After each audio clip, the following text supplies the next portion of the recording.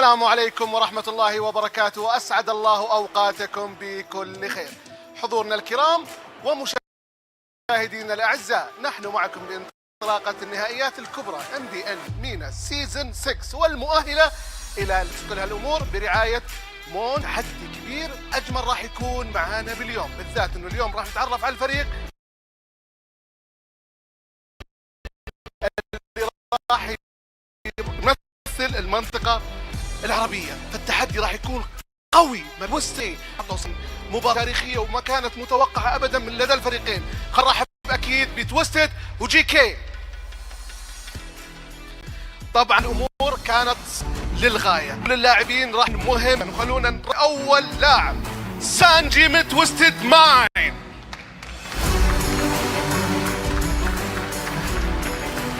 Master defeat. Define your destiny.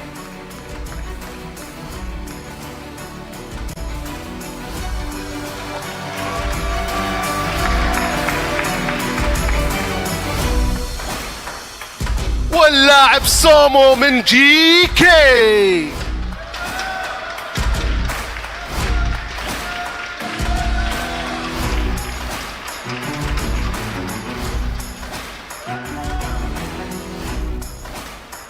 Our chances of winning is the same amount of my hair.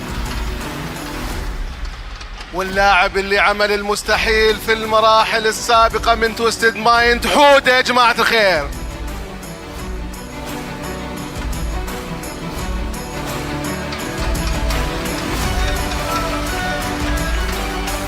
If you dream it, you can do it.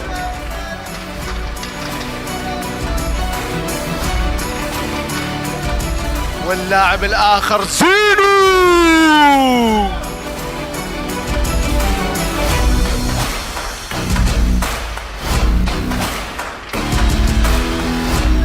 We are just 2 steps ahead.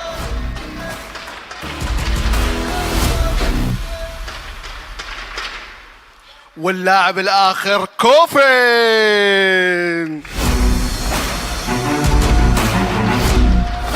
Choose your poison.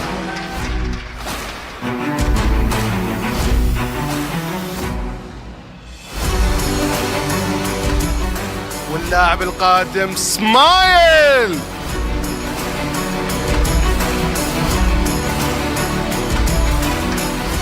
We are just better.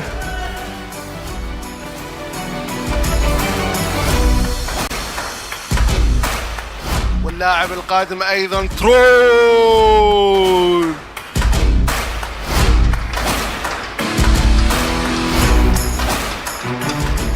Unleash your potential. Leave no regret behind.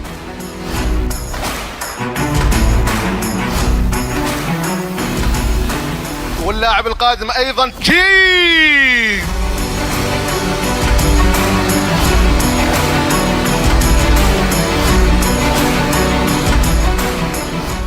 The only threat is us, not them. ونرحب أكيد بسانو.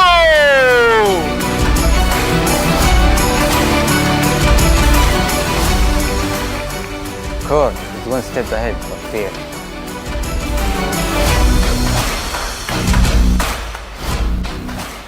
واللاعب الأخير كاربي.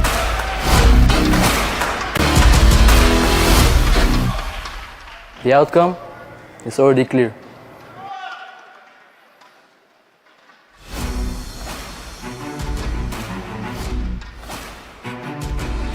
زي ما انتم شايفين الجي كي وتويستد مايند جاهزين، ونسمع صفقة أخيرة الجي كي وتويستد مايند. Are you ready؟ متحمسين أكيد للساحة اللي راح تكون والتحدي الأكبر والأضخم في المنطقة مع موبايل ليجند. لكن قبل كل هالأمور خلونا نرجع الاستديو ونتعرف على المعلومات الذي نحتاجها قبل ما نبدأ البيست أوف 7. السلام عليكم ورحمة الله وبركاته. يا أخي أن أختي، Marhaban fi MPL MENA Season 6. That translates to greetings to all of you guys, my brothers and sisters. Welcome to MPL MENA Season 6 Grand Finals between Twisted Minds and also GK Esports here with me, Sheffin, Mirko, and Rashi. Mirko, how are you feeling, man? And what do you think about this Grand Finals overall? What can we expect? Hey, I'm feeling great, man. I'm really excited to see the Grand Finals here. GK Esports, you know, their run has been phenomenal. I think it's just really cool to say GK Esports finally make it to the Grand Finals of MPL MENA Season 6. Twisted Minds, they're kind of always here in the Grand Finals anyways, right? Just barely not getting towards MSC 2024 last time around. But man, when you opened this up, I thought for a second that I got transferred over to the MENA stream, brother. Shout out to Chef in there. But yeah, man, I'm feeling great. I can't wait to see what the outcome is going to be for this amazing match. It's gonna be super interesting. And don't forget, man, I'm 10% Arabic apparently. And also shout out to our sponsors too that made this event possible. Our presenting partner, Kiria, our partner in esports, Saudi Esports Federation, and also Bigo Life. And also this event is powered by Munton. Now, Arashi, I have some interesting talking points here from both of these teams. Mainly the coaches, man. It seems like no matter where we go in the Mobile Legends world, we cannot escape the Filipinos. Twisted Minds, they have Coach Lyric as the brains of the operation. Meanwhile, GK Esports, they have Yako, that has a lot of experience in PH region overall. I mean, it's no surprise really, right? We see, you know, these great coaches with great mindsets here transferred over, spreading their influence all across the board. I think that's a bit of the positive of having the transfer possibilities, right? Having your region, if it's good enough, influence the other regions as well.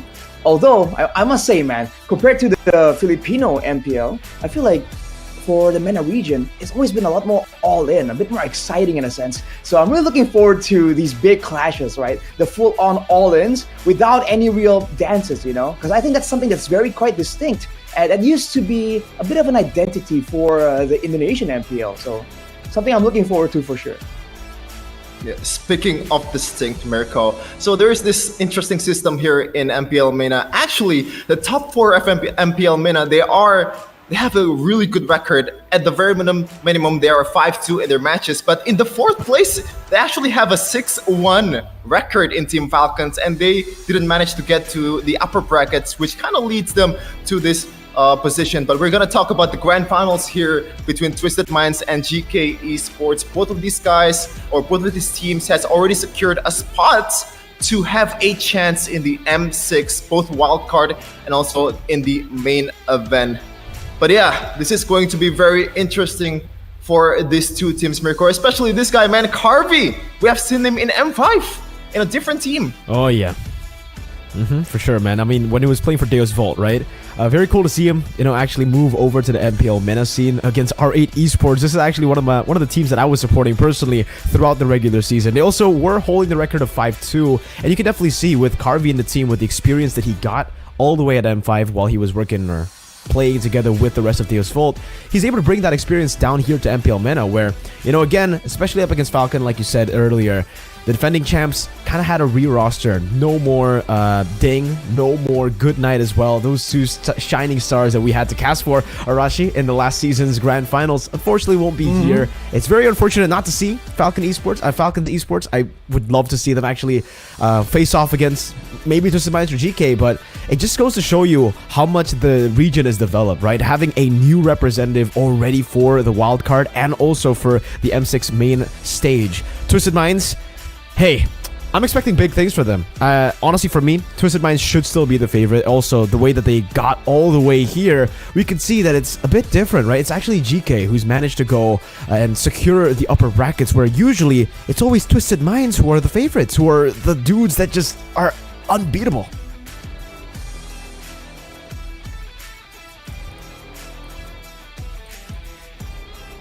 And yeah, this you can see here the route to the championship between GK Esports and also Twisted Minds. And I agree with Mirko. Twisted Minds overall in this season, they have been very much dominating in from the statistics standpoint, even all across the board, man. Like the highest average KDA with 10 KDA, by the way. It is insane how much the gap is between GK Esports and Twisted Minds in terms of KDA, because GK Esports has only racked up a 7.84 KDA. That's like a 2-point difference. So again, Twisted Minds, they have to make this happen to be able to represent MENA in M6. As we can see here, the prize pool for the championship for MPL MENA Grand Finals. The first place will be getting $30,000, Rashi. Oof, man, that's a hefty amount, dude. And again, it's just great to see all these other regions develop, and having a lot more also means a lot more exciting matches, man. For both these teams, that's something that's very big. It can really be a plus, like a motivational aspect for them in the Land of Dawn, but also a huge deal of pressure, right? If they really want that prize pool, they gotta bring out the best, bring out the A game right here. And like I said earlier, I feel like Twist still definitely is a bit of the favorite, but in this season, man, I think in all across the board, in all the other regions, it's just been a very unexpected type of season. So I think a lot of people are just looking forward to seeing some real surprises here coming in, either from the drafts or even the execution coming in from both these teams. Yeah, especially from the draft standpoint. Apparently in MPL MENA, this is the region that has picked Chip the most out of all the regions in the world. 7 times Chip has been picked, and even then, the average of contests or the picks and bans ratio of Chip is not even the first among all the heroes in Mobile Legends. The first hero has been contested in the draft has been Hylas Mirko. That is interesting. It's been very interesting to see, again, the developments of Chip not being super heavy prio in MENA, but it just goes to show you, I feel like, the way that they play the game isn't really super macro-oriented. There's still a developing region, obviously. There's still a region that relies heavily on a lot of these team fights happening. And for Chip, we've seen as well, just in MPL Indonesia, teams who are very reliant on just pure mechanical skill, teams who are very reliant on pure team fighting, they don't do too well when they get given the chip. But obviously, after saying that, we can take a look at the statistics, and for Falcons, it's been really good. For the rest of the other teams, we really haven't seen much of the chip. It's only GK who's played it now in the Grand Finals. Twisted Minds have never picked it up, actually, in the entirety of this season so far. So I think Chip should still be a pretty contested pick as we get into the Grand Finals still, especially for a team like GK and also for a team like Twisted Minds. Both of them should be able to actually get an advantage, especially if they can get that macro, that honestly ridiculous, broken macro advantage that the chip brings to the table.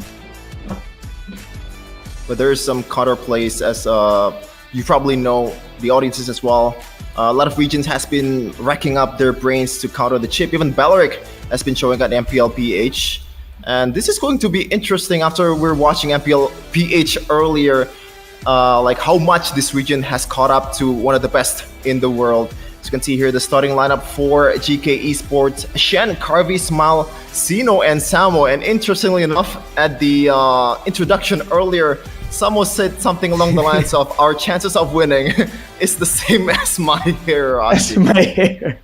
Yeah, man, that caught me off guard, dude. Showing again the confidence, but also a great sense of humor, man. You love to see a player just crack jokes just like that, even though, in theory, this should be a high-pressure situation. I don't expect that there's going to be a lot more AoE emphasis in the drafting phase, because again, with the chip potentially let go, there's going to be a lot more pressure to really have tools available to try and counter that. So the Hylas could be a partial reason for that. But again, in this, for what it seems to be a very front to back, just dive heavy style coming in for MENA here, Hylas just brings so much value here. A lot of sustain, and also a lot of ways to guarantee that a fight can happen when you need it to happen, right? Because it's not just for you, it's for the whole team as well. So it's quite a diverse tool here in the right hands for sure. But I feel like we got to talk about the Aurora pick too, Shevin, because, with all this team fights happening, those AoE crowd control tools have been so important, and the Aurora has been just spiking up in popularity, man. Yep, as you can see from the statistics, our Aurora is the 3rd most contested heroes out of all the heroes in the Mobile Legends in MPL MENA. And technically, if you want to really break it down, even though it's not really used anymore, Edok in MPL Indonesia has been using it as a roamer. Even Oh My Venus said that there is some potential. There's been some potential of Aura bringing up as the roamer, even though it's mainly a mid laner. But yeah, this is going to be very interesting between GK and Twisted Minds because the stakes are as high as ever. M6 in Malaysia and possibly maybe winning it all, and that might be, you know, a game changer in the whole Mobile Legends scene, man, because like we need some more new winners in the international regions. We definitely. But yeah, we have something that you definitely might want to watch here. We have a feedy for you. ان شاء الله جاهزين للفاينل، وطبعا بنجهز كويس جدا، والكوتش بتاعنا هيشيل البريشر من على التيم، والتيم اصلا عنده بطولات كتير وعنده خبره مع الستيج اكيد، فان شاء الله هنقدر نتعامل وهنقدر ناخد البطوله ان شاء الله بكره. هو التيمات طبعا ما بتوصلش لمكان بعيد في الام 6 او في البطولات العالميه بسبب ان مفيش كوتش كويس او المينتاليتي بتاعت البلاير مش كويسه. ان شاء الله احنا اتخطينا ده السيزون ده وجبنا بلايرز على اعلى مستوى ان احنا نقدر ننافس في الام 6 ونوصل ان شاء الله لمربع الذهبي. طبعا الاداء هيبقى بسبب الكوتش اكيد والبراكتس الكتير والمينتاليتي بتاعت البلايرز والسينرجي وكل الكلام ده. طبعا ده هيتحسن مع البراكتس اكتر، وان شاء الله هتشوفوا مننا حاجه كويسه. اكشلي اتس تيم سبيريت، تمام، عشان ده كان معانا كارفي كان بيلعب في تيم سبيريت قبل كده، فاحنا حابين ان احنا نلعب التيم ده. السلام عليكم، حياكم الله، معكم اخوكم عبد العزيز مهنا ومعروف بالرياضه الالكترونيه هنكي، متواجد مع تويستد مايندز كاداري لهذا النادي، واكيد اللاعبين اللي راح يمثلون ان شاء الله المملكه العربيه السعوديه والمينا بشكل عام باكمل صوره. صراحه استراتيجيات كثيره يمكن تدور في اذهان الجميع، لكن بالنهايه هي اغلاط حصلت معنا في ريجولر سيزون في بدايتنا، لكن اكيد الفريق قاعد يتحسن خطوه ورا خطوه، والاهم اللي شفناه في اللور بريكت في البلاي اوفز، الاداء اللي كان بعودة تويستد مايندز وعادة الروح مرة ثانية يعطي صورة كاملة لهذا النادي اللي بالجراند فاينل راح يقدم أفضل ما عنده، وكذلك إن شاء الله بالإم 6 راح نحط صورة ومعنى كبير للمينا. إلى الآن صراحة ما في فريق بالمينا أخذ المركز الأول في أي بطولة عالمية، لكن أكيد إحنا كريجن الآن قاعد يطلع إلى الأفضل وكل مرة قاعد يتحسن من سنة ورا سنة، وتحديدا لما تشوف لعيبة خارجيين فلبين أندونيسيين وجميع المناطق الغربية اللي كانت متواجدة معنا في الريجن حقنا، يدلك أن التنافس قاعد يزداد عندنا، وكذلك اللعيبة المحترفة ازدادت، فهذا يدل ان احنا سنه ورا سنه خطوه ورا خطوه ما راح نطمع على طول مركز اول، اكيد احنا ودنا مركز اول، لكن اكيد نتمنى نشوف يوم من الايام التنافس هذا يستكمل الى المراحل النهائيه في الام 6 تحديدا هذه، حتى ان شاء الله في المواسم القادمه نشوف نفسنا كمركز اول ونحتفل معاهم لاي نادي عربي. نادي تويستد مايندز يعني تعب كثير جدا من سنتين، قاعدين يحاولون اللاعبين نفسهم اللي كانوا في منظمه اخرى ثم جاءوا تويستد مايندز هم طامحين انهم يمثلون الريجن المينا بشكل عام على اكمل صوره. اللي صار معاهم من عقبات في هذه كل الانديه اللي متواجده معنا عالميا او محليا، فاليوم نشوف لاعبين قاعدين يضحون باوقاتهم، اوقات دراستهم، وقاعدين يحاولون ينظمون الاوقات اللي بين الدراسه واللعبه المفضله عندهم موبايل ليجندز، فهذا يدلك كوتش ليريك وكل من كان وراه كذلك داريو الاسيستنت كوتش واللاعبين المتواجدين كلهم قاعد نشوف تغييرات حصلت معانا في البلاي اوفز، هذا يدلك ان الفريق راح يضحي باي حاجه عشان يوصل للمراحل النهائيه في الام 6. بدون وايلد كارد خلونا على الام 6. قبل ما اجي مع هذا الفريق كان يتنافس في بطوله سابقه لنادي تويستد مايندز مع فريق فايرفلوكس، خسر 3-2 بعد ريمونتادا من فايرفلوكس، فانا طمعان كاداري اني اشوف مره ثانيه فايرفلوكس يتنافس معانا عشان نهزمهم ونفوز عليهم، وتحديدا اللاعب روزا بالميد عشان كوفن راح يرد له الصعصعين.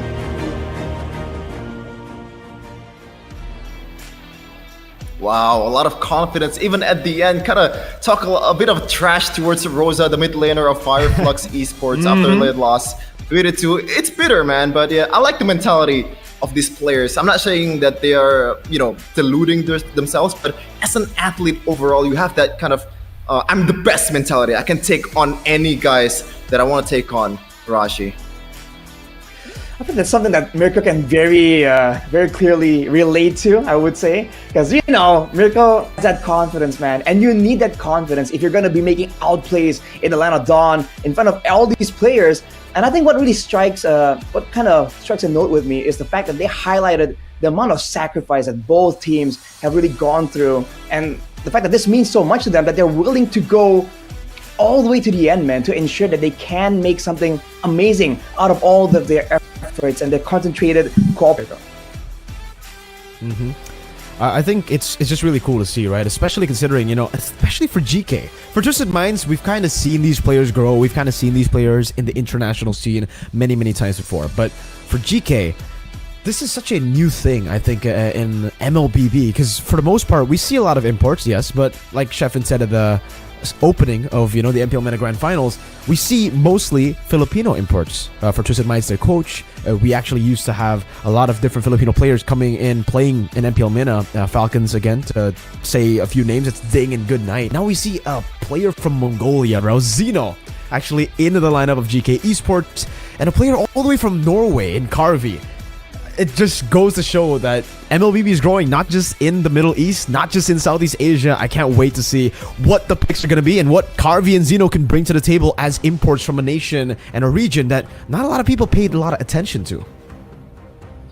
So we're gonna take it into the draft for game number 1 of the grand finals of MPL MENA Season 6. And right away, the chip ban, even though it's not really, it is still very much prio in MENA region. A 98% contest both picks and bans for this hero, as the third ban from Twisted Minds is going to be the Harith. A very mobile heroes, and also the Jushin. As you can see in MPL PH earlier, the Jushin has been one of the most picked heroes for some of the teams that really like to play it, Mirko. It really is. I think looking at the first phase bans, though, it's actually quite interesting the fact that the Suyo has been left completely ignored. Don't know if they actually want to give Twisted Minds Hoda, someone who's very agile on these assassins, very skilled on the assassins, a chance to pick off a Suyo. Where, I've just literally watched MPL Philippines just earlier today, and we can see that the Suyo pick, the contention rate on that pick is ridiculous. Every single team wants to go and pick it up in the first phase, or they would ban it out. With the Juicin banned out, though, it does leave a few other heroes open. Like you said, the Hylos is a top prio pick here, but also, if we take a look at other regions, the Gatot Kacha has been finding so much success. And I think for MENA, it should also be a top pick considering how teamfight reliant they are. I mean, as expected, the Suyo comes through right here, though. And man, yeah, the Gatot Kacha, it's been so good because it's so flexible, so many different uses. In theory, right? If the Hylas can be finding that much success, then the Gatot Kacha, in theory, should also find the same, if not more success. There are more ways to use it, macro-wise, and even teamfight-wise. You're not just tanky, but you're also doing a lot of damage if you can get that 1v1 against your opponent's main damage dealer. So now with this, with the Suyo actually banned away for Twisted Minds, it's got a lot of potential here, but you have to wonder what exactly is the plan. Do they want to try and establish the control first, some strong laners, or do they really want to hide some of those matchup reliant picks for later on, Shevin? Okay, so Gatot Kacha comes right away. As you said earlier, the flexibility both in the draft and also in the gameplay.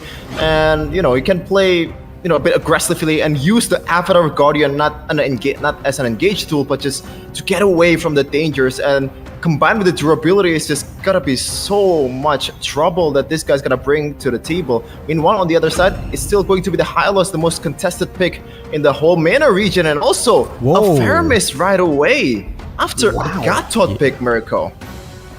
Yeah, that's an early Faramis, man. Not too big of a fan of the Faramis this early. We've seen kind of a fall off in the Faramis pick rate and also the Faramis win rate across the different regions here, knowing that it can be countered by a lot of the big picks like even Yves here, especially considering, again, you have the Gatot Kacha, so technically you already have a frontliner that can help and enable someone like a Yves, a front to back from happening. And we've been seeing these box to box kind of compositions work in MPL PH even. And not to mention, with the Gatot Kacha, this is still a flex pick, right? I mean, that's the same thing for the Hylos, but I think they can still go for an alpha pick here to enable the Gatot Kacha and go for more. But hey, that's Hoda. That is Hoda, Arashi. Oh man, dude, the Aurora, the pick we were highlighting just earlier, finding so much success, having so much more control in these big team fights, and the Fanny, dude. Oh boy, in the hands of Hoda, that's definitely a big threat.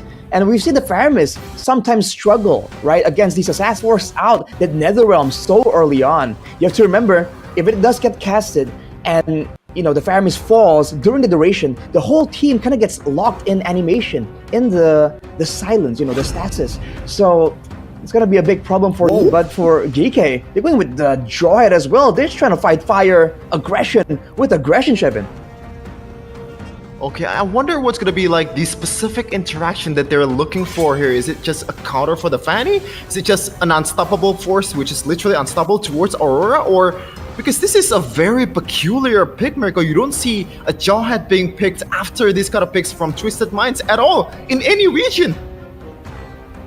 Yeah, most definitely, man. The Jawhead pick into... Not even using the high-lows as a flex technically here, right? So definitely giving Twisted Minds an easier route, I would say, in the second phase of bans. And it does seem like for Twisted Minds, they're setting up perfectly for something like a Harith too. Going up against a Jawhead, a Faramis, a Harith could really get a lot of value there up against a composition that is a bit too all-in. And especially with the Purify that the Harith can bring, oh, they ban out the Edith and the Taunt, so Harith left open. Perhaps GK might want to go for the Harith themselves here, but Twisted Minds, they actually surprisingly banned out the Julian, which is, again, interesting to me. It seems like for the Julian, it's a good pick, especially up against a Fanny, especially up against a lot of these lockdown heroes. You have a lot of untargetable abilities, but still, with the Julian, you kind of lock your gold lane to only physical damage rushing. The Julian, huh? For both teams, they have a 4-1 record so far with that Julian, so it seems to be a pick that really works well. If they want to go for that scrappy brawl composition, we know that the Julian can be flexible, can be quite surprising in some cases as well. And maybe in the clear speed, that's also something that the Julian has over the Fanny, sort of. But the fact that there's now the Natan and the Edith both banned away by Geekay, if they go for the Harith here, I feel it's going to be not enough damage to deal with the Gatot. They go for the Moskov. But again, in the 1v1 against the Fanny, there's a bit of outplay potential there, but against the Gatot Kacha, I feel like that's where the real trouble is for Geekay. Ooh, I might be thinking that they're a bit tunnel visioning on the Fanny here, not knowing that the Harith is still open for the taking for Twisted Minds. And yeah, this is going to be interesting. I think the main idea for Twisted Minds in the second banning phase was to just kind of eliminate the combo from the Jawhead and also a potential assassin that can burst down the Fanny with Ejector as well. So yeah, both teams are kind of thinking to kind of counter the specific picks of these two teams. Yeah, I think the Alpha would actually be a pretty solid pick to go for now for GK Esports. Round up their drafts, having a bit more of that utility later on. But we do get to see the Claude first and Xborg actually show up. So the Gatot Kacha will be sent down to the roaming position, and there'll be an Xborg in the XP to go up against the Hylos, which has already been confirmed with the Jawhead pick, right? No flex potential on the Hylos. It will be going to XP. And for GK, I might have to take that back. I don't think you want to go for Alpha now, especially after the Xborg, after the Claude. You can't really target anyone, so they go for an Assassin, and it's going to be the Joy. There we go. The Joy pickup, a little bit of magic. They needed that with the Moscow physical damage in the gold lane, and now they have a full rounded up draft. Let's see. I mean, there's a lot of potential right here, but dude, with all the AoE available for Twisted Minds, I really do question the impact that the Netherrealm is going to have in this game from Geekay. They can't force the engage with the Glorious Pathway and the Jawhead ejector combo. We've seen it attempted in our own region, actually, but with all the follow-up available, and with the Gatot Kacha being potentially the main frontliner they have to target and burst through, it's going to be a tall order. They got to try and outmaneuver Twisted Minds from the macro to get those setups to find success in those team fights, Shevin. Yeah, and this is it. Game number 1. The decider on who's going right away to M6, the grandiose stage of Mobile Legends esports in Malaysia. Both teams are looking for that glory in this very stage. With the confidence, with the mentality, and with their picks. So far, it has been nothing sort of amazing, nothing sort of outside of my expectations. The Joy, the Jawhead. This is something that you don't really see in other regions out there, as we are going to go in the Land of Dawn in a second. Here it is, folks. Ladies and gentlemen, welcome to the Land of Dawn for the Grand Finals game number 1. GK Esports with an early game-centric draft with Xeno. A lot of pressure on him to snowball, but Twisted Minds, it's just classic Twisted Minds MLBB in game number 1. So a lot of pressure, a lot of clear, and a lot of ways for Twisted Minds to really push their will onto Geekay Esports, honestly. With the Fanny, though, in the hands of Hoda, there's a lot more danger for Geekay Esports, so they gotta be a bit more calculative in how they want to play this out. I mean, they're already sending the Jawhead to try and help out with the clearing speed so that Xeno on the Joy can maybe get a bit more time to really farm up, to really match up to the EXP difference. But we have a pause right off the bat. Yeah, we're gonna try to figure out the problem here that we have, and let's talk about the regular season matchup between these two, because so far in the regular season, the only loss that GK experienced, or two losses that they experienced, was against Team Falcons and also their counterpart right now in the Grand Finals of MPL MENA Season 6, Twisted Minds, with the score of 2-1. Like, do you think this is gonna be something that comes into play here? Or like give Twisted Minds kind of a mental advantage, Rashi? Oh, I feel like for Twisted Minds, yeah, they it's kind of an assuring thing that you've beaten them already. Changes, right? I mean, the last couple of matches is kind of so far long ago that they don't really know what they're up against, right? And in fact, being in the shoes of Geekay Esports, you know that this is a team that beat you, so there's a bit more drive there to try and find something, to try and maybe avenge that loss. So that is something that I think can work both ways. It all depends on how the coach kind of frames it for the players. But looking at the drafts earlier, I mean, there's a lot of good respect for both teams, man. The Purify is definitely still making it through, and with the Revitalize still on both the quote-unquote main tanks, I feel like with the Hylos being in the EXP lane and with the Garakacha being in the roaming position, that kind of sets up Twisted Minds to be able to actually do more in the early game. And the fact that they have a Fanny on top of that, that's where I think Geekay Esports at least need to be a bit more cautious here, at least for the moment, for the early game, Shepard. Yep, and into the early game we go in the first game after the pause. And don't forget, to all of you guys out there, there is a giveaway here for you to have a chance to win 1,000 diamonds. Just predict who's gonna win this match with the exact score in the comments, and also your ID as well to have a chance for 1K diamonds in your account. Woo. And now, Mirko actually Joy in this regular season for Xeno. He had a 2-1 record on this hero, so maybe it's kind of a signature as well for this guy.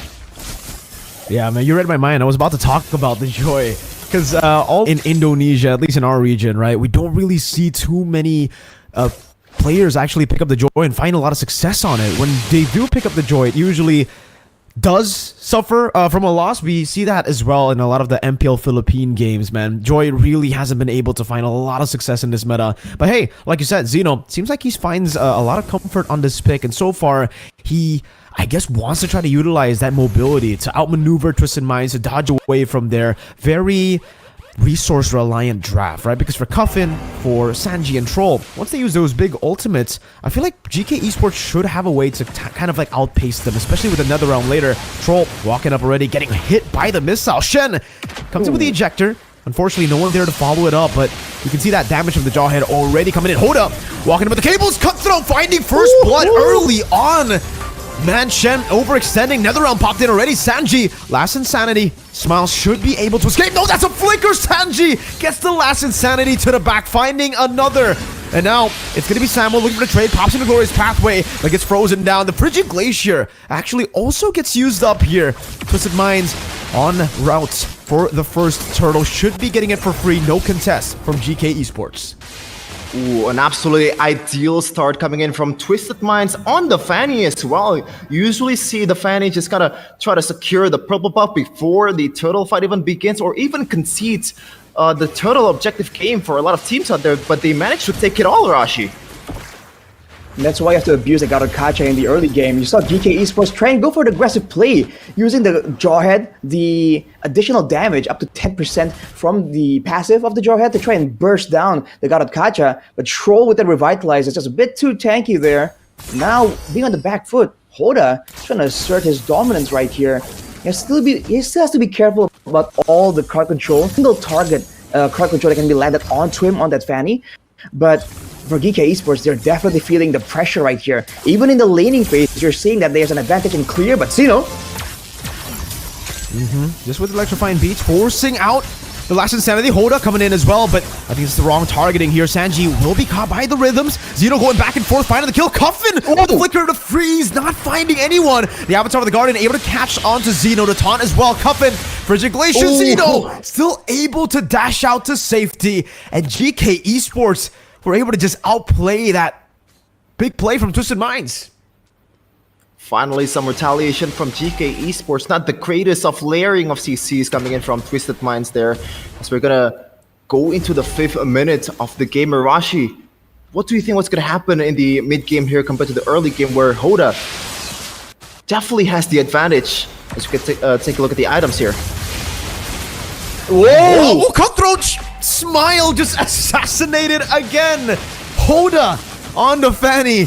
We were talking about these fighters in the jungle, but no, man, when you have Hoda, you gotta give him this Fanny. That's lethal stuff coming out of Hoda right there, man. Geekay Esports, again, like to answer your question, Chef, Minds, you can expect them to keep going with this tempo, man. There's nothing to stop them, as Zeno becomes the next victim as well. Smile, you can see that there's a rotational difference right here. Minds always finds themselves ahead when it comes to the rotations, so Geekay Esports are always late. In fact, the fact that Geekay Esports kind of got the advantage on the top side earlier, getting the pickup onto Sanji, that was surprising to me. As we go into the mid game, Twisted Minds are gonna go for dives. They're gonna go for more team fights, man. This is the style that they like. Oh, I was kind of worried about the export pick earlier. It is a counter for the Hylos, but in terms of setup, the EXP laners that you usually see in this patch, it's not really the greatest out there. But then Troll and also Coffin that sets up all the team fights, all the kills perfectly. Just kind of, replacing that setup potential from the EXP lane. Yeah, there's so many ways to play around this here. The abundance of Crow really is what is kind of discouraging Geekay Esports words. They already have the respect there with 2 Purifies, but for now, until they can kind of buy time, it's going to be quite difficult.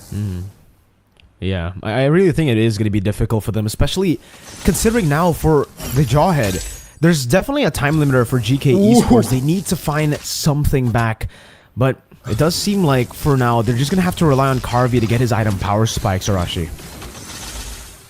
Right, the Power Spikes for the Moskov, definitely a massive tool, but I really feel like they got to find ways to really isolate Twisted Minds as well, because again, in a big team fight, even with the NetherRealm advantage, it's going to be quite difficult.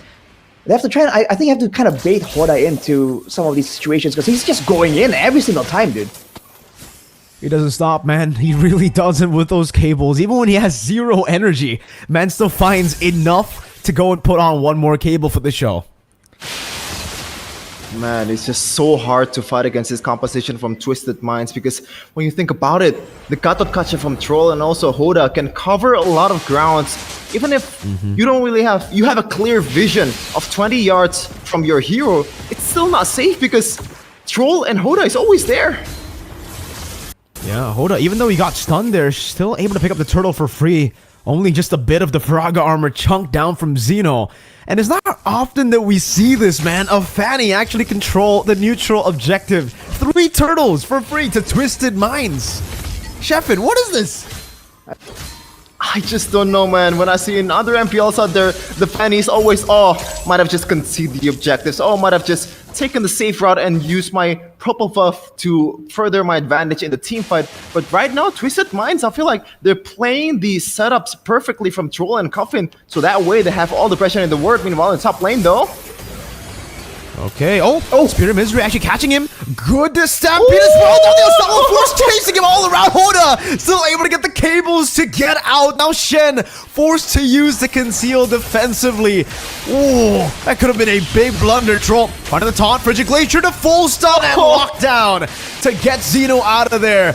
Ice Cold and Fire from Sanji. when you finally thought, it's still going on after the Guardian. NetherRealm as well. The freeze not connecting, forcing Smile to get the Purified down. Man, Twisted Minds, they're not stopping Arashi. It's non-stop, dude. Every single time. What is that interaction, dude? The unstoppable force chasing down the cables. Hoda's gotta calm down a bit here. Geekay Esports definitely looking for ways to try and punish him. They gotta kind of coordinate better here. They're spending some of the resources occasionally, but they have to try and spend it together. Kirby now picks up the golden staff, so there is more damage to throw around. But still, at 8 minutes, the damage coming in from an X-Borg, from a Fanny, from the God of Kacha even. Troll now has the Thunderbelt as well, so he has a bit of utility and damage, and he's gonna start scaling more and more. So this is where he wants to be as annoying as possible, going for those short 1 or 2 second trades, just to proc and just get tankier to try and scale better into that late game. They have to use all the tools in the world. Geekay Esports have that far lane pressure on the Moscow, but I feel like Twisted Minds right now, they're just gonna take this one no problem at all, unless the Joy wants to go in. So far, doesn't look like it. Does look like they're still going to play this Lord Dance again with the resets. They have the way to actually utilize the Fanny to clear out the side lane, so no pressure at all for Twisted Minds. It's still a 3.5k gold lead that are holding on to. It's Hoda, as long as he keeps farming, that Hunter Strike is building up as well. They're going to hold on to this Lord, man. Good news though from Geekay Esports. Zeno already secured the Holy Crystal. That is a big power spike item at this point of the game. Can burst down anyone he wants to. Glorious Pathway. Good Glorious Pathway with the Frigilation actually stops him now. Hoda walking in, getting the Cutthroat, but it's only onto the Nether Realm. Avatar of the Guardian finding three, blazing duet coming down. Able to find a whole lot of damage. Zeno taken out. Good Purify out, but the horse does a bit too much damage. Troll will punch him back to the ground though as Sanji tries to burn Smile down. But he's still able to walk away from this one. It is a 3-4-1. The gold lane traded for 3 big members. And it seems like Twisted Minds will be able to get the first Lord of the game for free. Man, it's kind of a lose-lose situation from Geekay Esports. If they don't group up, they can execute. They cannot execute the Nether Realm perfectly. But if they do group up, that's what's going to happen, Arashi. The Avatar of Guardian, the stuns coming in from Coffin as well.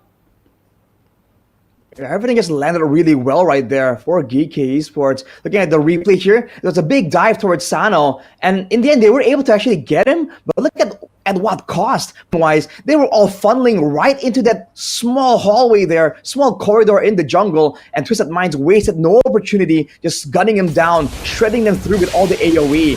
Now with the Lord available, they can kind of push the tempo here onto Geekay Esports. Man, oh man, continue already. this siege, man. Yeah, mid-game or mid-turret. It's already secured by Twisted Minds, and they're about to get another one in the top lane. And this is, so far, has been going quite perfectly for Twisted Minds as they already got the Holy Shield as well. Oh, Avatar of Guardian. Oh, interesting one by Troll with the Avatar of the Guardian. Now going on to Samo, who still has the Revitalize. Will be able to pop it in time. Troll right there to clean up shit. Oh, lethal ignition not even necessary. Sano guns him down. Now a blazing duet. A good stun, or freeze rather, on towards Samo and Smile, but both of them will still be able to escape. No base turrets taken down for now, but there's a big wave coming down to the mid lane again. And for you guys back at home, Soar Beyond Limits, go and check out that key to go and take maybe a skin for yourself. Sano able to pick that up. Cutthroat over Hoda. A bit too overzealous. Caught under the base. Taking out Zeno. Now the electrifying beats. It's also the Spear of Destruction coming out. Zeno taking down a freeze over from Coffin. And Carvey will fall as well. Even with the Glorious Pathway, they're unable to really threaten Sanji or Troll. That looked really good right there from Carvey with a Spear of Destruction, but unfortunately the damage is a bit too much coming in from Coffin and crew. And my goodness, Hoda gotta pump the brakes a little bit at this point, man. Definitely being a bit too aggressive right there. I mean, the whole team is just going in YOLO, because you saw how Troll just use the Avatar of the Guardian, just go and dive the base with a real reason, right? Just to zone, just to assert dominance. Definitely having to, calm themselves down a bit. But for Geekay Esports, it really seemed like the moment for them to capitalize on. Carvey catching them off guard with the Spear of Destruction, but gets breasted down in the end. A bit too behind, too much damage in the hands of Twisted Minds. Maybe that's a canon event for Carvey. We'll have to see how this goes, man. He has the Wind of Nature now, so more ways to really outplay. But with Sanji in the picture, on the expert doing true damage, I mean, now he can deal with Hoda, but he still won't be able to really walk in front and kind of deal damage reliably. His troubles have only just begun. Yeah, it really is danger wherever he go. Even the Avatar of Guardian, Coffin is ready to stun him up. Just a bunch of CCs, a bunch of controls. He's waiting for Carvey in the late game. Considering that he's gonna be the most sought commodity, it looks like it's gonna be concealed play. Oh, Xeno almost getting caught there. The taunt comboed with the Frigid Glacier, not enough. That Lord will just be given for free. Samo, so the glorious pathway actually towards the cutthroat, not even needed, man. He just gets melted down to Avatar of the Guardian. Gets used up, but Smile was able to purify out. Now Shen, running to the wrong side of the map, but Twisted Minds won't be able to cut him off in time. So that movement speed when you pop in the ejector, enough to get him away for now. Troll, so trying to go for the chase. Cuffin just going for that poke. And with Samo down and an enhanced Lord in the mid lane, is this an end angle for Twisted Minds? Another cable from Hoda. They're going to be able to get one base turret down. That's a base turret up top taken out. 2 base turrets to play with now. Another wave coming down. Xeno going for a little bit of poke. Twisted Minds. Seems like they want to go for that end angle. Carvey already. Shen with the ejector. Purify out. Blazing Duet coming down on the Shen. Taken out completely. Even with another realm smile. Will not be able to survive now. Carvey hiding back. But the last Insanity was still able to dish out some damage. There an SOD onto the back as well. Unable to connect onto it. Unable to just dash over. It's a good defense from GK Esports, but they've lost 2 massive base turrets. What a play coming in from Xeno. He took the unorthodox route, Arashi. He came from the back, and they didn't expect it at all. This is why he has the highest KDA out of all the junglers in MPL MENA. All things considered, man, 3, 4, and 1. Not the greatest stats, but he's keeping up when it comes to the farm there. Look at his gold. Actually keeping up with Hoda. But Hoda now has a BOD to really secure those assassinations. But for Xeno, he has the advantage of having AoE damage as well. If Coffin and Sano don't really mind their positioning, if GK Esports can find a moment to catch him off guard. Oh, Sano! Sano! Unstoppable force to chase all the way down to the bottom lane. GK able to find a trade, but luckily for Twisted Minds, no neutral objective is up. Yeah, this is the drawback of having a Fanny, the map, or you can really control the bushes here if you're playing on Assassins. Not like if you play an Alpha or maybe a Suyo, you can be a bit more agile in the bushes, but in Fanny, you have to wait in the back and try to wait for the setup from your teammates, and that is why they were able to get some map vision there in the bottom lane, even though the whole turrets that they have has been annihilated from GK Esports, as we have a pause here from the side of Twisted Minds, I believe. And don't forget, guys, you can predict the score in the comments or in the chat right now to have a chance at a 1K diamonds. Yes, 1K diamonds for 10 of you each, okay? Not just 1,000 divided by 10. That's a lot of diamonds. Up to 10K diamonds. Diamonds, man. So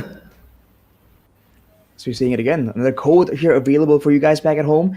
But man, now we can kind of slow down a bit. And what was that, dude? Sano is caught really so far away from all the safety of the structures of his team as well. Twisted Minds, you're seeing some cracks here in the execution. It's been a great early game with a ton of aggression. But you have to remember that GK Esports, they have tools still to try and kind of fight back in the late game. They do have the macro play with the Spear of Destruction. Coffin. Okay. Close. I reacted before the pause because I thought Kofi actually walked out. Avatar of the Guardian Troll able to find the Carvey in the pack. The broken Gato Kacha able to one-shot Carvey even with the Netherrealm intact. What is this hero, man? Oh, when you thought we were gonna slow down, when you thought, Carvey had all the time in the world in the pause to prepare for his next move, he didn't expect the Spanish Gato Kacha Inquisition, man, coming with the Avatar of Guardian. Nobody expects the God of Kacha Inquisition. Every single time, dude, it just comes in there. This is a roam hero, this is a tank build. There's no damage, I believe, built by Troll. He just one-shots you if you're a squishy damage dealer. That's just the way it is. That's just what you have to kind of live with at this point. Now, Xeno picks up the Winter Crown, so there are more ways for him to try and dive in the back line, deal some damage, and maybe zone away some of the members of Twisted Minds. This next Lord is going to be fatal though, and Geekay Esports are trying to set up for that Moscow split push play, but Twisted Minds are pushing the pace on them. Look at the zoning, Sanji. The more stacks he puts on Samo. Glorious Pathway, Coffin in the bad spot. Frigid Glacier finding two. Netherrealm coming down. Hoda unable to get the assassination, but it goes in again with the cutthroat over to Shen. Unstoppable forces, he buys the immortality in time. Now Zeno taken down by Sano on the Claude. It will be a trade. Jungle for jungle. Twisted Minds looking to go still for this Lord despite losing their jungler. GK Esports wants to try to go for it as well. 50-50 on the board. Sanji though, just so tanky. So much damage and zoning power. Seems like Twisted Minds will have a hold on this Lord more so than GK. All things considered, that's a little bit of W from coming in from GK Esports, but right now they have to force to concede the Lord. Glorious Pathway coming in from Samo. He's gonna get away scot-free. All right, Geekay Esports back away. It's great zoning coming in from Twisted Minds, but even there, they really didn't have to do much. Even if they allow both, the situation to kind of revert back to neutral, GK Esports still had to get that wave on the bottom side. That's where the Moscow can come in handy. But now against the Lord, against an 18-minute AoE teamfight composition in the base that has a lot of open areas, but technically GK Esports to kind of clump up together, they have to position so well right here if they want to have even a slight chance at beating Twisted Minds at their own game.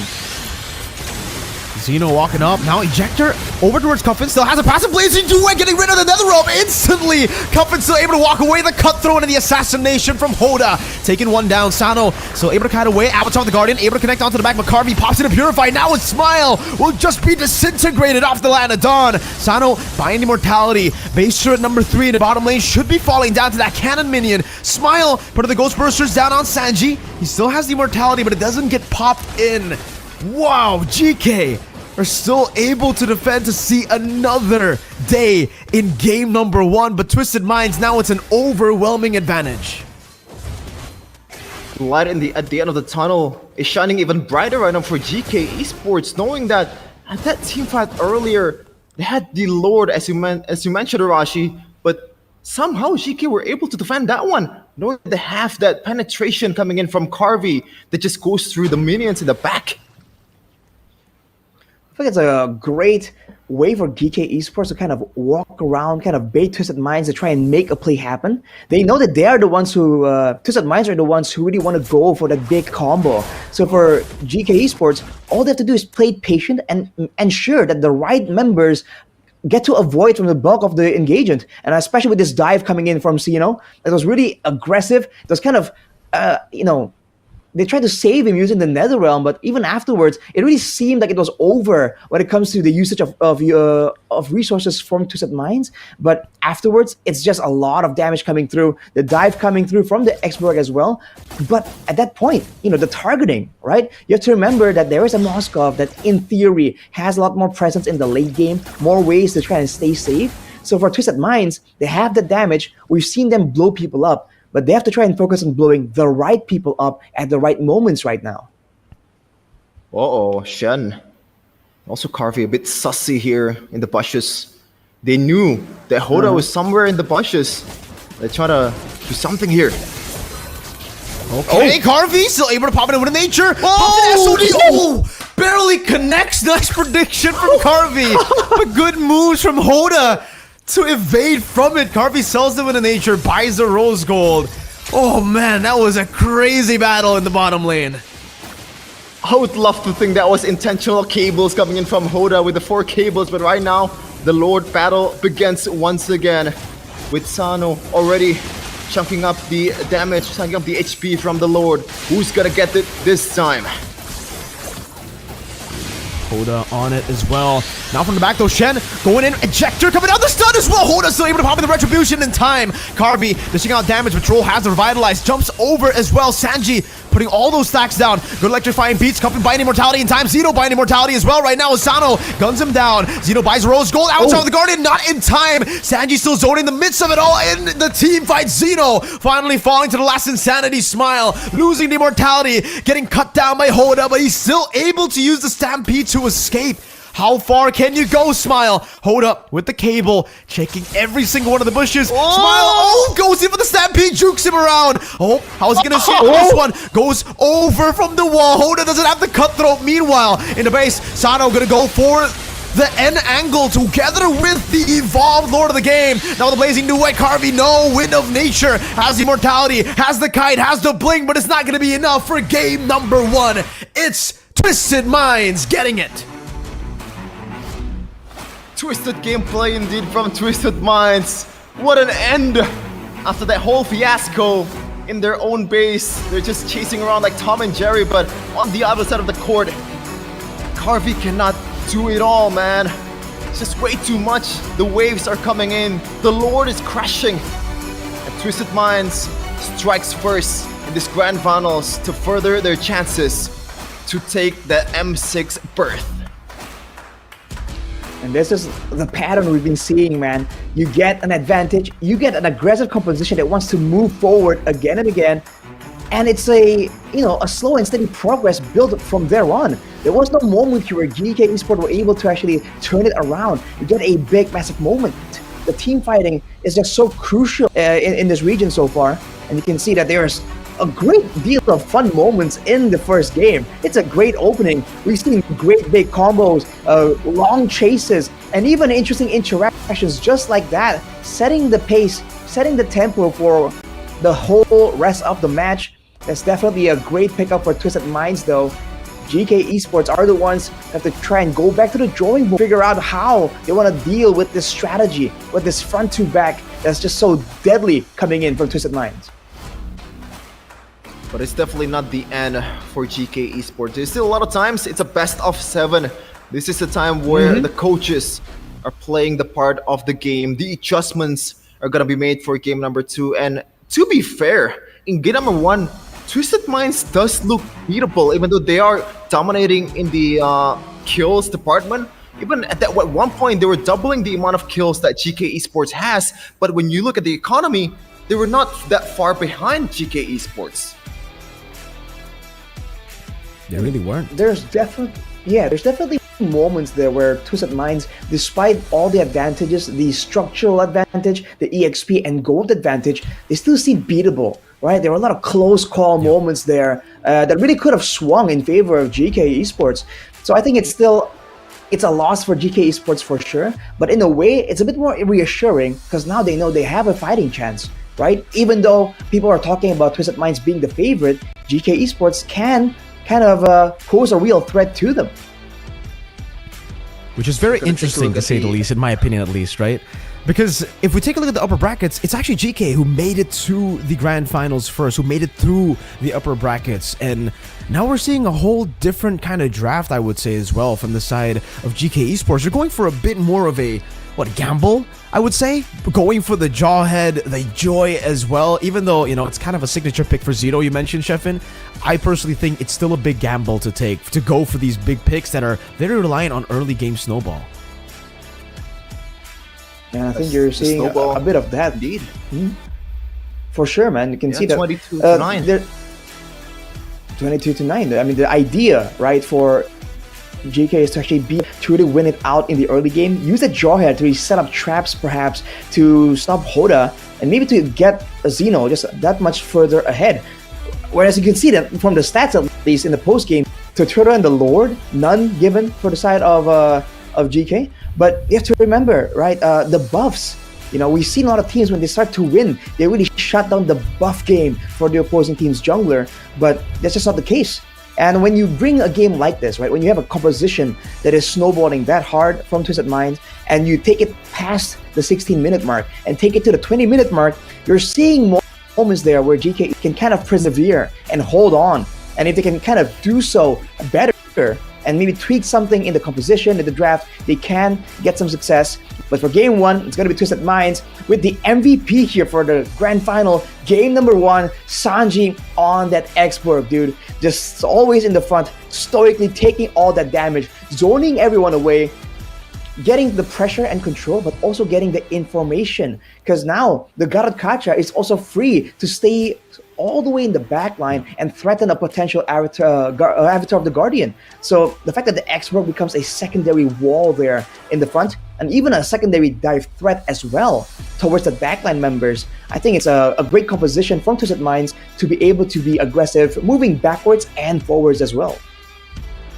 Yeah, shout out to Sanji, man. I was kind of questioning the export pick because not a lot of region utilize it, especially when you're trying to think of a counter for a Hylos. It is a counter, to be fair, in export. But when you look at the bigger picture, though, there's not a lot of setups.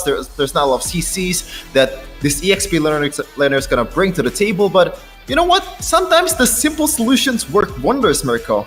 Exactly. Yeah, exactly. But we're gonna throw it over to our host first for a bit.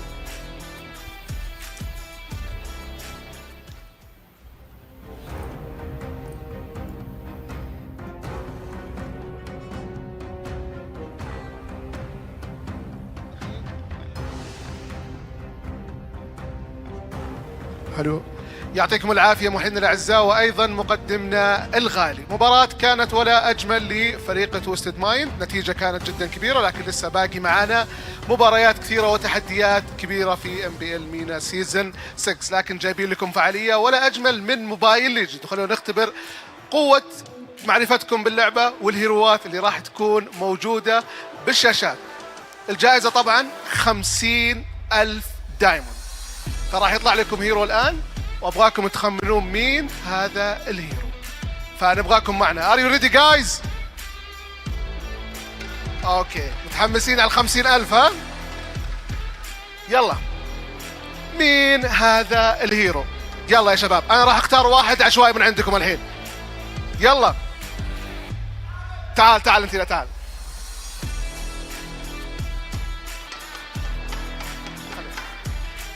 اهلا وسهلا، ياك حبيبي، كيف الحال؟ ان شاء الله انك مبسوط مره. طب مين الشخصيه؟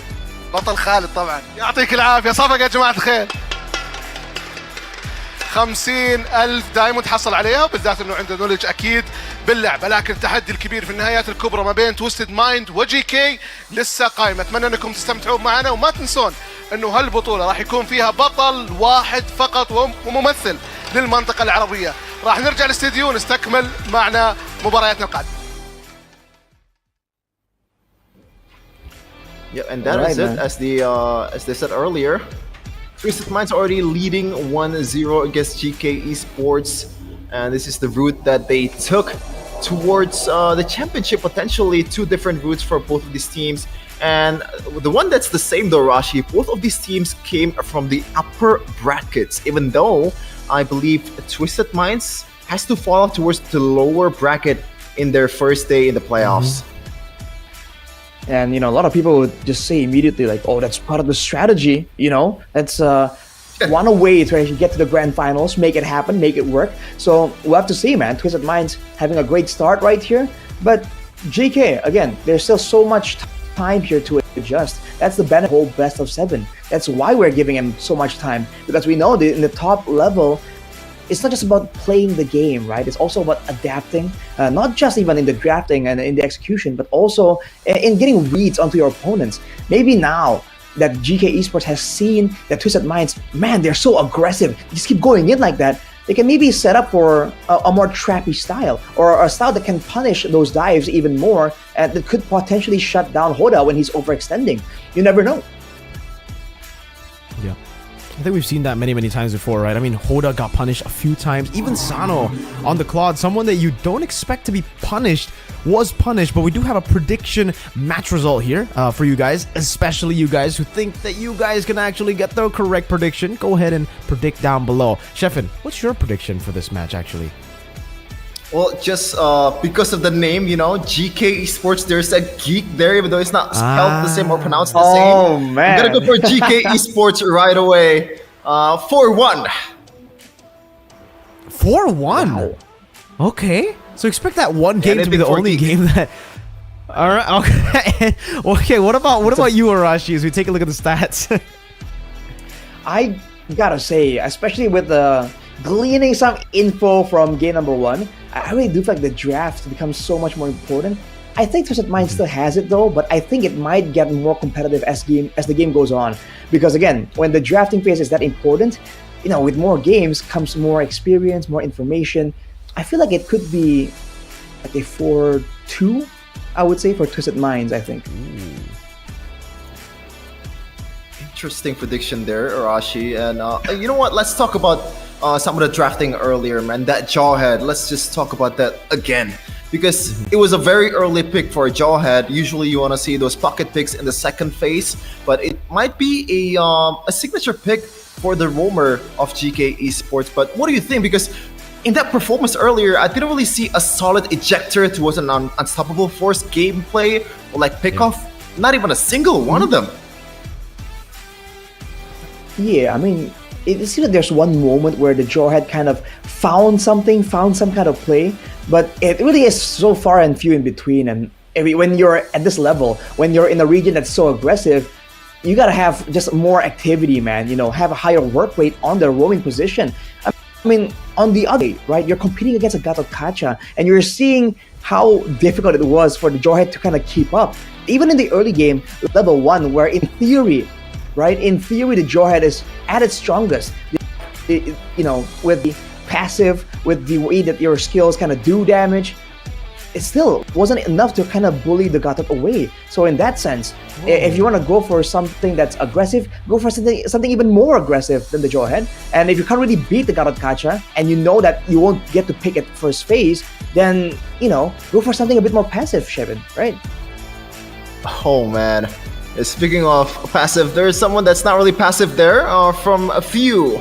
Apparently, Coffin said there's not really competition here in MENA, at least for him. So a few just kind of showing up the potential newcomer here. Not newcomer, but new guy here in the international scene. That the mechanics, the gameplay in the international stage is way different than in MENA. So he's definitely gonna be excited to show him up in M6. But oh wait, I spoke too soon. I just realized that. Why you gotta do that, he's man? not gonna be there. Why you gotta open up wounds that are just new? Like, bro, if Falcons AB Ben just lost, right? You don't have to do that to them, bro. Okay, but yeah, unfortunately, they won't have to. It's kind of personal. That's very unfortunate. It feels kind of personal. What do you got against Falcons AP Brent here, Chefin? What do you have against them, bro? No, like that is a genuine mistake, ladies and gentlemen. I am Genuine. being honest here. Genuine. No, like seriously, I kind of forgot that Few is not supposed to be in M6. Let's talk about it, man. Like it's crazy that both TLPH and Falcons AP brand didn't manage to go into M6. If you told me that before MPLPH started, I would call you crazy. That is just oh man, Arashi is just. It's gonna be very different without both of them in the international stage. It's gonna be different, but it's gonna be exciting as well. And at the end of the day, it's a tough situation to be in, but overall, it's still a net positive here because we can get to see a whole different style, right? A whole different group of teams coming through to M6. So it's still definitely an event to look forward to. But back to this region, right? Back to MENA here. You have to wonder how they're planning this out, because you can see that there's a lot of mechanical plays, a lot of combos, but when it comes to the macro game, you really don't see a lot of it being explored too much by both teams. We saw that the Moscow split push was kind of attempted by GK, but for Twisted Minds, as you can see earlier, it's all about just finding ways to force that fight. And if that is the idea, could this be the angle that GK can kind of go for, right? Go for that macro angle and then deny all of these great initiation tools that Twisted Minds have been able to abuse for game number 1. Yep, it looks like from the sound effect that I heard earlier, we are going to go into the draft in a second. So let's see what's going to be the choices here, especially in the bans, because I am very interested if Hoda will get the respect that he's already earned in the first game. It seems like both respects are given Mirko, both Gatot Kacha and Fanny banned from GK. Yeah, they gotta do it. They honestly have to, right? Especially the Gatot Kacha, I feel. Because the Fanny, I think it's more of a Well, to be fair, yeah, the Fanny is, especially on users like Hoda, special users who can execute the Fanny to perfection, you gotta ban it away. But this does leave a lot of other heroes up for grabs. You see the chip ban as well, but I don't know about MPL MENA, right? Because technically we haven't really seen a lot of the Lo Yi, but in MPL Philippines at least, the Lo Yi is such a hot commodity right now. Every team that gets a Lo Yi, 100% win rate. I think throughout the playoffs of MPL PH so far, it's been one Lo Yi loss. Every other game that we've seen the Lo Yi, it's been 100% win rate. So maybe GK might want to try to do that later on. Maybe even this game. Who knows? They banned out the Edith as well, by the way. So a lot of pressure on Twisted Minds now to go for a big pick, because again, GK are going to be on blue side, which we kind of know as well, even in our league, has had more success getting those big prio picks before the red side. Well, we do know that the Edith is a pick that really resonates well with Twisted Minds, but banned away again. If they want to go for that Lo Yi play, Mirko, I mean, in theory, against a team that is kind of dive heavy, kind of headstrong like Twisted Minds, the kit of the Lo Yi itself can be a great asset to have, right? More survivability for your mid lane. We saw that earlier. You know, the mid laner, right, was finding it quite difficult to just smile, was just getting targeted. But the Suyo, I heard the groans, man. The Suyo was left open, immediately sniped away by GK, Shevin. Yeah, absolute. I would rather not face this hero in ranked games or in pro scene at all, man. Like, even Mirko said it in one of his streams, it's a hybrid of Nolan, Julian, Lee Sun-Shin, whatever, even Alpha. But right now, on the other side of the court, Mirko, this is the forbidden combo in ID. Oh yeah, it is a forbidden combo for sure, man. That's the 100% win rate combo in MPL ID. The Phoveus and Mathilda. You have someone that can continuously just go in, stay in the team fights for such a long time, and usually the big weakness for the Phoveus is you don't have mobility. You don't have, you know, the flicker. Usually you go for Vengeance. Especially with the Mathilda, you would want to go for Vengeance. You would want to just go all in even more. But what the Phoveus plus Mathilda early shows is the fact that they can't really go for the Alpha anymore, or at least it'll be a bit tougher to try to pull off the Alpha together with the Phoveus and the Mathilda. I think that'll be a bit too greedy, especially considering there's a Harith on the other side. I think Twisted Minds, they might find a lot of value just by picking up the Lunox here first, right? Getting a solid lane to play around up against the Harith, and then utilizing the large hero pool that you have for Hoda anyways into the second phase. So basically play it safe in the first phase and actually bring down the hammer in the second phase. I like that idea. As we're gonna see what's gonna be the option here. Twisted Minds have a lot of time to decide what's going to be the third pick here after that Mathilda and also Phoveus pick. Alpha, as that Mirko said earlier, not really the greatest of idea, but it's going to be a Nolan, a hero that has a lot of mobility in his hands. So Mathilda, the prime priority is still gonna be the Phoveus, and Nolan can be a bit more non-reliant towards the Mathilda because he has a lot of potential on its own without the guiding winds. Yeah, I'm not a big fan of the Nolan pick, if I'm being honest with you here, Sheffin.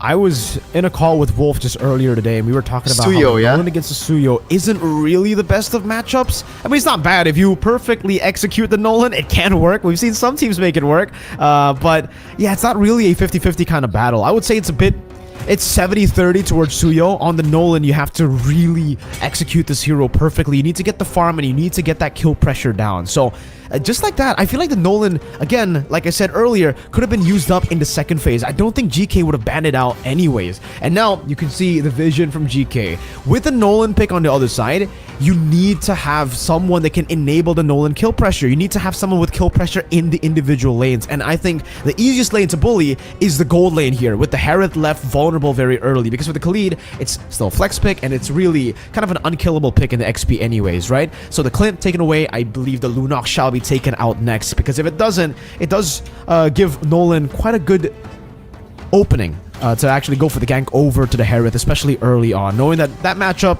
has been, you know, the counter for the Harith. They actually are going to be banning out the Aurora too, which is really good stuff. You need to take some actions to respect that pick, who's been getting so much successes. I saw a comment earlier. The comment was basically saying that the Aurora has been carrying a lot of teams to M6 recently. Oh, interesting. So hero that leads you to victory, and in MPL MENA specifically, Aurora has been picked 38 times and boasts a 71% win rate. So they are not lying, Mirko. This is a hero that brings you to victory, but the Lunox isn't getting banned. And on the other side, Twisted Minds, knowing that the control mage, the best control mage out there, is getting banned, they go for the second option in this Vexana, Mirko. I guess it makes sense if we take a look at the entirety of the regular season. I guess it makes sense because the Lunox has only been picked up, what, once, dude? The entire... No, actually it hasn't been picked up at all. 0 times it's been picked up throughout the regular season of MPL MENA Season 6. Yeah, throughout the playoffs even. So I'm guessing it's just not a way to counter the Lunox. I guess teams have just preferred the Clint over the Lunox, and that's why we saw the Clint banned out. So if it isn't going to be the Harith, maybe you want to go for Moskov. It's not really the best of lanes, but you can still farm up. It's a very, very safe weak side gold laner too. But for GK, let's see what they go for. What do you think, Arashi? I mean, it's definitely a possibility, but immediately for GK, they go for this Valentina that has been quite popular. I think we saw it picked about 40 times, if the stats are correct here. But the win rate actually isn't too impressive. The fact that they're up against a team that has a Vexana, the Valentina can be a great option to kind of add on back to their combo, but they really seem to be trying to fight fire with fire here, right? Instead of trying to go for something in the laning phase, something for the macro game, they're going straight for more AoE to try and beat Twisted Minds at their own game. But from the looks of it, it doesn't seem like Twisted Minds are trying to play the same game at all. They're gonna play the more burst heavy kind of style, it seems. It seems like the last option is, as you said, Mirko. Not really the greatest off lanes in the gold lane, but it still does the job. And in game number 1, to be fair, it kind of slows down the game for GK Esports after that beautiful early game from Twisted Minds. So maybe Twisted Minds, they're looking to do the same here, but of course they're preferring to go for that early game pressure that they have to. So let's see, the Matilda and the Phobius has been a highly sought commodity in Indonesia. It's a forbidden combo, 100% win rate. Can Twisted Minds replicate that here, the game 2 of Grand Finals? So far, Arashi, what do you think about the draft? Who do you prefer at this point? Considering how the games have been going, I gotta say, GK Esports draft looks a bit more promising if the game kind of gets played the same way in game number 1. That's where I think the difference is. If it's going to be a whole team fight kind of situation, just fight after fight near the neutral objectives, I feel like there's more combo for GK. But they got to be careful in the early game and the mid game, because for Twisted Minds here, it seems to be a very mobile, a very chase-heavy composition, and if they are not careful, they might kind of fall back further to behind to really match up in the team fights. And here we go.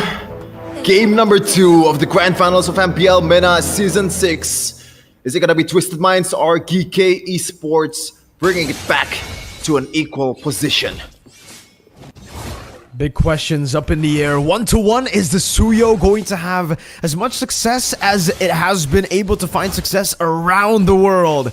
Zeno, let's see what he does on the Suyo pick, because we've been having a ton of conversations on this pick, Arashi. We've been talking about the potential in the early game, the snowball, and even the quite lackluster late game, but everything seems to point at the very strong snowball potential right there, and you can see Twisted Minds immediately acknowledging that, trying to find ways to be a nuisance, try and slow him down. But when it comes to the laning phase here, the Vexana is going to allow Twisted Minds to roam around, and with the Matilda in Tau, there's a lot of rotational speed here that GK Esports got to be careful about. They do have a strong mid laner in the Valentina. They can match the wave clear as well, but when it comes down to the roaming game, I think the mid lane favors Twisted Minds. For GK Esports, we gotta look at that Khalid, dude. It's also a very strong pick, and we've seen it really pop off and roam around the map using that passive, the extra 30% movement speed. So that's where I think the main difference is gonna be here. Samo has a lot to do in this game. For sure, and so far, the first 2 minutes, there's really not much going on. Super passive early game from both of these teams, even though they have a lot of rotational speed on their hand. The Khalid can be used to get into places that the Phobius cannot. But so far, they've both opted to go for the more safer route and go for that objective fight and try to secure that one. But in objective fight, Tarashi, what do you think is going to happen? Because they have a Minotaur and also Valentina on their hand. Exactly. In there, I feel like as long as Sanji can get bursted down, the Phobius can get bursted down, then it's all good. But otherwise, oh, look at the damage though. Yeah, Samo placing the damage down. Raging Sandstorm already used up. Eternal Guard unable to connect now. It's gonna be the Infernal Pursuit. Retreat Battle. Zeno getting it down. Sanji in the midst of it all. Popping a Vengeance as well, putting out some damage. But Smile is able to isolate everyone from Sanji. And the rest of the team just disengages. They'll take that turtle and they'll be happy with it. I was gonna say there was kind of a mistake with the Raging Sandstorm from Samo way too early on the team fight, just to kind of choke down some of the HP that Hoda have. But at the end of the day, it's still a victory for GK Esports, a victory that they're very happy to have. As predicted, man, the Phobius is going to be a big problem, especially with the Vengeance as well. You can't really deal with him this early in the game. But if you slow him down, if you distract him long enough for your jungler to kind of steal away that neutral objective, it can work out just fine. That is exactly what they did, GK Esports. But look at what they are doing now. All right, it's still a lot of waiting happening around. With the Minotaur as their main roamer, they can't be as aggressive as they kind of want to be, especially against all of the mobility and the safety that Troll can bring on that Mathilda. It's going to be so hard for GK Esports to find fights unless, you know, Samo is the one initiating it, roaming around, or it's actually a big neutral objective. That's why without a neutral objective on the map, this is where Twisted Minds can be a bit more crafty in their movements. But now there's a bit of a break here.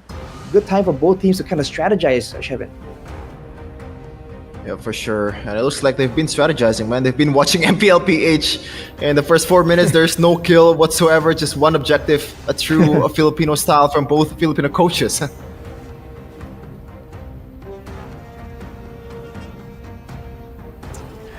Well, And yeah, we have to see this is the key how also. Yeah, the extra key. If That you you guys are can- at home, you wanna get extra value, go ahead. But again, when it comes to those team fights, you can see that there's both teams kind of struggle to really find the kind of catches that they need. Even right there, surely Twisted Minds wanted to go for some kind of punish, some kind of trade-off for that neutral objective, but they're unable to really find it. Later on, with the Mathilda and Phobius having a bit more items, more ways to kind of move forward and not really fear the outplay, right? That could be an option. Maybe they're just taking it slow because they know that there is that Suyo potential. Because again, Mirko, we've been talking about this being so dangerous. Oh, yeah. So far, it's kind of being used to kind of farm up more than anything. You think we're gonna see more aggression coming through from GK Esports in the next couple of minutes? I think so. I think for GK, they're definitely gonna have to push out the pace. But the thing is about the Suyo is the fact that you technically don't even need to rush, right? Because your mid-game power spike hits super hard. So as long as you do get those neutral objectives, as long as you are able to get at least like a 1,000 gold lead, that's already enough to take the skirmishes later on. So right now, I think for me, for them at least, they're just gonna have to focus on farming, getting to those item power spikes. And the item power spike against Twisted Minds has got to be the Dominance Ice, has got to be some anti-regen, because it really is all about Sanji and Troll. If Sanji and Troll can sustain long enough in these team fights while dealing damage, it'll be scary. But it seems like we're just gonna be jumping back into the land of Dawn. Let's see what GK do with this early lead. Still super safe coming in from Twisted Minds, especially Troll, man. As you said, Arashi, they need to wait for the maybe flash of the Oasis from Troll to be able to safely roam around the map, because Mathilda, at the end of the day, it's not really a tank, it's a support, and the Bash owning is gonna be harder for them, as we're gonna 10 seconds left for the second neutral objective fight. Is it gonna be the same story as the first? It really could be the same story, especially if GK Esports can kind of layer their crowd control to kind of isolate Sanji, deny his allies from kind of helping him out. But look at this clumping maneuver. Winnie's Fury coming out, Eternal Guard as well, and whiffing Hoda. Winning out the retreat battle, Samo in the back line. Look at the Phobius combo in with the Circling Eagle. The big problem for GK Esports, it comes through here. Phobius, Mathilda, the zone and the poke, even from Troll, not stopping. As long as they were able to bait out the Minion's Fury, it was all good. And just like that, Twisted Minds, They take the lead away from GK Esports. Oh man, what a play coming from Twisted Minds. The chase coming through. You're seeing again the strength of this combo, especially with Sanji picking up the Thunderbelt. Samo, the one member that can kind of roam around and be a playmaker for GK Esports, has to kind of play it slow now, knowing that Sanji has just hit a massive power spike. Looking at the replay here, everyone's kind of grouping up together, and actually there was a massive Eternal Guard that kind of sets off everything. They kind of reacted to the Eternal Guard, and because they used up a lot of their tools getting away from it, that's where Troll was able to take Sanji along with him to dive towards that backline. GK Esports, they gotta be a bit more wise here in rationing some of their crowd control. They're gonna require all of it, especially against all of this aggressive dive potential from Twisted Minds. That was just Sanji doing the bulk of the damage. Hoda hasn't even really started popping off yet. No, not at all. Does seem like for Hoda though, the clear speed has been great for him. He's a level ahead now despite the turtles being equal. And honestly, Arashi, I think it comes down to also GK Esports. I'm not a big fan of this. Oh wait, Hoda walking up, dealing damage to the fracture. Sanji spots Samo in the bush, but yeah, back to the point. I'm not a big fan of the Valentino pickup here because you're very one-dimensional. I think the only ult he can take is the Eternal Guard, and even with the Circling Eagle, I'm not sure you want to jump in alone as a Valentino with the Circling Eagle. Pops in a Circling Eagle, and just like that, that's a big ult wasted now. But he Sandstorm to the back, not able to find anyone. The Vengeance down as well, but Troll has a Circling Eagle. Will be able to give a little bit more HP towards Sanji. Guiding Wind, he doesn't take it. He's actually too far away. Carvey with his Mod Force, that's a kill over GK. Punishing Twisted Minds. We're definitely way too overextended. Hoda finding the assassination. Sam was trying to go for the zone, but Sano is able to go for the Spirit Misery. Retreat battle. Zeno wins it out with that second skill, man. The mini Bauman ultimate built in Suyo. That skill definitely is dangerous. Look at Sano, 1v2. Oh, the Khalid is a monster! Sano, can he survive? Oh, one more dash in. Carvey gets the Synchro Fission, finds the kill, and now it's back again to GK Esports. Oh boy, man, a complete back and forth again and again.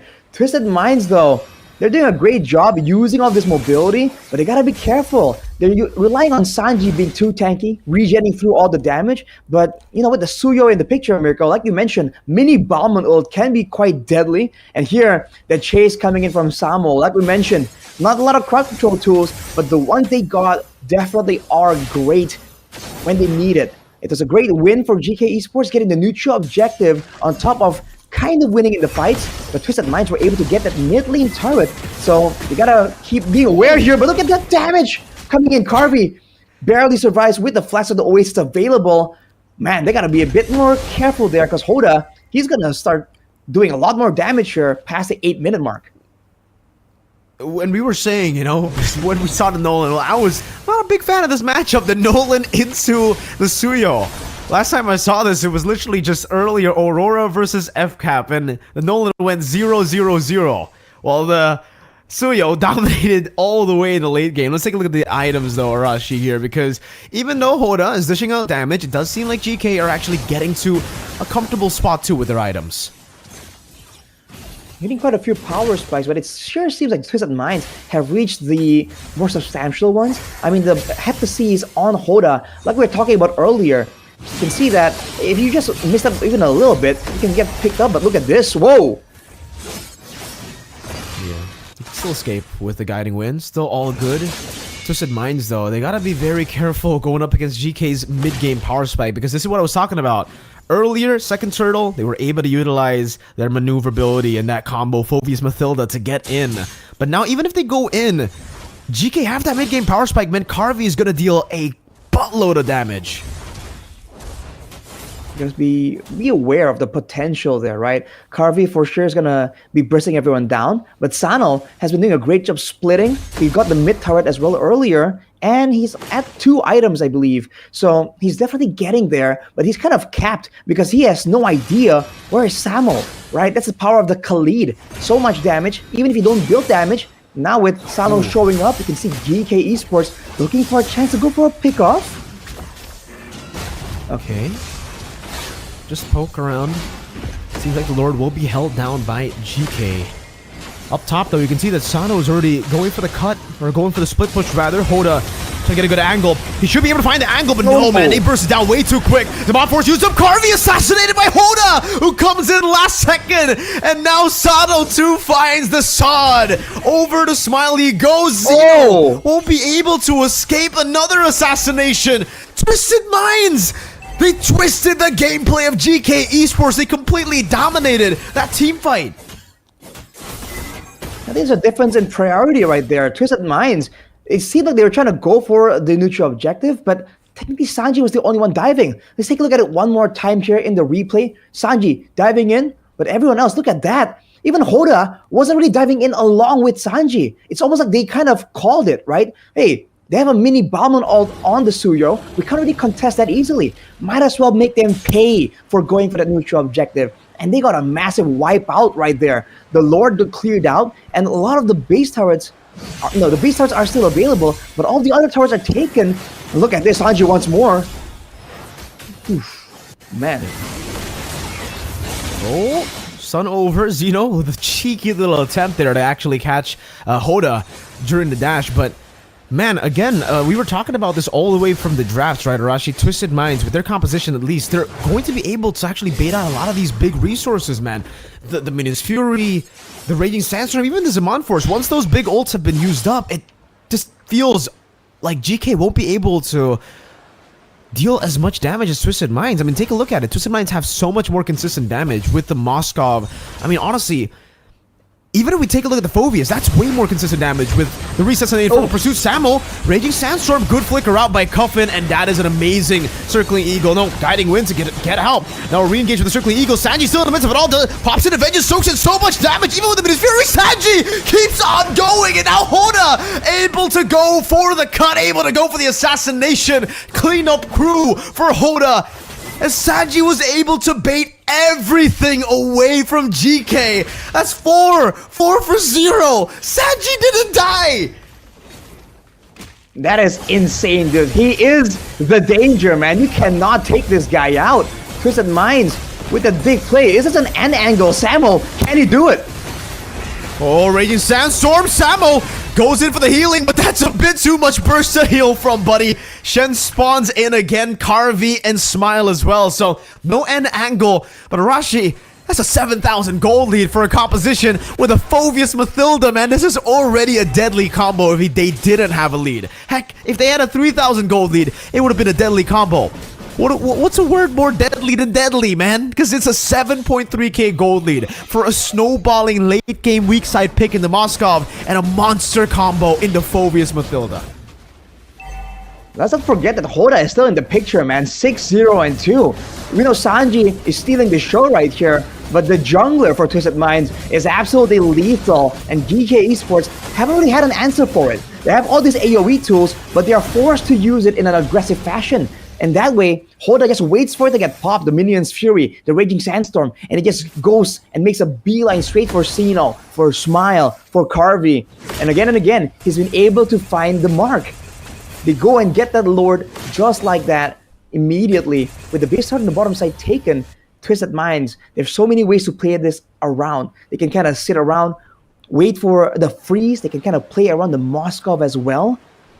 Man, it seems like they're going to be waiting for that Lord and then go for a decisive engage. One weakness that they have right here, Twisted Minds, is the lack of clear-cut AoE playmaking engage. But I guess that's where Troll comes in. If he does land a massive Circling Eagle, that could be what they need to try and go for a fight. Otherwise, it's just Sanji walking up, dude. He does not care. Alright, then another siege attempt. Arashi, another end angle, possibly. Hoda walking up, going for the Retribution as well. Popping the Fracture. It's a bit early here. The wave's actually dealt with quite well by GK. Up top, there's no more wave, but in the mid lane, it will shove into the base. Sanji dealing a whole lot of damage over to Samo. Going in for the Infernal Pursuit. Good poke over from Zeno. No more waves to deal with. GK able to clear out the Lord in the bottom lane. That's the enhanced one. Twisted Minds will try to look for a base turret at least here. 9,000 gold lead, but I think it's a bit too aggressive. They actually want to go for the dive, but they still go for it. Sanji in the midst of it all, jumping with the Infernal Pursuit. The Circling Eagle earlier. Big roundabout over from the base as well. Now Twisted Minds trying to go for the base. Sano Going for the piercing damage. Oh, what happened to Zeno? Still able to blink out to safety. Sano just on the base, man. Turret locking to a 2-0 lead. Twisted Minds twisting the favor. They were the ones to come through the lower brackets. They weren't the ones to qualify to the Grand Finals first, but now they're 2-0 up. Well, there's a reason they've been dominating these statistics.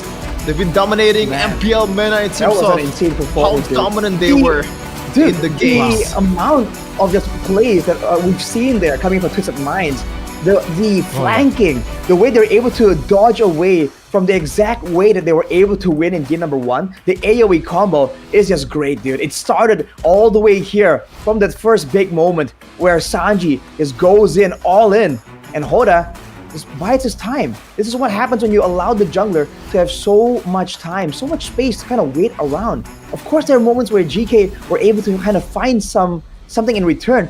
But again, look at this. Look at Hoda here, immediately just going straight for that backline. I think the backliners of GK Esports also just could not find ways to deal with it. And the fact that they were clumping up together in these fights, they're trying to make use of their combos. They're all short range, but that way it allowed Sanji to just go to town, dude. Regenning from everything, deleting everyone. He might top off the damage numbers too, dude. He was just an absolute monster this game, buying time even in this end sequence here for Sano to go straight for the end. Phenomenal stuff, man. Really, really just well played. If Naisu was here, a good friend of ours, you know, from the Philippines, he would say, Twisted really twisted Geekay's minds off. No, he would literally just say, they practiced their minds off. But, man, super well played. Hey, we got a good view of our boys there in the MPL MENA studio. What's up, Yasu? We got Mr. Big as well, man. Oh, man, I'd love to actually meet up with them again here. Hey, Shevin. How you doing, Sheffin? You doing good, man? I'm doing pretty bad actually after the whole fiasco. Sheffin, listen, I'm happy to see I know you're excited. I know you want to try to give excuses for GK because you predicted Geek to win because they have a Geek in them apparently. But Geek just lost. GK just lost a second game in a row. It's about time for some changes here, Sheffin. Arashi, what changes do they need? I think they have to kind of think more about how they want to go for the fights, because it seems like it's very template the way they're kind of approaching some of these fights. Earlier it was more of a dive, of a back and forth. Now they kind of doubled down and went straight for a combo, an all-in. But again and again, it seems like Twisted Minds sees their composition and just goes, okay, we know how to deal with that, right? So I think they have to kind of double down in the drafting phase and understand what exactly is their win condition and how can they approach these fights. Because again, if they're clumping up together like that, when they don't have ways to deal with the Phobias, it's just too difficult. And look at the numbers, dude. Yes. That is, oh man, that is insane. Sanji though, definitely somehow, some way doing everything on that Phobias pick. It's just too much to handle, but Sheffin, did you hear that? Did you hear what Arashi had to say about GK? Do you agree? Do you agree with what Arashi had to say about your team, man?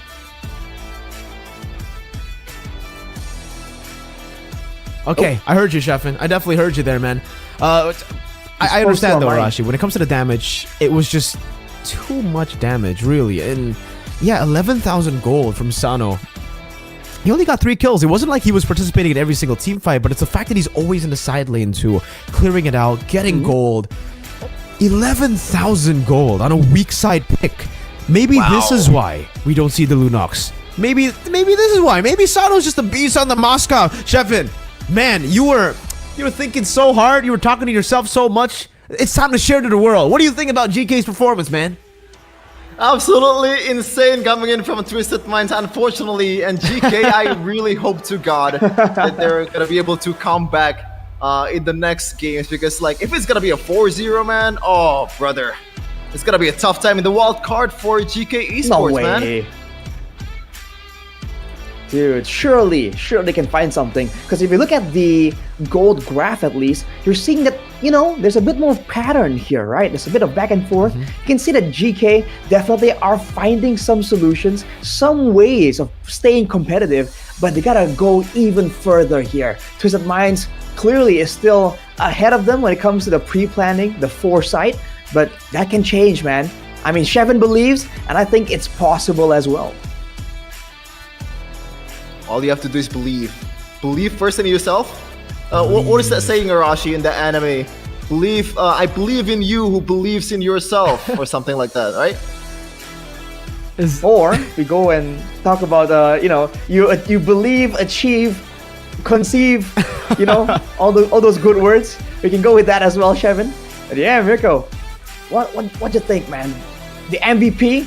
Do we have to even elaborate here? The MVP for the Grand Finals, Game 2, is Sanji on the Phobias. 100% kill participation. What is going on, dude? He has the highest damage taken. He has the highest damage dealt. Bro, only with a Thunder Belt, straight into a full tank build. He does not need that extra War Axe sustain that some players like going for. Dude. Nope. Phobias Mathilda, crazy. But the way Sanji was playing it, even crazier.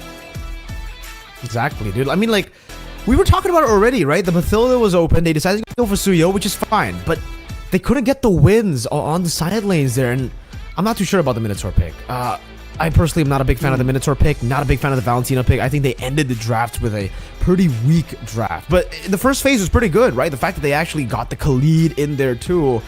Yeah, the Phobias. You give the hero that's already broken in team fights an all-in type of hero, some mobility with the Mathilda, and some more sustainability while he's already dealing a lot of damage, while he's already resetting his own ultimate now. It's just a recipe for disaster for whoever is going to face off against it. And not even the Suyo, it seems, can handle that kind of pressure. The Suyo was not doing good here. And this was the matchup that we were talking about hyping up to be a Suyo-centric matchup against the Nolan. Hoda took that and said, nah, bro. You saw that in a different game. I am him. I am the Nolan god, bro. He played it so well. If there was a special shout-out, I would love to give it to Hoda. The positioning, when he decided to come in the team fights, the decision-making was sublime, honestly, by Hoda. Yeah. He said, nah, I'd win, but he actually won, not like the other guy in that anime. But yeah, okay, but yeah, we're gonna take it to our host first for something that you might want to see here in the stage. التعليق والنقل الأكثر من رائع زي ما أنتم شايفين. تويستد مايند 2-0. فريق الجي كي جالس يعاني صراحة أمام تويستد مايند، بالذات أن البداية صارت لصالح تويستد مايند بنتيجة ولا أجمل 2-0، لكن لسه باقي معانا مباريات كثيرة وتحديات كثيرة. بيست اوف 7 وبطل البطولة لسه ما بين معنا بنسبة كبيرة، ولا نعرف مين هو بطل هالنسخة، يا ترى جي كي أو تويستد مايند. فخلونا أيضا نرحب بالجمهور الاعزاء الموجودين معانا المبسوطين بالاجواء اللي جالسين نعيشها الان.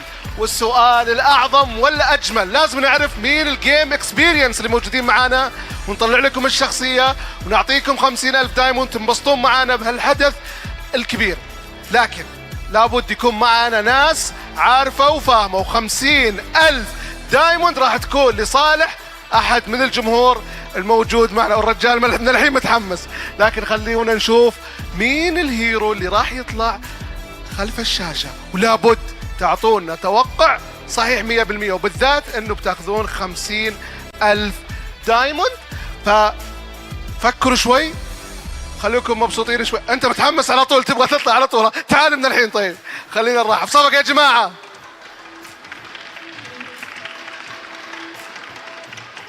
لازم تاخذ نظرة ثانية. طيب شلونك اول شيء؟ الحمد لله بخير. قبل تجاوب، وش رانكك داخل الجيم؟ كيف؟ الرانك حقك؟ ميثيكال جلوري. اكيد. طيب مين الشخصية؟ ازمرالد اكيد. اكيد. صفق يا جماعة الخير. يستاهل صراحة. After that forbidden combo in game number 2. Oh, I'm sorry. After that haram combo in game number 2, Twisted Minds were able to secure the second game, and they are halfway.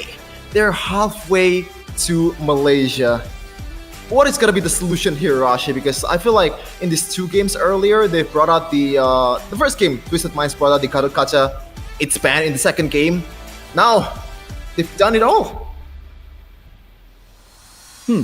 Yeah, I think there's definitely things they have to adjust here, especially game plan wise, right? How they're gonna play the early to mid to late game.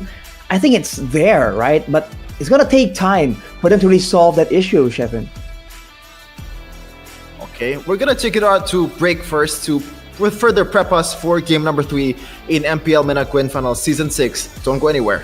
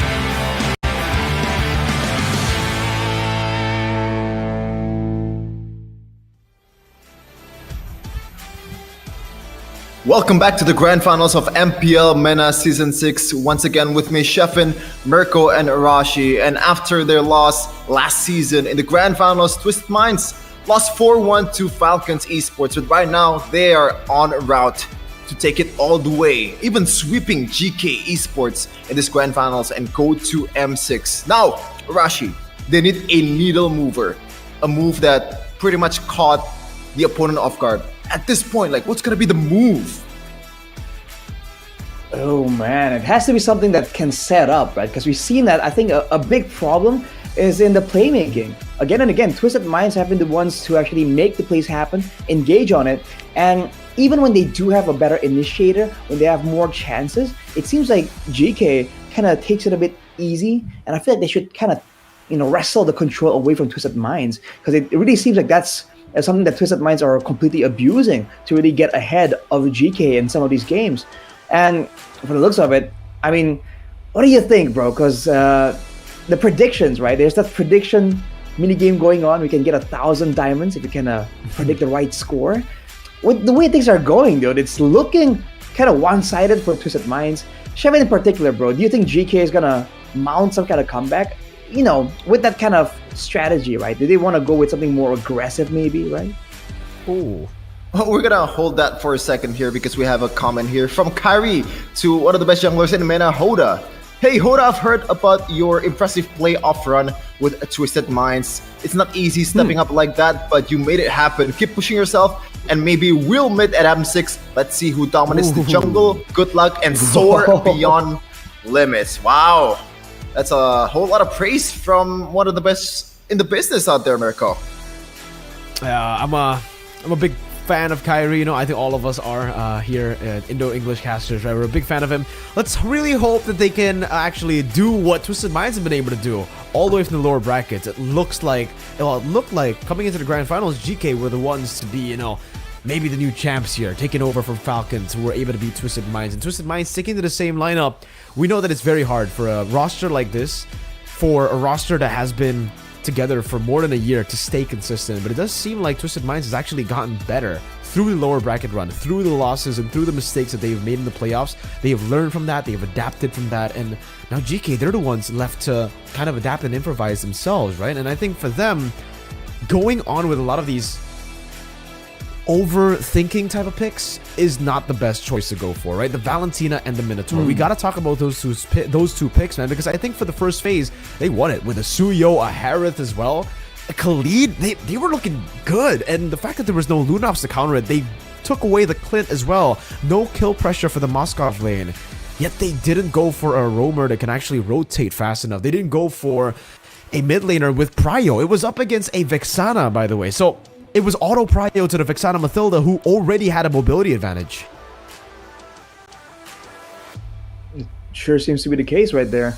So again, being more proactive here could really help GK with how they want to really get an advantage, because they're able to find some things, but again, when they are forced to kind of wait around, it seems like team for Twisted Minds, they're able to find these weird angles. They're able to actually make the surprise play happen. So I think getting more control will be a great idea, and having more flexibility when it comes down to how you want to play it out. Because again, we highlighted that issue all the way from the beginning of game number 2. They were going with a roaming Minotaur, but they wanted to go for that combo. Unlike Twisted Minds in game number 1, where they have the God of Kacha, where they have a lot more tools to throw out to kind of like interchange with each other. In game number 2, I mean, GK were struggling to find the right fights. And eventually, everything just became about the Minion Fury. And the moment the Minion Fury doesn't really land as ideally, or it wasn't as impactful as they needed to be, everything just starts crumbling, man. Like, so I feel like they gotta figure something out here. Pick and choose. Maybe coordinate between the EXP lane and the roamer, right? Who wants to be a playmaker? Who wants to kind of be the front line? Something like that can really serve in their favor, Shepard. Yeah, I think also the fact that quite literally there is no Purify at all in the first or the second match earlier. When you have that much control, it kind of signifies that you don't really execute it the right way. So I think maybe the main problem still is the execution part, because even in game number 1, they were not really behind by that much in the late game, there is still some kind of outplay that you can think of. But at the end of the day, it really comes down to the way you actually execute the plays, man. Like, it's not just about the drive, it's not just about what the coach already presented to you. You have to somehow cook the ingredient to your favor. As we're gonna take a look into the third game draft. And right away, GK ban, still the same, that Gacha and that Hoda Funny. Okay. Same bans across here. Honestly, the Fanny and Gatot makes sense, but the fact that GK's esports still decided to go blue side means that they can actually try to just correct the little mistakes that they made in the drafts previously, right? So they should be able still to get that Suyo. I think especially after that win, Twisted Minds will be comfortable to leave that open. So far, they're going for the exact same route. Fanny, Gatot into the Edith. So again, setting up for the Suyo pick. So do you agree, Arashi? Do you think it was just a problem with the second phase draft for GK esports? I don't know if the second phase draft was the fatal mistake that ruined everything, but I do agree that the first phase just looked so much better compared to the second phase. But look at this. Yo, they're going straight for that Phobius that were giving them so many issues, but now they're going to be letting go of that Suyo. And technically, a hero like the Phobius that wants to sustain, that wants to stay alive with low HP, you can struggle against the execute mechanic coming in, the mini bomb and ult coming in from the Suyo. Yeah. It's gonna be super tough, I mean, especially Matilda is already picked. The thing is, right? Yeah, the Matilda gets picked up, so what? They go Suyo here for sure, right? There's no way they don't go for Suyo unless they want to combo it together with the Alpha. Yeah, it has to be Suyo, and then GK will be put in a tough spot, and then yeah, for Twisted Minds, they can still pick up the Vixana, which still would be amazing, by the way, right? The reason Twisted Minds went for the Vixana in game number 2 was because it is one of the counters towards the Phobius. So we'll see if GK actually try to do the same thing here by taking away the counter to the Phobius before the opponents can. Super tough. And now GK, as the second game earlier, is looking to close out the first phase of the picking phase here with some solid picks. Now, the Matilda Phobius is already gone because the Matilda is already picked by Twisted Minds. And generally, there's really no like a good counter towards a Matilda, but this looks like it's going to be a lead and also a Julian. So bye-bye towards the flexibility of that Khalid. It's gonna be a Khalid Warmer maybe? Even though in MDL Indonesia, I believe earlier Khalid has been picked in the mid lane, but I don't know if that's gonna be the option here for GK Esports. But yeah, to be fair, it's a global ban. It's not like this. Right. But man, Khalid in the roaming position, I feel like it's slightly underrated, right? You have so much pressure being roaming around. Your kit as a Khalid kind of allows you to kind of stay on the map constantly. You don't have a mana bar. You can kind of have a built-in sustain tool, and you move fast, right? What more do you want? And you have decent damage, by the way. Even if you go for a full-on tank build with a concussive blast, you can still do a hefty amount of damage to the backliners. So it's a great option for GK, but at the same time, this is a very all-in type of composition, and for Twisted Minds, they immediately spotted out. They go for the Aurora that's been so good, so prio when it comes to these big team fights. And with 3 fighters, right, they're kind of at risk of getting caught in a massive frigid glacier, and if that happens, it's gonna be fatal. So GK, you gotta find ways to deal with the crowd control now that they have the sustain and playmaking advantage.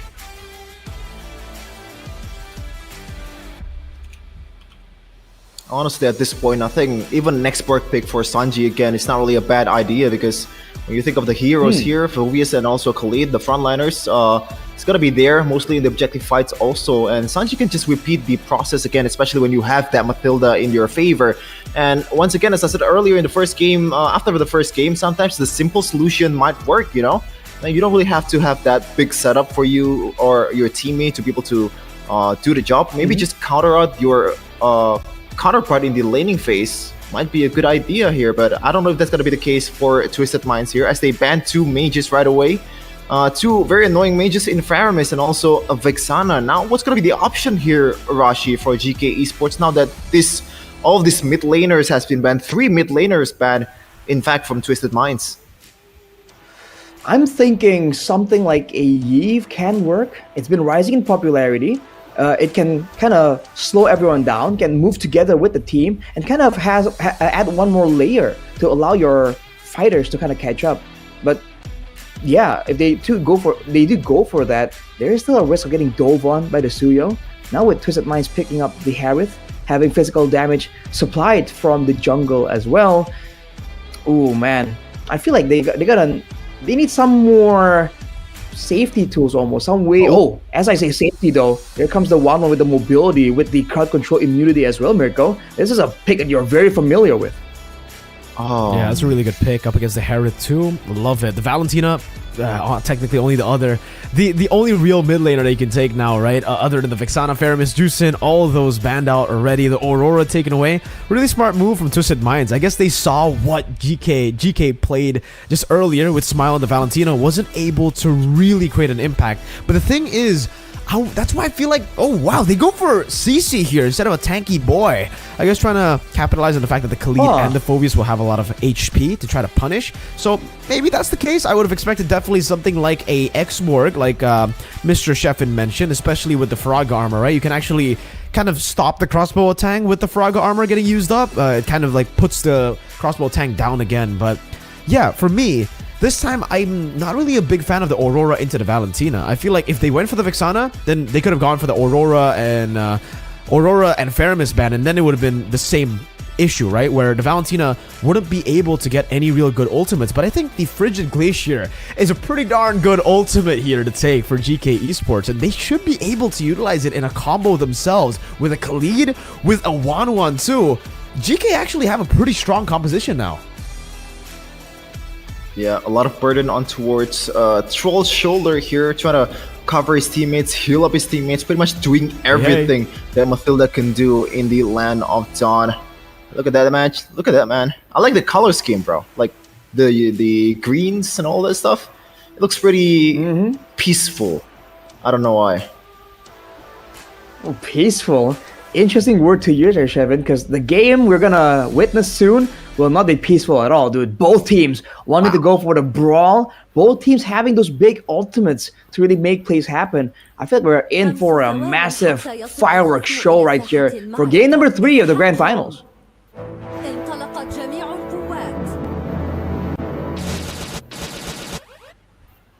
And right away, it seems like we're just gonna get into the Land of Dawn.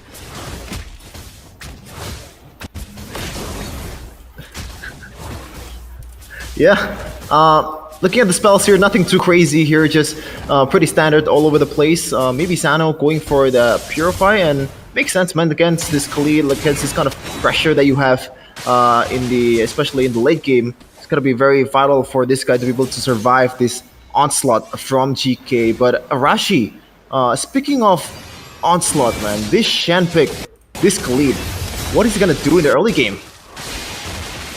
He's gonna be an absolute nuisance, as we just saw right there. Moving in the front line, being tankier than you were gonna expect. And if he plays the pesky style, by all means, the Suyo is strong, but it's still an assassin. The Khalid can be a massive problem for him to deal with. But otherwise, he can just do this. Help out with the clearing the same way a Jawhead would. And, you know, just go for the ganks, right? With being so mobile, you can gank so efficiently with this Khalid. And later on, especially at level 4, you can have a massive playmaking tool. A big key factor to note right here, though, is the fact that Sano went for the Purify, and there's none on the side of GK Esports. So they're the ones expecting to be able to walk forwards aggressively, thinking that they're the ones going to be pushing the pace. But for Twisted Minds, they have like a makeshift Phobius Mathilda combo using the CC, right? It's also tanky, also sustains well and does a lot of damage. So technically, they can use it the same way to pressure GK Esports, the exact same way that they did in game number 2. Yeah, I think it's gonna be a bit passive here coming in from Twisted Minds. They knew that they can kite really well with the resources and also the skills that they have, especially with the Mathilda, but in terms of objective game, it looks like they just plan to concede right away. Yeah, no real setup here, honestly, for the side of Twisted Minds. That's why not a big fan of the CC pick again, right? The fact that you're not really a full bully against the Phobius, the fact that he's playing it just to shove as well, that gave GK Esports an option to go for the turtle. And remember, we in Rashi already kind of spoke about this previously. If the Suyo doesn't get snowballing, it becomes a pretty tough pick to actually pull off. Up top as well. Whoa, Carvey. Whoa. Already dealing a lot of damage. Sano falling back, and yep, Carvey winning up in this matchup. Shen already rotating up top. Smile walking forward too. Stole away the Frigid Glacier. There's gonna be some rotations from the side of Twisted Minds, but Carvey will just get a few shots in on that turret up top. Finally, an ideal game in the early game for GK Esports to build from, especially when you look at the 1-1. This is a marksman. They can scale better than their counterpart in Harith with the magic damage. And this might be the first blood here, especially Sino is already in top lane, Berko. Might be. No kills just as of yet, though. And up top, it is just going to be the respect over from Sano. He knows he can't do anything here up against Zeno and Carvey. It might actually be a turret take. Yeah, they're going to get take the turret under the 4th minute here. Arashi snowballing Julian 1-1. Mid lane though, hold up. Trying to go for a trade. Shen, Raging Sandstorm back. At least you can see that damage and the kill pressure from Twisted Minds still alive though, despite the early lead on GK.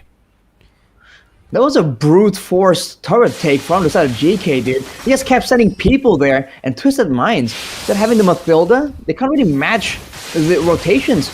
Now that Sano's that far behind, you have to remember, the Suyo needs a snowball, but so does the Wangwan. And Carvey was doing a great job. Even solo, he was able to force Sano to really burn out the Zaman Force earlier. So Twisted Minds actually getting pressured for once, but they are rotating away from the spawning turtle here. Might be going for an exchange, a trade almost, the same way that GK Esports did. But look at how mobile Shen is right now, but they still pull the trigger though. Rotating down below, Carvey didn't stand a chance. 5 members rotating. Frigid Glacier over to Shen. Look at that damage coming down. Raging Sandstorm and the Flicker out to safety. Meanwhile, GK Esports utilizing this to go for the trade on the board. But Twisted Minds, it does seem like they don't care about the turtle. They're just going to go for the turret gold here. Is that Smile with a rotation? No ultimate to take right here. He can't take the Circling Eagle. Will decide to use it. No, actually doesn't. It's just going to be the turret gold over to Twisted Minds, and GK will get a second turtle in this game. Oh, let's talk about the mechanics of Shen though at that time. I think if he were to Raging Sandstorm to the back instead, he's gonna get killed. Instead, he goes to the front and just flickers back. I didn't really thought of that. That was a very cool mechanics there from Shen. And it's great plays by GK there. In addition, Smile also rotated, kind of denied Twisted Minds from equalizing on the turret advantage. Now with a Thunderbell picked up by Samo, you can expect more fights to be forced out by GK. And if Twisted Minds won't give it to them, they might go for dives. They might even go for a play onto the purple buff, which we haven't seen so far, but look at this roam pressure, dude. The gold lane zoned away by the roamer. It is absolute insanity. Yeah, because this is what you expect from early game Khalid, man. The mobility and also the early game damage. Troll has to wait for the item to stack up if he wants to be a bit more of a difference maker here, because so far, if he were to check on the bushes, he's gonna get punished right away. Meanwhile, in the top lane, sneaky Hoda straight takes the turret. Interesting turret take right there. So Hoda definitely isn't snowballing, but he's also getting out-farmed by Sino. That's a surprising part. We know Julian can clear really, really well, but you can see that Hoda somewhat getting pressured. There's a lot of aggression coming through. And once again, that's a Raging Sandstorm baited out. GK Esports, they're not getting a lot of big plays with these Raging Sandstorms, but the fact that they are forcing Twisted Minds to kind of react, you know, to pretty their movements. Oh, look at this though. Circling Eagle. Oh, Flicker from Cuffing getting the freeze down and the Frigid Glacier. Hoda was just a bait. Well played from Twisted Minds. They get a pickup onto Zeno. And look at the rotation. They go straight up top instead of the neutral objective. So trying to stagger a bit of the timer for the neutral objective. Twisted Minds just trying to go for the reset. Carvey will have the crossbow attack. Will decide to pop it in. The Vengeance gets used up. Sanji able to escape for a bit. Smile actually stole away the Circling Eagle. Carvey, no crossbow attack, no Inspire. It might be the opening for Twisted Minds to go for the turtle, and it is going to be that opening. Shen Let's see if he can find a massive Raging Sandstorm. Guiding way to the front with a Circling Eagle, zoning Xeno. No, smile away. Xeno decided to just go for the purple buff. And just like in game 2, Twisted Minds are... They lost the early game. They get control and stun over Shen. Bursted down. Raging Sandstorm Flicker. Hoda unable to get the snipe down. And Twisted Minds recover after being down 2,000 gold just with a fight and a pick. Insane coming in from Twisted Minds, and now the game is just a whole 180 difference here. The gold lead is almost non-existent from GK Esports, and I expect that to be different in the next 30 minutes. Meanwhile, Curtain Call. Samo forced back Frigid Glacier and the Freeze. Just for the vengeance. Now, Xeno walking up. Hoda getting the stun down, canceling out a bit of the sword. Sanji, no vengeance. Gotta respect this. Able to escape the triple dash there. CC plus the guiding wind. It seems like Twisted Minds will still be able to escape from that situation. But GK, they're still holding on to that very small gold lead. Alright, so for both teams, it's still kind of equal for the most part, right? When it comes to the turrets, when it comes to the control, and the gold even, there really isn't a massive disparity just yet. The longer the game goes though, I think it kind of favors... interesting. I think it kind of favors Twisted Minds just due to the fighter priority for the side of GK Esports. Twisted Minds will have more damage to swing around the longer the game goes, and technically in a 1v1, that CC is an absolute problem to deal with. So even later on, Samo on the Phobias might have more teamfight presence, but that might be it. Walking up, that's a back combo. Hoda! To be caught by the Raging Sandstorm, smile with the execute. Just with the dashes forward, GK. Able to get back one boar on the board. Toughness gonna go for the clear. Xeno is on it. Has the enhanced sword, I believe, to escape. Yes, Sana pops in Zaman Force, but gets zoned away by Carvey. GK still showing that their composition has what it takes to win these team fights. good map recognition from GK Esports. They realize that Harith is no longer inside, is not in the vicinity, and they pull the trigger with a numbers advantage. Now they're gonna take the Lord without any retaliation whatsoever. Coming in from Hoda. That might be the first neutral objective so far in the series for GK. Ooh. Interesting moves there. The trade of Frigid Glaciers, it seems like. But for Twisted Minds, definitely falling behind. GK Esports did a great job playing with this fighter priority, right? The idea is that the fighters are tanky, they do some damage, but you know, Jack of all trades, master of none. So they can jump in together and get the prior member for Twisted Minds. In this case, it was Hoda earlier, or maybe Sano, the longer the game goes. Then GK Esports still come out on top, even though they trade equally. So Twisted Minds have to kind of respect that and make sure that they have solutions. They only have the Frigid Glacier as a way to stop the full-on charge. Hoda maybe, with the fighter mode, can kind of do some crowd control, but aside from that, it's only about maneuverability. Look at this up top. They're already kind of struggling to clear this Lord up, it seems. You know, they're going to have to use a lot of resources. Shen corralling around. Sanji going to be caught by the sword. Sano going for the pursuit. That's a Frigid Glacier. Over to 3. Actually fighting 3. Whoa, Sano with a burst. Taking him out. Hoda coming with the side. Raging Sandstorm connecting on Hoda, but damage is going to be enough from Troll to find that kill. Shen getting the slash down. Now escaping Hoda with the execute towards Smile. Carvey, one more necessary for the crossbow tang. Finds it. Hoda blinks away. Still gets taken down. Crossbow tang over. Sano with a dash forward. Unable to get the kill, but it's a 3-for-2 trade. And Twisted Minds, they didn't even lose a tier 1. They didn't even lose a mid lane tier 1. That's crazy. How the hell did they do that? That defense was immaculate. They knew their weapons and they used it the right way, man. They knew that they need to be the one on the responding end, and they did just that. And so far in this game, it's always, you know, they're pulling the trigger first, and Twisted Minds always responding in the perfect way. Shen, though. Okay, Raging Sandstorm defensively, no flicker to save him. Oh, not enough. Shen surviving with 1 HP, just barely getting out of that skirmish. And Xeno, I believe he took that purple buff away too. So, hey, that's a dub by Mr. Shen.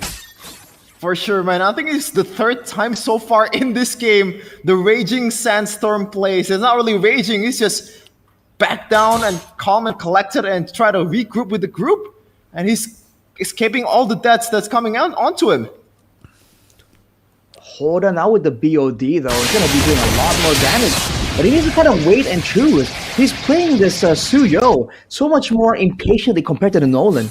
Earlier, he was able to kind of wait around, find the right moment to go in. But we were seeing earlier, right? Hoda was the one chasing, being the one in the front. And he kind of has to understand that it's still an assassin. You want to be a bit more careful when it comes down to it. With the Lord coming up, with the wave kind of favoring Twisted Minds though. Let's see here. There's outplay potential for GK Esports, but Twisted Minds can definitely make a play. Let's see. It all relies on how they can actually bait Samo in and kite back away. Twisted Minds have the CC to do it, but do they have the damage to burst them down? Is the question now. They're still gonna have to just go for the resets overall. Twisted Minds have the advantage, by the way. Slow push down to the bottom lane. But they're not gonna try to go for the commitment. They want to try to reset him with GK Zeno. Takes the aggro back. Oh, Sandstorm with a quicker combo. Troll able to get out Carvey though. Now dishing out some damage. Won't be able to go for the crossbow attack. And Sano with his Zaman Force. Back and forth. Shen getting the execute down. Now as in front of pursuit comes down. Sanji out of the fight already. Hoda with a big forward. Zeno with a chase. Troll surviving, guiding win away. Just 1-for-1. Both the gold laners down. It's 1-for-1, but the neutral objective battle still gonna be a tough one for Twisted Minds. Hoda, can he go in? Oh man, goes in for the stun smile, almost executed down. Curtain calls Chen and Samo down as he goes in for a little bit of the yo-yo hits. It's going to be the Lord going over to GK Esports for the fight. Samo will just be taken out. Sanji go for the chase. Zeno with the enhanced sword, escaping away, but the chase is too much. A flicker from Cuffin to take the kill over. 3 kills for the enhanced Lord. Twisted Minds going for the turret in the mid lane. They're gonna give Sano the chance to go for the clear up top. They don't care about it. They want to go for some more turrets. Smile. You gotta respect this. Hola's coming over as well. Carvey rotating forward. Hoda trying to go for the stun. Unable to find it. Now stealing away the purple buff. A win for TM. What a response coming in from Twisted Minds. They knew they has to concede the neutral objective, but they find something on the other end, which is kills. They got 3 Rashi.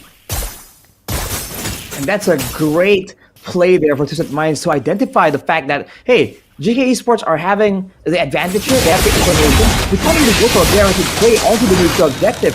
So what we can do is go for the members who are doing it. So they are able to punish GK Esports, and they make it worth their while. They actually got a couple of objectives in that exchange. Looking at it again here, the Raging Sandstorm engaged there finally from Shen, but then the Frigid Glacier just stops everything, and Sano dives in alone 1v3, gets taken out. So Twisted Minds, once again, they have potential, but they have to kind of play it more calculatively when they are actually in the midst of a dangerous situation like that, where if Sino got just a bit further or does a bit more damage, that could have gone terribly for Twisted Minds.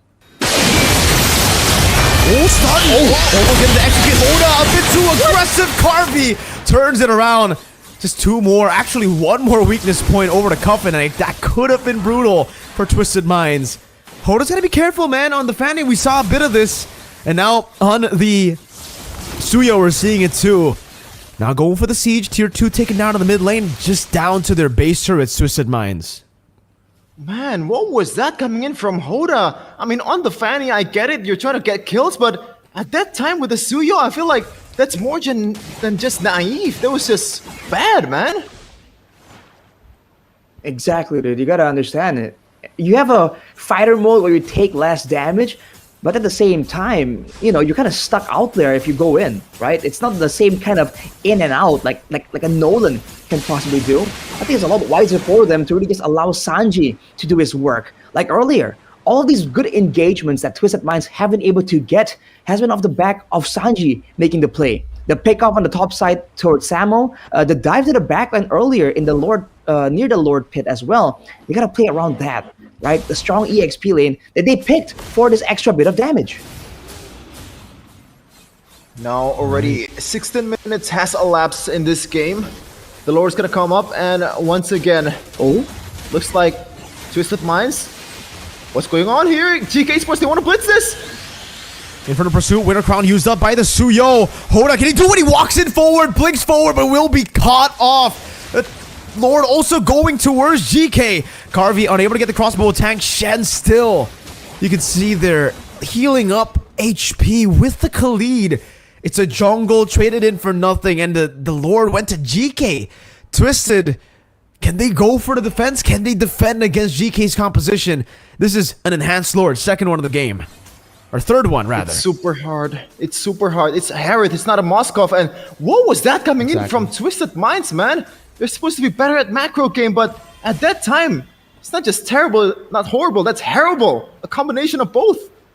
They showed up in the bottom lane and they just blitzed the Lord right away. GK Esports on the onslaught. Enhanced Lord charging the mid lane, finding one. That's another in the bottom lane. Like you said, man, wave clear is definitely questionable for Twisted Minds here. It's all about burst with their composition. Only the CC really having consistent damage. Frigid Glacier down. Oh, the execute from Hoda as he plays forward. Zeno taking down Carvey, still going with the kite. One more weakness point. Unable to find it. Just one more on Sanji. Now kiting back again. Samuel getting chased down. Comfort very low. Passive already brought down. But somehow Twisted Minds find an amazing team fight off of a pick from Cuffin, and they live to see another day, another defense from Twisted Minds.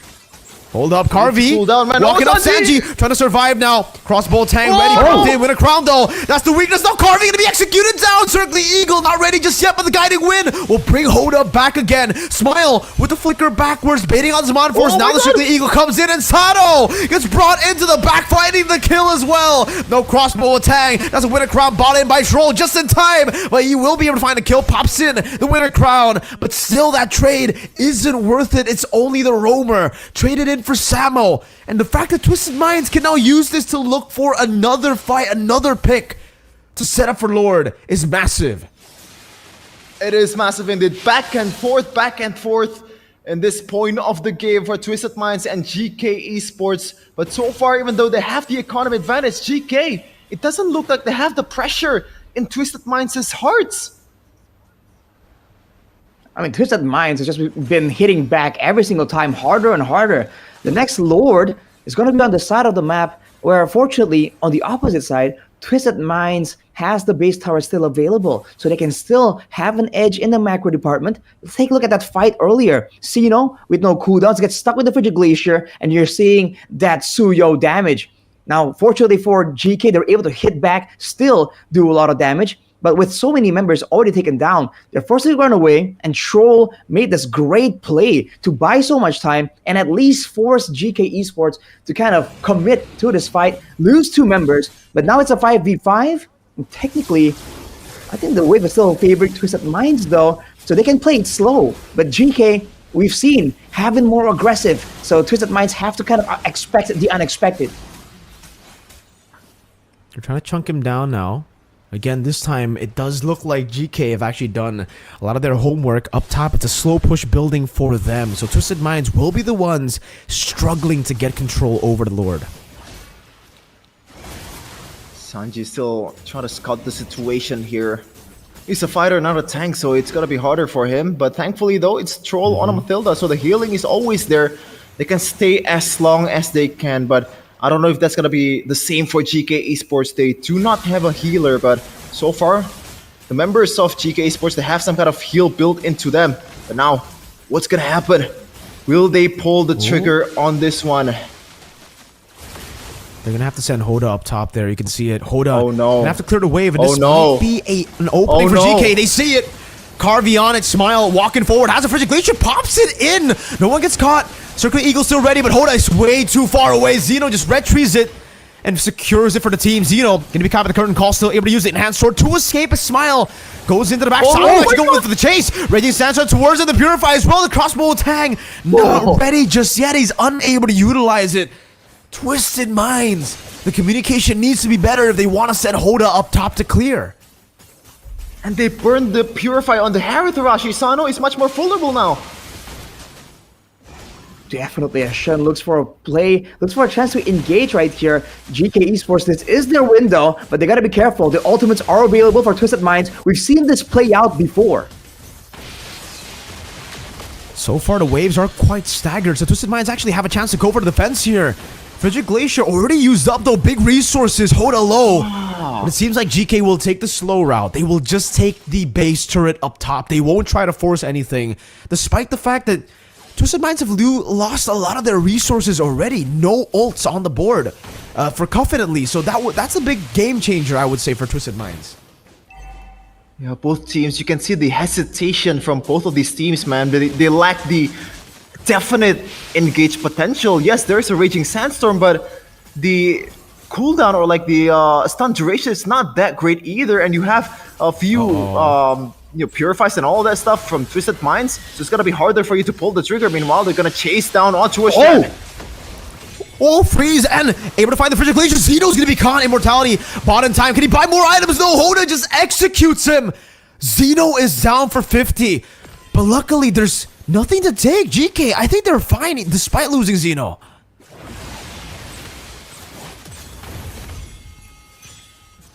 Alright, It's gonna be hard for them. Twisted Minds. They're trying to go away from Mathilda. Super hard, and now they have the advantage here and try to siege down on towards the mid turret. Even though the turret is still favoring hard towards GK Esports Arashi, but so far in the wave department, I don't think Twisted Minds have a lot of problem before the neutral objective. Yeah, Twisted Minds can kind of play it safe right here. Technically, if you want to think about it, man, Twisted Minds can kind of scale out, but Sanji has kind of been forced to be this twin frontliner. But look at this, whoa! Fight attempt from GK. Nah, it's still the guiding win. That's why the Mathilda always comes in handy. Anytime you get picked off, you can always just call Troll for the getaway or get out of jail free card there. Yeah, now Smile got the Frigid Glacier, so already a good resource that he has at this point in the next neutral objective fight, a big one. This might be the last neutral objective of the game that both of these teams gonna secure, but let's see though. Fourth round at this point, already 24 minutes has elapsed in this game. Sano even bought the Winter Crown at this point. It's gonna be harder for Carvey to stack up or chain up that crossbow of Tang. Now, what is going to happen? Once again, GK Esports is gonna have the advantage on the Lord. It's gonna chunk it out a bit by bit. Now, the main objective for Twisted Minds is not to repeat the same mistakes over and over again, showing up on the other side of the map, Arashi. But they already set up a slow push on the bottom side though. Hoda didn't clear the wave completely, left 1 or 2 minions just to make sure that it kind of builds up. Sanji though, ooh, he's gotta be careful, man. Oh, they're gonna go on to Zeno. Forcing a hand sword, isolating Samo. Oh, he gets the Infernal Pursuit over to Hoda there. No, Frigid Glacier actually already used up as well. Hoda trying to escape, getting chased down by Carvey. Still has a bit of sustain. They're still able to keep the waves down below in a safe position. But man, Cuffin's gotta be way more clinical when it comes down to using a Frigid Glacier. Sano also. Zaman Force for the Khalid. I think it's gonna be tough for Ashi, especially when you think about it. There's no far lane hero out there in this game, so they're gonna stay at this Lord Pit as long as they want it to be, man. It's gonna be not just a Lord dance, it's a Lord... it's whatchamacallit, a dance that lasts for a long time, but now... Whoa!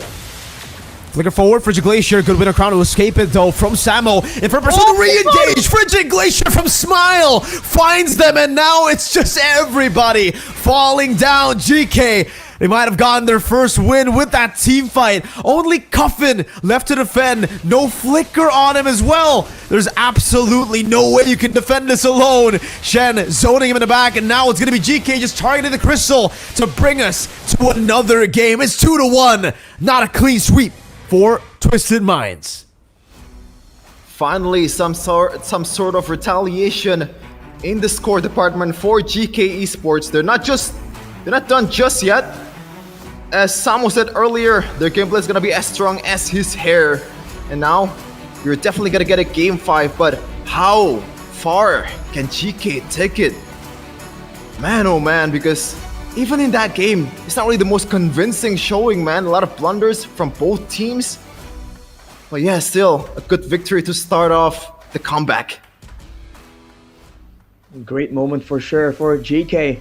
Going with a more aggressive approach, and it really has paid off. Looking at some of the highlights right here, you can see that the Khalid pick, right? Of course, the Phobius was doing great. Sino the Julian was great, getting great retributions. Carvey on the 1-1 was an absolute menace, very elusive as well. But at the core, on the core level, it was Shen on the Khalid, it was just such a nuisance all the way from the beginning of the game and even late in the game, able to bait out several spells, several ultimates coming in from Twisted Minds, and they really didn't do as good of a job in those big team fights, even in the macro department. So is this a sign that GK Esports have found a winning solution, has kind of read through the pattern? Because Twisted Minds, we have to see now, how do they react when they're not the aggressors? When they're on the back foot, what's going to happen? Because if they show vulnerability here, GK Esports can take this template, take this blueprint, and apply it to the next couple of games and set themselves up for a for a reverse sweep.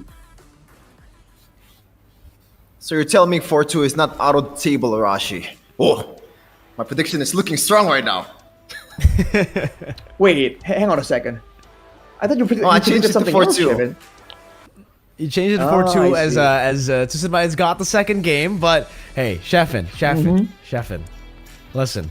The one time you kind of, didn't talk, they got a win. But the two times you said it was going to be GK getting the dub, they got 2 back-to-back games. Now, I don't want to say that's a pattern, Sheffin, but we have had patterns before. This could be another Twisted Minds 2 back-to-back, and that could be a 4-1 prediction to the other side, Sheffin. Oh my goodness. Speaking of prediction though, don't forget that you guys can predict the score and get 1,000 diamonds for free. Yes, 1,000 diamonds for 10 of you. It's not divided by 10. It's 1,000 times 10 for all of you guys. So don't forget to predict it as we take a look deeper into the stats, Arashi. What can you, decrypt from this statistics? I think you can say that the Suyo definitely is still strong in the late game, but I think the maneuverability, right? Because Hoda was doing damage, and even in that final fight where it looked so bad for Twisted Minds, he was still able to get a complete assassination, right? Just delete someone from the side of GK Esports. But afterwards, right, what happens there? And looking at the post-game stats here, you can see Samo, with all the pendants, making a statement. He was definitely a massive problem on the Phobias. So 2 times we've seen the Suyo, and twice we've seen it lost, actually. So is this a sign? Do both teams just want to double down for that late game? Because throughout today's match, this particular grand final, not a lot of games have been ended below the 18-minute mark, I believe. It's been super long games here in MPL MENA Season 6 Grand Finals, so definitely looking at it, maybe the snowball kind of composition might not be able to get the job done, but also it honestly just feels like the composition for Twisted Minds was not really fully to enable the Suyo, right? For the most part, it's kind of like everybody's doing their own thing. The CC, I'm still not a big fan of it, right? Even though we were talking about how the CC can counter the Phobius and also the Khalid, a lot of HP there. You can try to go for the shred and, maximize your passive or your damage dealing there with the max HP percentage damage. I still think they should have just set up for the Suyo. They should have made Suyo the main carry to get that early game and to win it out, because despite them actually having the counter matchup, Twisted Minds having their matchups actually countered by GK, they still brought it up to 24 minutes, which is very impressive in my opinion. The 1-1 against the Harith, the Phobius up against the CC as well. They had so many losing lanes, yet they were able to force it out. So if they got the early game, I think things would have been very different.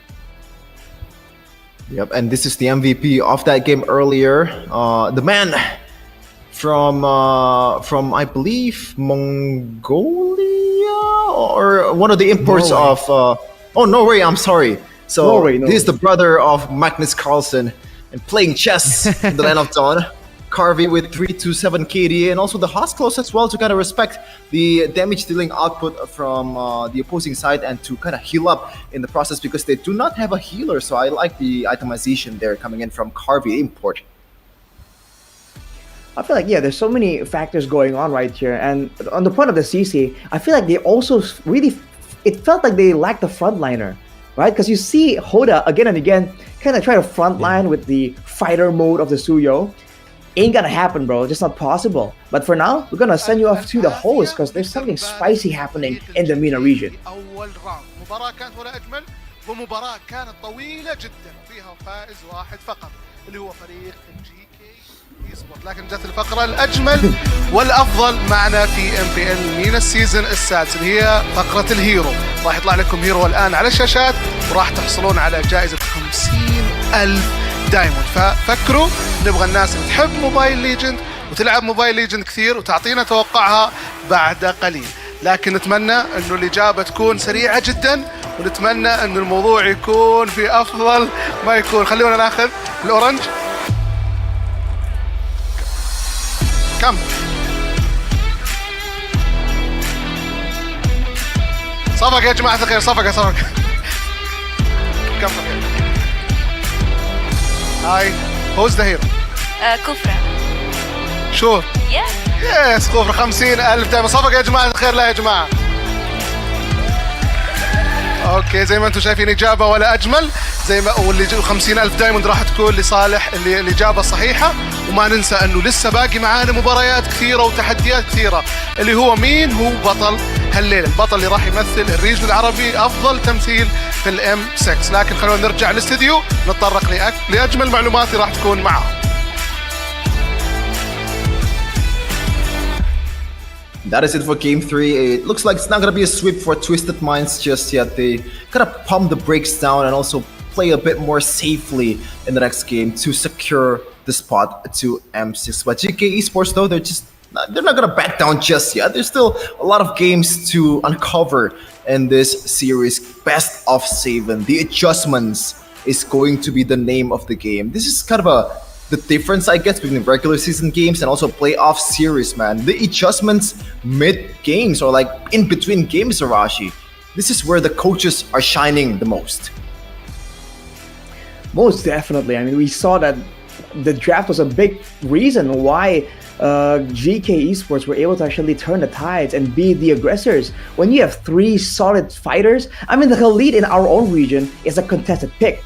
That, along with the Phobius, along with one of the players that's escaping me right now, but 3 massive fighters can just walk forwards there. It's allowing them to just go aggressive. It's allowing them to go for those dives. Where we saw earlier, some of those dives were looking kind of risky, you know, right? A bit forced. But with 3 fighters, man, you have more than enough HP bars to kind of tank the tower, to try and do some damage.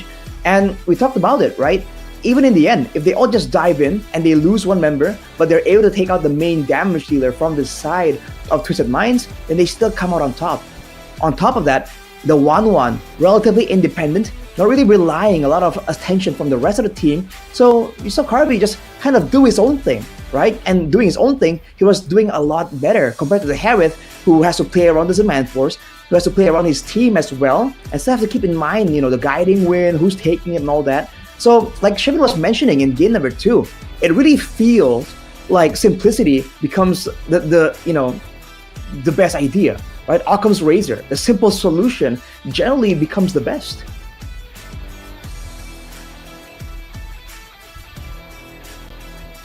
I think if we take a look at it, the fact that the Harith it hasn't really been able to find success in a lot of the games, right? I mean, I don't know about the Harith anymore. It really feels kind of weird because Carvey was on it earlier, didn't get the job done in game number 2, and in game number 3, obviously there was a big swap. We do have a message, by the way, to Carvey from Mr. Super Marco. Unfortunate for Super Marco, yeah, won't be able to qualify to M6, but he has a message here, Sheffin. Yeah, keeping an eye on your performance, and I know you're one of the best in MENA right now, but when it comes to M6, it's already gone. Oh. But I believe it's some That's where the real very challenge warm message. begins, he says. Yeah, he said he's waiting on Malaysia. No, he did not say that, man. He did not say that. Unfortunately, he can't say that because things happened. Yes. Thanks. Yeah, unfortunate for Falcon's AP brand, but we're just gonna move on to MPL MENA right now to see who's gonna represent MENA way to M6. And don't forget, the loser of this grand final still is gonna represent MENA in the wild card. So there's still a chance for them to actually both represent this region and kind of elevate the status of the region overall in the MLBB esports scene. Because right now, the power map, Arashi, the distribution of power, it's not just the Southeast Asians anymore. NA has been stepping up, you know, C9 with the American team with 5 Filipinos. But yeah, it's gonna be very interesting One even Mexican, in one Europe Mexican. region. Oh yeah, one Mexican best player. Shout out, Mr. Carlos. So yeah, it's Well, gonna be interesting to technically- see.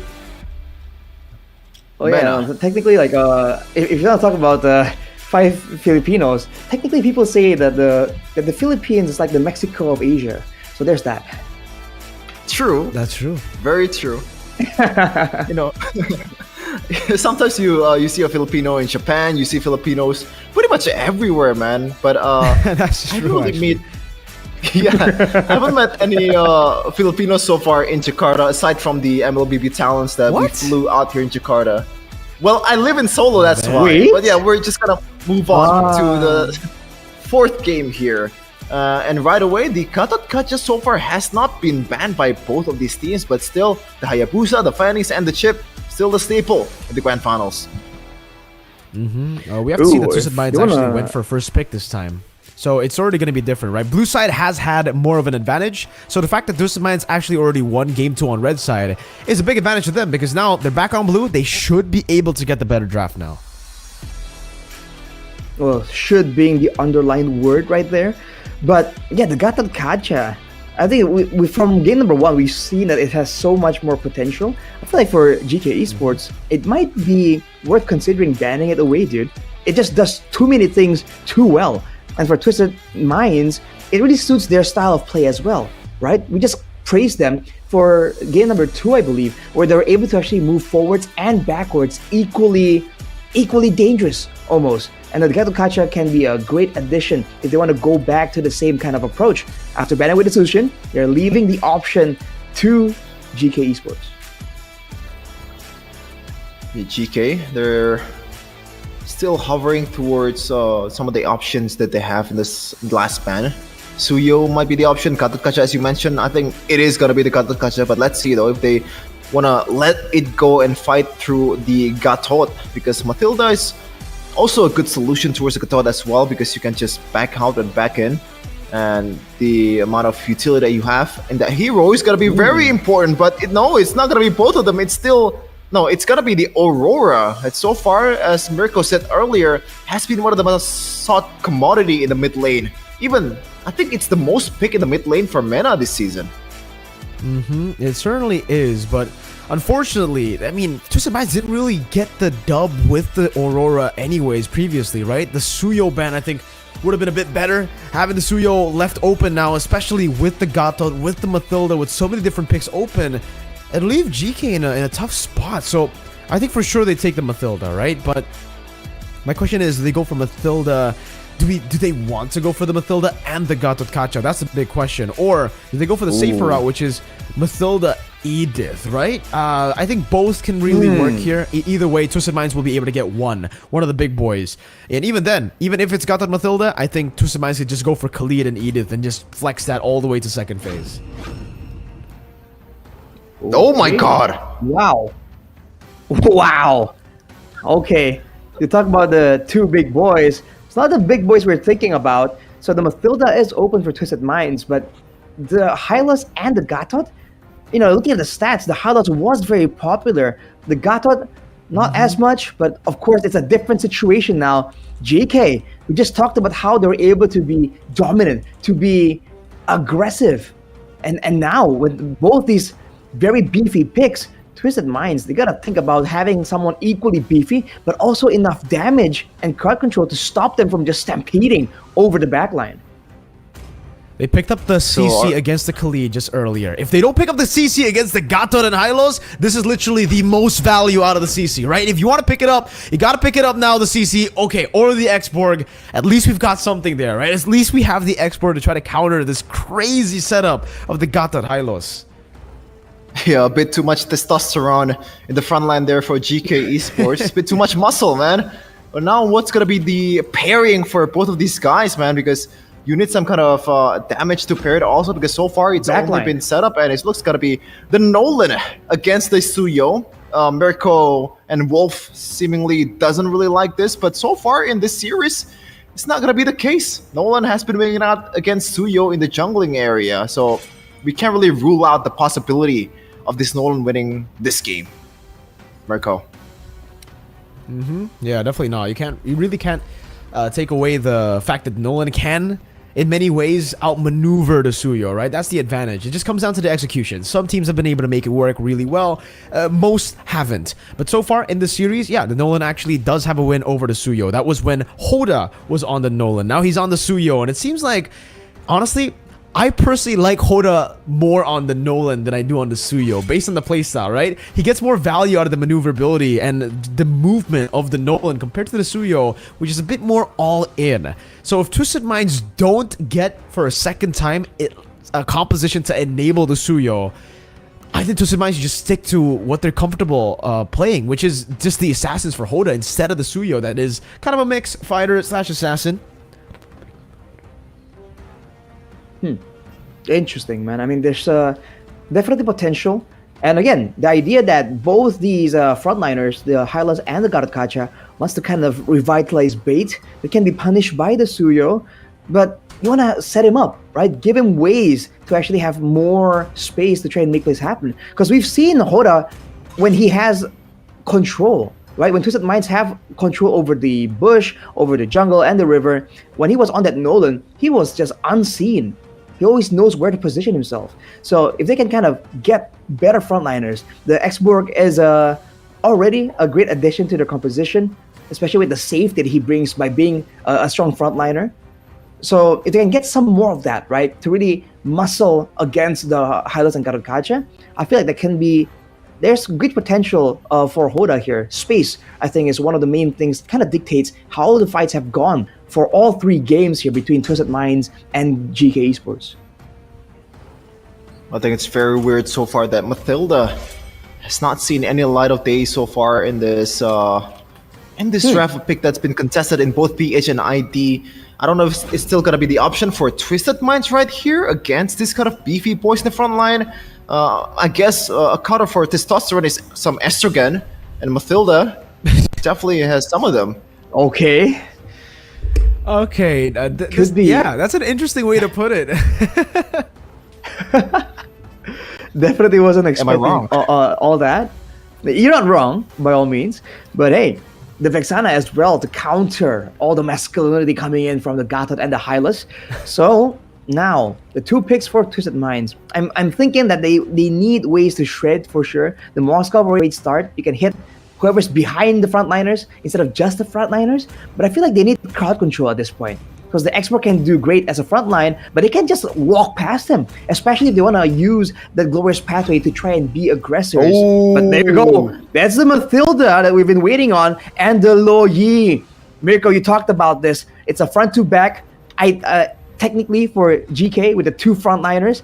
Now with the Lo Yi, with the rotation, with the dispersion. So many ways to be effective. But that's the 1-1 coming through as well. Hey man, if I'm being honest with you, I know I said the Lo Yi is great, but together with the Mathilda, that's where I have to question it a bit, man. I think they might be a bit too overloaded. They have so much mobility. The Mathilda, the Moskov, the Lo Yi as well, man. I'm not too sure if they had in mind when I was talking about the Lo Yi, right? Because usually, especially with the Lo Yi, you want someone beefy too in the front line that can help you to help peel for the Lo Yi. So honestly, for the second time in a row, I'm gonna have to say GK have the better draft again. That Gato at Hylos, I don't see a way for Twisted Minds to really get over that. The fact that the expert can put some damage, sure, right? But then the Revitalize comes through, and then there's an Avatar. There's not a lot of more damage that can come through to really melt them down. But I guess we'll see. It comes down to the execution. Twisted Minds, they fought even in a losing situation up until 24 minutes in game number 3. I think based on the execution, they should be able to get it done too if they play it perfect. This time they're on the blue side, the side that they are definitely wanting to be on.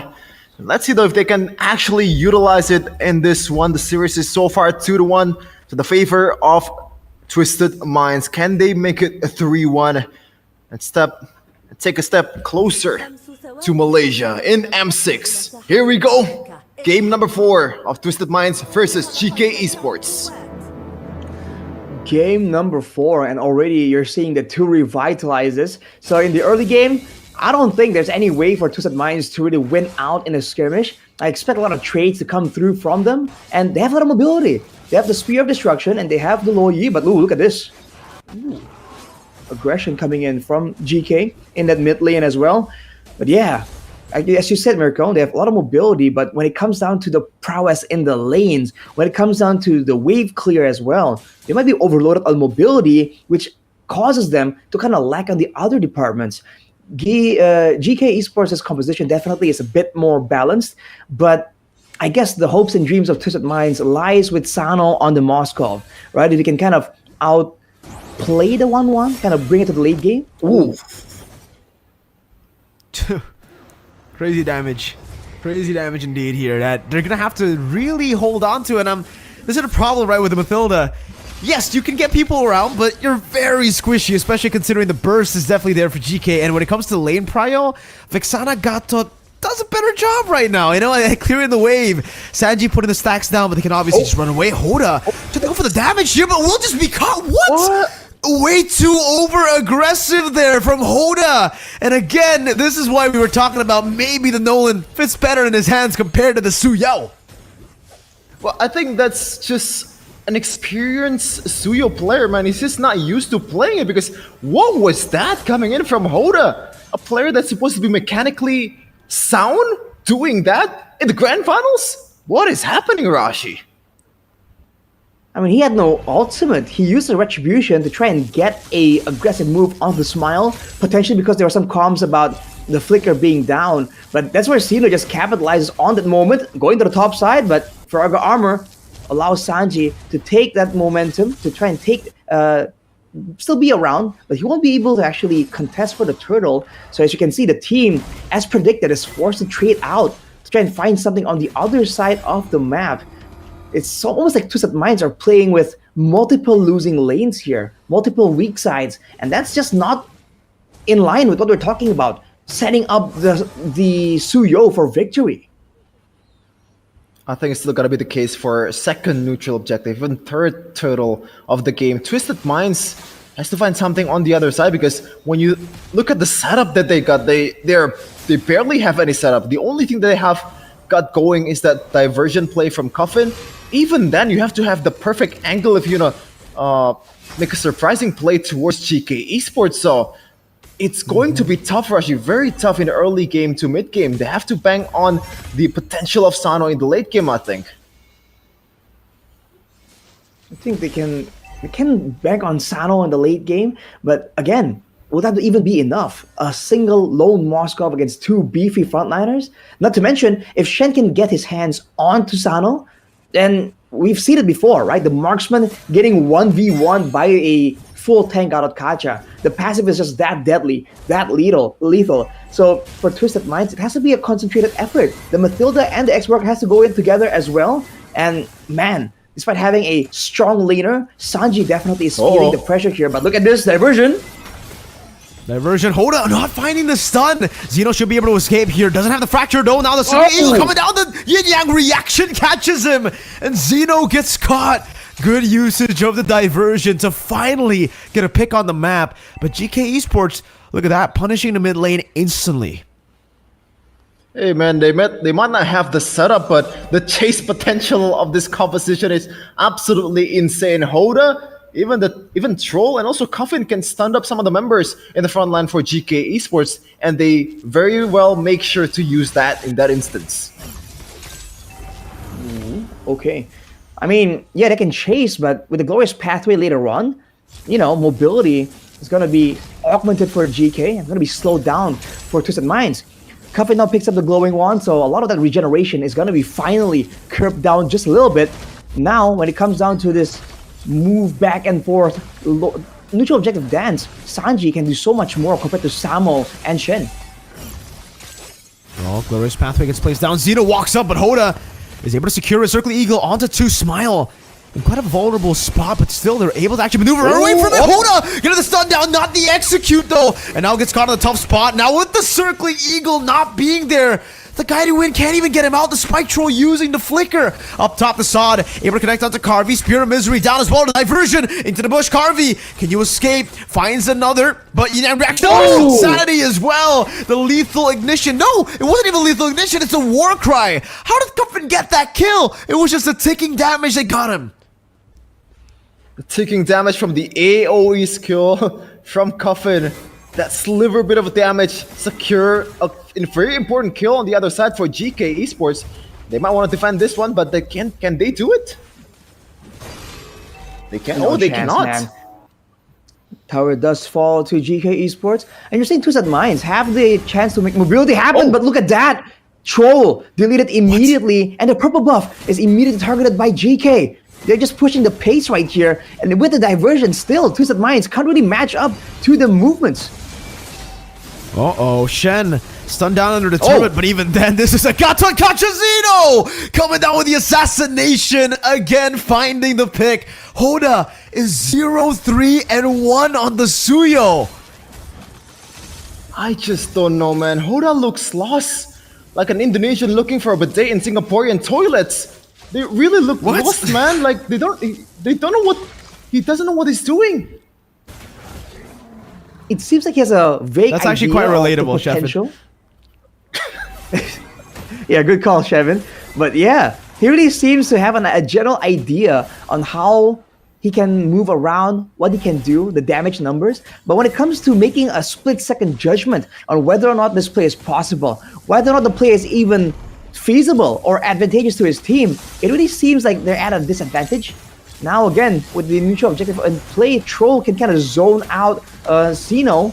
The fracture is already used though, and that's an immediate, easy secure for GK. Twisted Minds, dude, they gotta find something. They gotta find more diversion plays. Find the diversion, the Spear of Destructions, and I think when you're trying to use that to the utmost potential that that skill has, you have to wait until the late game, right, Arashi? Because when the waves are not crashing, oh, Coffin! Oof, my goodness. Thankfully, the flask of the Oasis is there.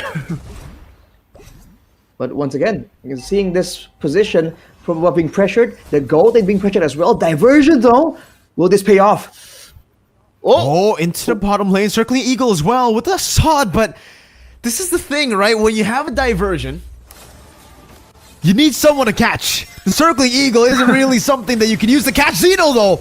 Going in, getting rid of the Frigid Glacier. Basically, Glorious Pathway. No minions, no problem. They get rid of the Glorious Pathway. And no one is able to threaten Samo. Meanwhile, Xeno on the other side just clearing it out. Shoving the wave in. And again, it's gonna have to be Troll to soak in the wave. Man, GK are just having fun at this in this game with the draft. So far, the Guiding has been used to be a passive tool, not an aggressive tool at all, because when you try to chase down or maybe get away from the horse, you can't really do it on this kind of bird. It looks like they're just riding on a kiwi instead of a falcon or something. Definitely not enough mobility. And looking at the items, the Thunderbolt completed for Shen. It's only going to get more difficult as time goes on. But you can see that Sano already on the golden staff. A bit more items. He's going to need a lot more though, but look at that. Ooh. Almost taking him down. The Avatar of the Guardian used up already. Smile with the flicker out. Hoda unable to get the assassination down. Troll with the guiding wind, just trying to bring Hoda over to the Lord. But remember, for GK, this is still a 4,000 gold lead. Still very much solidly to build on, especially once the Lord comes up. The first Lord, now there's no setup whatsoever from Twisted Minds. How the hell does Hoda get into the vicinity? Well, they can try to go for Samo first, that front to back, but even then, Shen walking up alone has the Avatar of the Guardian. No, actually he doesn't, so he's just gonna fall. Xeno tries to go for the pick. Troll is the one that takes the damage. Uh-oh, big blunder, GK. Xeno taking very low, Comfort looking for the damage, able to find a little bit more to take him down. GK, go for the fight. Whoa, Sod into the back. Harvey falling as well. GK just blundered big time, and Sano's here to pick up the scraps. One more dash forward and the spear down the heart of Smile. They're just greedy, man. They already have a lot of gold in their hand, a lot of pressure in their hand, but they just decided to gamble for more. Remember, kids, gambling is bad for you. Ooh, certainly did not pay off. Looking at the replay there, Samo definitely taking too much damage. And the low Yi strength we were talking about earlier, Mirko, it wasn't in the big diversion moments, but in these big team fights where everyone's clumped up, the same way we've seen from game number 1. Both teams clumping up together. And that's where Twisted Minds find the big moment. And of course, Sano landing the Spear of Destruction after getting 2 turrets definitely was a value moment. Just like that, the gold disparity almost equalized. And Twisted Minds don't have to do anything too different. They can just go back to the same default, zone using Sanji, threaten the big team fights using Coffin, peel for their backline members with Troll, and play that split push game. It was something they were struggling with in game number 3 earlier. Now they can use it against GK. And instead, GK Esports, despite having the avatar of the Guardian, we haven't really seen those massive macro plays happen from them just yet. Really comes down to the execution of this long lane plays coming in from Twisted Minds, man, because even in the 3rd game, they know like what to do. They know what the winning condition is, but they weren't able to execute it properly. And this time around, the composition is almost exactly the same, with the difference on these diversion plays that they can execute. So now it's a test. Has anything changed for these guys in game number 4? I think you have to wait and see for sure. Look at the real-time victory here. GK definitely having more of a vote. But this is where it gets tricky for GK Esports here. Against a Mathilda and an X-Borg. Oh, hang on a minute. Oh, crossbow tang already used up. Sanji walking up. Good stun over Carvey. Caught in the last insanity. Still a kill over, but that's going to be the Sod into the back. Smile. Compromising the position. Finally, Sado decides to go for it. Piercing damage over. Shen with a taunt as well. Unable to find it. Yin Yang reaction and the damage from Hoda to finally get the execute. And again, man, GK Esports way too overextended and traded off 2 for 1. Ooh, okay, one more though. Getting the purple buff from themselves. It might be. Oh, they're not pushing for the mid turret, but they're just gonna try to zone out all the members of GK Esports from the Lord, from the vicinity. Now, Hoda, this is your time to shine. The Retries is gonna come through. Oh. All right, Samo stunned up already. Hoda needs to go for the retreat. Zeno Fracture finding Hoda. That's the best possible target. Sanji unable to get Samo as well. So at the end of the day, it's actually GK who walk away with a man advantage. They didn't do the housekeeping, man. They gotta zone out, get the bushes, but they didn't do anything of that sort. And now GK Esports has all the time in the world, all the pressure in the world towards Twisted Minds on this neutral objective, Rashi. Oh, diversion. That gets caught. It's not in the bush. Oh no, man, that was really bad. A crossbow tag ready, pops it in early. Avatar the Guardian flickered out of from Coffin. Twisted Minds bought some time. Hoda is back up against Sanji. Gonna go try to go for the steal. The retribution is gonna be ready there as well, but Zeno still will be able to pick it up despite the Spear of Misery from Sano. Good Terrify over. Sanji looking for the kill. Oh, the flicker outside of the Eternal Guard. Zeno walks up, tries to go for damage, tries to go for the assassination troll. Just needs a few more hits, walks forward. Guiding Wind, one more hit. No, he doesn't get him. A Coffin finds the last shot to take him down. Another 3 for 1 for the Lord. They lost the battle but won the war. Twisted Minds getting the upper advantage in this team fight. And now they can clear this one very easily because they have Sano. Oh man. Are you seeing a pattern here, guys? The Lord keeps falling into the hands of GK Esports. And yet, every single time Twisted Minds are able to find a punish, they were committing so hard right here, allowing the X-Borg, Sanji, to just do so much damage. And afterwards, we talked about the chase potential, having a diversion available, having the guiding wind available. I mean, to begin with, if only Smile landed that Terrify onto the diversion initially, that could have been a whole different team fight. That's how close the margins are that we're playing with right now. Just like that, despite things looking kind of bleak for Twisted Minds, they have once again recovered.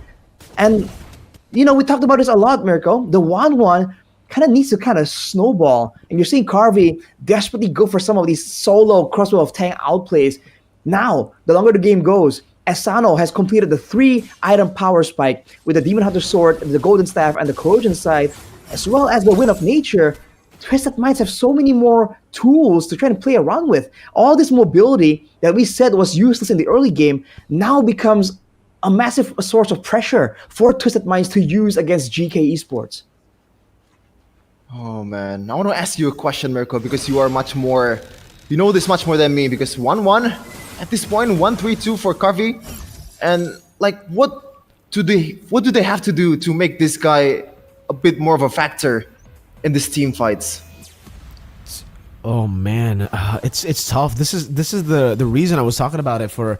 I think it was game 3, right? It was game 3 where he picked up the 1-1, and for Twisted Minds, we were talking about the Xborg pick possibly, but they went for the CC. Now you get to see why the Xborg is actually quite a bit of value up against the 1-1. You can take a lot of damage to the Faraga armor. Once the Faraga armor gets popped, the crossbow tank falls over, and even then they have a Mathilda. This is a pretty good composition to actually deny the 1-1. So for the 1-1, it's all about just finding the right time. He needs to be very, very clinical with that ultimate. He needs to be very calculative as well. He needs to come in last second in the team fight to get a crossbow attack, or at least in the team fight, he can't pop it randomly, you know? He needs to use it in a way where it can actually translate to a few other members. So it's just going to be very tough for Carvey. Also, the itemization for him, I'm not a big fan of the Golden Staff, if I'm going to be honest with you, you know? Especially now that we've seen a lot of different other players around the world go for other picks over the Golden Staff. I think the Windtalker is a great option. I think the Melphic gun actually. Whoa! I thought that hit. That actually went through Carvey. It seemed from our screen at least. I don't know what happened there, but again, yeah, for Carvey, Golden Staff a bit too greedy in my opinion. If he wanted to go for something else, maybe even. Yeah, again, Melphic Gun or Windtalker could have done him a bit more justice with a bit more mobility over the Golden Staff. But for the Golden Staff, it's more attack speed at least when Twisted Minds are there to take the damage. What? I'm still baffled by that interaction. If I were be Sano, I would be complaining to Munton. What was that? But now Rashi, it looked like it hit. It really did. Already has the advantage on towards the Lord, and Sano is on the other side. SOD is already up. Oh, Glorious Pathway coming down. Sanji able to escape with the guiding wind. Zeno walks up, forcing the Circling Eagle. Troll with the Circling Eagle forward. That's a good Eternal Guard over. Hoda gonna be stun-locked over there with the crossbow attack ready as well, but Hoda is in the midst of it all. Can he go for the retreat? It's Cuffin, who steals it away. Sano, so able to cut away. Carvey, no crossbow attack. Twisted Minds desperately running away. Zeno barely getting out with a dash, but Twisted Minds can play with the Lord. Diversion with the flags over Zeno. He did not expect it. Sano gets the pick over. Walks over, Smile now trying on the flicker as well, but gets caught by the Circling Eagle. Twisted Minds, the losing draft doesn't matter. The diversion is a big distraction over to GK. Carvey walking over again. A minute away in the mid lane. Can they go for the clear? Samo, a chunk of HP taken. Sanji putting on a bit of those stacks over. And luckily for GK, they'll be able to defend, but there's another big wave up top. Oh man, they fell asleep at the worst moment, and now they're trying to close out the game. Still one wave though. Can they actually do it?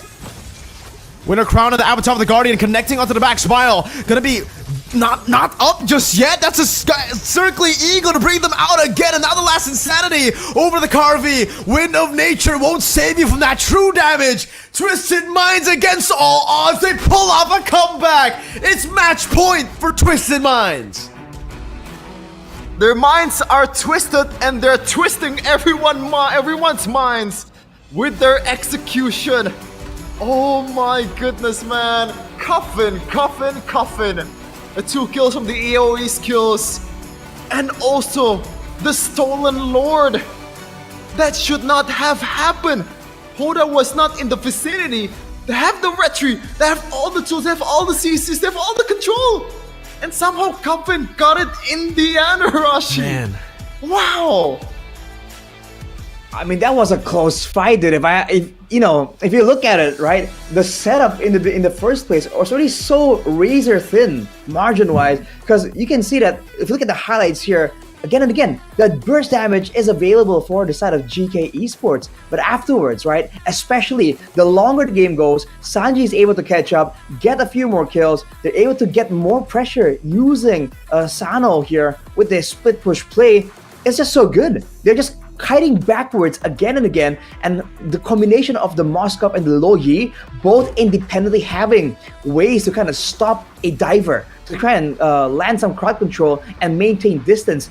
They just work so well together, either individually and even together. And because of that, that chase and mobility we talked about, the fact that the Glorious Pathway is so one-dimensional and the guiding wind can be used in a variety of different ways, it just allows Twisted Minds to kind of play the back and forth game on so many more levels there. The guiding wind and even the diversion there to really seal the deal after that fight at the Lord Pit, dude. That was a great usage of the composition that we were doubting, right? Everything we questioned initially, all the way till the mid-game, happened in that final engagement, in that final sequence. What the heck is going on, dude? That's not gonna lie, man, that is a hard loss to recover from, man. The locker room is gonna be, oh man, why didn't you do that? Why didn't you blah blah blah? I hope to God they're not doing that and instead focus on the mission to reset and try to take this one home from themselves. But right now, 3-1 lead, it takes a miracle, man. Whether it's esports, sports, in any kind of best of 7 series, once it's 3-1, it is super tough to come back. Okay, some of the stats just for now, before we continue on that point, Shevin. Coffin on the Lo Yi. I mean, this is why Mirko was hyping it up. It's what we were talking about earlier. It's just so strong. I personally was thinking that maybe it's gonna do well against the backline members, but against Samo and Shin, you know, the two beefy boys, surely the Lo Yi won't be able to kind of, you know, be a real threat. But in the end, it's a combination of the yin-yang effect, and also of Sano able to just scale up to the late game, even with the Malefic Roar, just for good measure. You're seeing the amount of damage coming through for that Moskov, and this is the difference between a normal tanky front line like the Godtot, like the Hylas, and the X-Borg. The fact that you have a second chance at life with the Firaga armor really lends itself to great moments in that late game, right? Because for the Godtot and the Hylas, once you're taken out, you're done. But for the X-Borg, Sanji, he can kind of walk up even more impudently, take some damage, and worst case scenario, Firaga armor gets popped, and he can get out. And look at this valley, dude. Literally. The valley, dude. The valley. Valley, dude. Man. A lot of value. Yeah, it's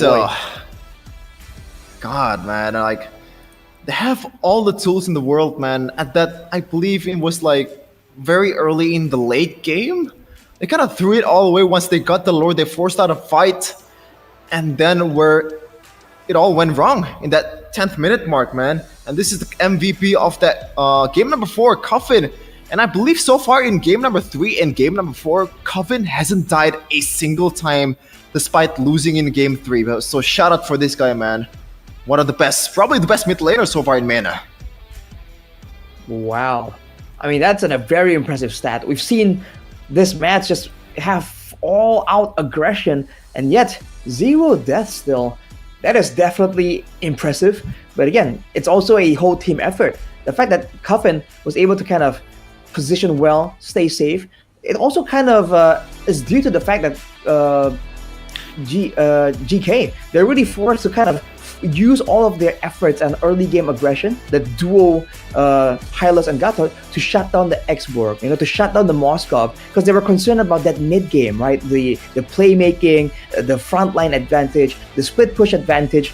But in the end, they forgot about the Lo Yi as well. If you're gonna shut down Twisted Minds, you gotta do it all the way, dude. You leave one running around, you know, sometimes they can come to bite you in the back, and that's exactly what happened there. That Lo Yi, out of nowhere, was so quiet, so, you know, passive until it's time to go hard, and he absolutely did. Okay, Mirko. So we've talked about the bad, Mirko. Now, we talk about the good from Twisted Minds earlier, which is Coffin. Now, let's address the bad, because you've been the one who's pointing this out the most. The Suyo on Hoda. Should it not go away in game number 5, or do they still want to actually use it to gain Ws? I would personally say, right, despite the fact that he has been underperforming on the Suyo, he hasn't really been living to the expectations that we set for the Suyo.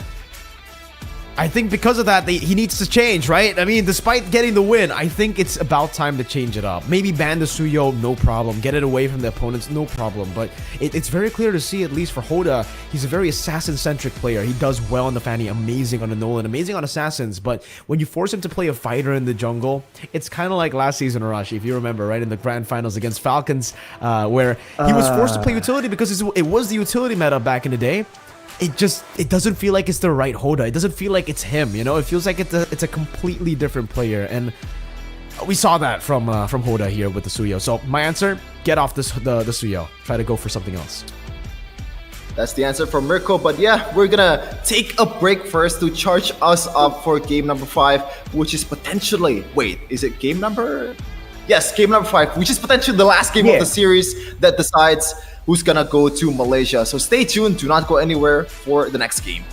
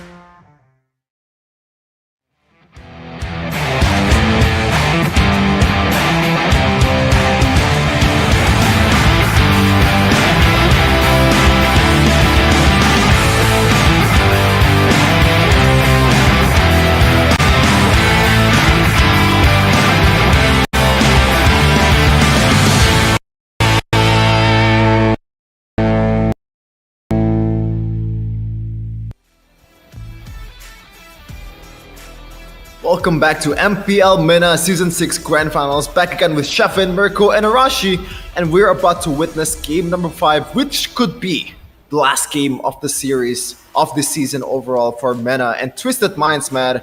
We've talked about it earlier in game number 4. It was a losing draft, as our analysts would say, but somehow they did it. Now, what makes it possible for them, Arashi? Oh man, where do you even begin? I feel like really, right? If you want to really look at it, I think it's not an overstatement to say that there were mistakes on both sides. But I think that in a game with mistakes on both sides, then the late game composition just gets so much more value, right? That's how it goes. There's a bounty system for a reason. And in that game, the fact that in the late game, you got the diversion, you got the Spear of Destruction, you have all these tools that we said, like I said, right at the end of the game as well, all these tools that weren't really useful in the early to mid game, they were unable to use. Everything just came together in that late game because Geekay just weren't able to actually end out the game earlier, and then it allowed all these quote-unquote scaling heroes from the side of Twisted Minds to just rise to power and, you know, shine in that late game that we're talking about. So is that the solution here? Is that the idea? Go for that late game pick and then get immediate value? That because like that's how it's looking, at least so far.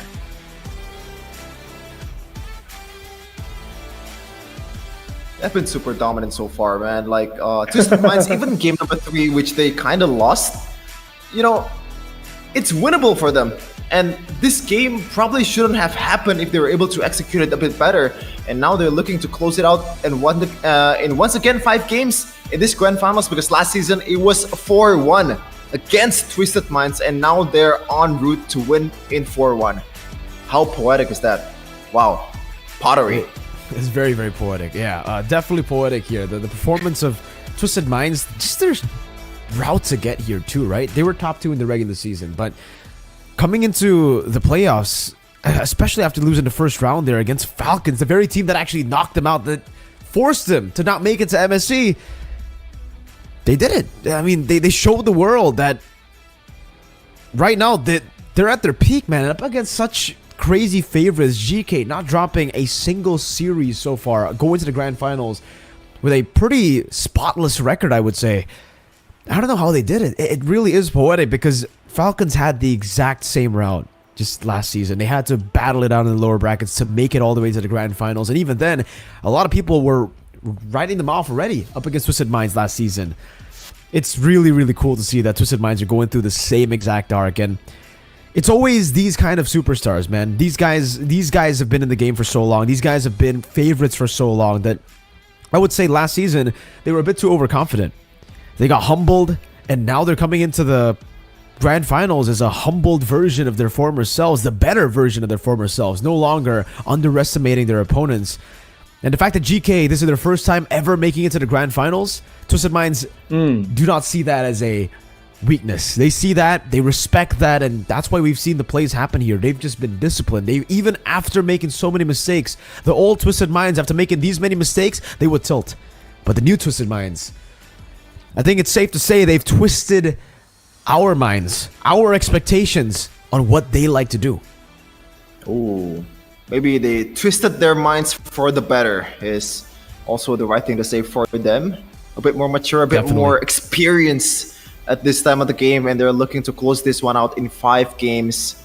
Man, Arashi, now we're gonna look at the other side from Geekay, because they have to pull out all the stops. They have to, you know, show all the cards that they have at this point, because this is their very last lifeline. Like, what's gonna be the main solution here? Is this just purely better execution? Because, like, what's gonna happen? Oh man, in the grand scheme of things, the fact that that Twisted Minds were able to get to match point in a comeback fashion, you can almost say that's like one of the worst case scenarios for Geekay here, right? They're trying to make sure that they can turn this around, they can kind of win it out. But then they were so close, and now they're further than ever, it really seems. With Twisted Minds being at match point, let's see, man. The final effort for Geekay. They've shown that they can adapt before, they have to do it one more time, and even more times after that, if they want to take out Twisted Minds and prove themselves the victor here in the Grand Finals. Well, the good thing is they're now on the blue side, so they have a say to where the draft is gonna go. But Twisted Minds, obviously, in the red side, they're not a pushover either. They can actually hold their ground and win it out against GK in a few games so far in the series. And now it's still the Fanny for Hoda, being banned, being harammed in this match. Definitely a bit too dangerous to let open, but for Geekay, they're banning with the Gatot as well, recognizing its potential, its power. You have to wonder, being first pick here, the question always is, what exactly are they looking for, right? What's that main pick? And in a sense, whatever they're banning here is the potential tools that can be taken by Twisted Minds themselves. So if it is the Suyo, we've seen that it has potential, but it requires a lot more coordination. If it's going to be something like a Mathilda, something like a Phobius, it's a lot more straightforward, man. And we've seen it proven that the simpler the solution is, the easier it is to implement, especially in a game with so many things kind of swirling around together, right? The pressure, the adaptation, the predictions, right? All of these things. The simpler your game plan is, the neater your execution can be in the Land of Dawn. And that could be the approach that GK can take right here, being first pick. Ooh.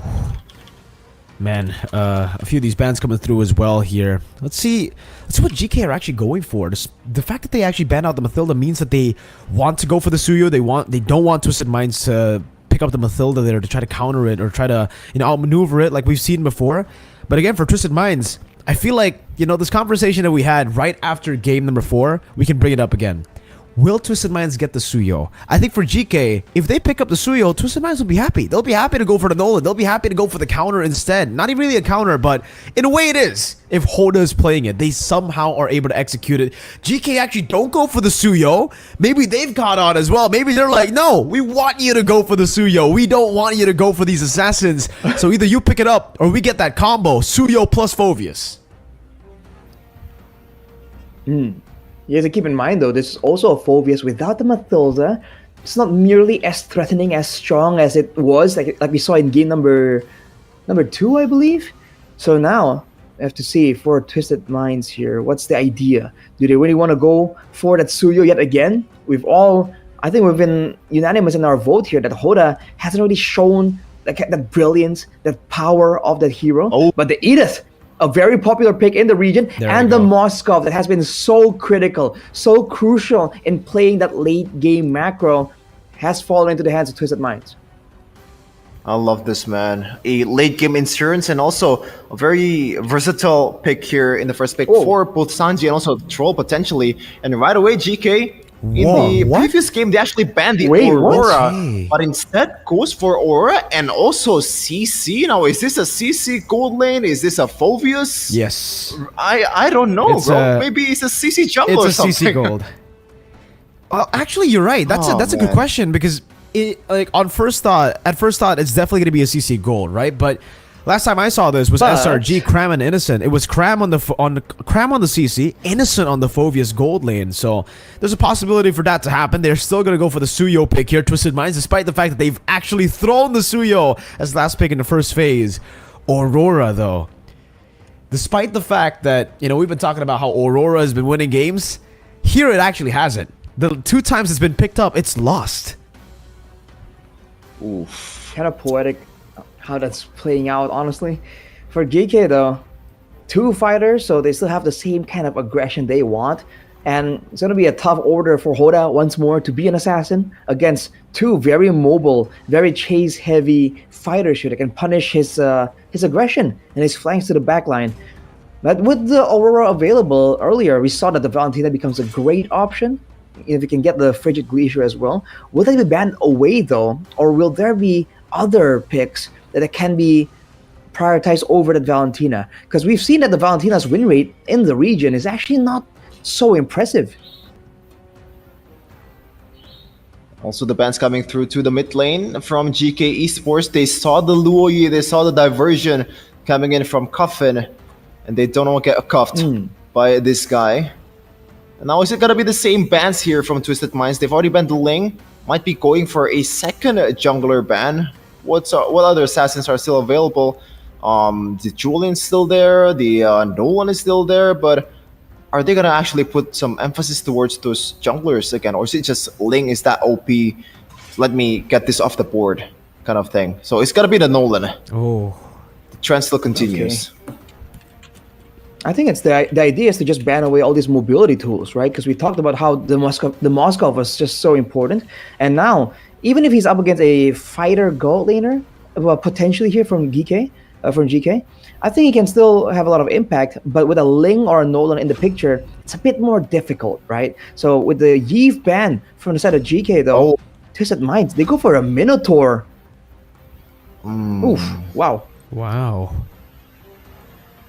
Man, Interesting. it makes sense up against the Jawhead. It makes sense against this dive, especially up against these melee heroes, and they go for the Faramis. Oh man, they're really playing for sustain and a long team fight here, which makes sense up against GK Esports. But remember, it's all about setup for the Suyo in the early game. If we're talking about late game here, I have no doubts that Sano will do well. But in this game, I believe this is going to be two Vengeances. Samo and Carvey will be going Vengeance. So even then, he's going to have to be very selective. Super selective and a bit more safe on his approach in the early to mid game. Because the setup is really just, I don't know, man. I feel like at this point, at this patch, a Tigreal is just a better pick, a better setter than a Minotaur, because Minotaur is just way too telegraphed. But the good thing is the fighters that they're gonna face off against, they don't have any kind of flickers, they don't have any kind of purifies. They have to go for these vengeances. Can they actually use that to punish? Is the question in this game. Well, the Mina also brings a lot of survivability to the backline, technically. So that's the additional benefit, right? The reduction and the healing, especially if you add the Flask of the Oasis on top of that. And you have to remember, now the Moskov has a partner in crime. In the late game, if you forget about that Edith, she's gonna zap you down. Let's see though, is it gonna be the last game of this season, number 6 for MENA region? Or GK, will they prolong their fight in this grand final series? Let's see what's gonna happen in the Land of Dawn. I guess we'll just Off have to the see bat, for let's take a ourselves, look. ladies and gentlemen. Let's see, potentially the final game right here. And off the bat, you can see the Purifies and the Vengeances, right? Two very opposite mindsets coming through for both these teams. This is game number 5. Game that is the most important Different for both approach. of these teams. Can they actually make it to M6 and also GK, their last lifeline? But so far, Xeno has been jungling quite well with the pathing as well. Didn't actually take the... Oh, he actually takes it. Now, in the first neutral objective game, I don't know what's going to happen, Arashi, because they have the Phoveus, they have all these fighters that can actually, you know, help them get the neutral objectives. But on the other side, they have a Minotaur, they have a Netherrealm, so I think it's a bit equal, if I think about it. I feel like what to look at is the Edith against the Phoveus and potentially the CC as well. We saw earlier that the Phoveus just has so much more prio, especially level 4. Once he just reaches it, he's just one of the strongest heroes at a level 4, I would say. And even with a Faramis, he can kind of survive longer, but at the end of the day, can you out damage the Phoveus or out sustain him afterwards? And usually the answer is no. So I really feel like Twisted Minds might kind of step back here unless they're the ones who can find a big moment here, like a big chunk of damage onto one of the members to try and use that as leverage. Uh-oh. Almost picked off Coffin, walking up a bit too aggressive, but that's the kill pressure that you have when you have the Phoveus plus the Julian.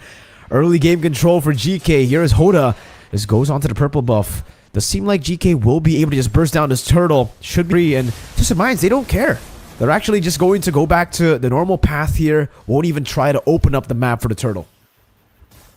The little things, man. You know the rules. When the first objective comes up on the map, you have to be as safe as possible. Either you clear the lane right away to get the XP, or just wait at the bushes because you don't know where your opponent is. But unfortunately, Coffin didn't do just that.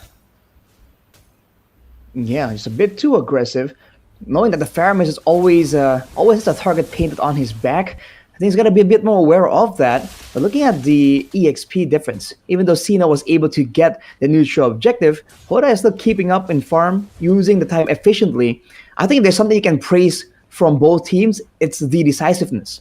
All this time, we haven't seen them have a moment of hesitation that kind of lasts for a bit too long. Even when the calls maybe doesn't go as ideally as they would think of, it's still good. But oh, look at this. Unstoppable force. Good Minus Fury able to knock him down right here. Go for the knock up as well. SOD into the back. Smile trying to go for the damage. Purify out as well. Good Netherrealm away. Freeze with the Frigid Glacier. Stops Twisted Minds in their tracks of that chase. So both teams disengage, but Carvey definitely will get the advantage off of that gank. Yeah, no blood has been drawn so far in the first 4 minutes of the game. Once again, this Filipino-style gameplay, even though there were some attempts earlier, but both teams disengage quite well, especially at Frigid Glacier, man, coming in clutch for GK Esports. Well, both of them technically have great disengage tools, the Minion Fury and the Frigid Glacier. But I think GK definitely have a bit more dynamic options in their side. Later on, though, again, we're waiting for that mid-game moment where Sano can once again be an absolute nuisance later on. So GK are trying to force the issue and find ways. And one of the best ways of doing so is going into the jungle, and you're seeing them do so right here. And Shoal being the Minotaur can't really do much to try and stop that. Okay. So it seems like Zeno was actually a level down, despite the fact that he got the turtle. Not too sure about this engage, man. Oh, good damage over to Shen.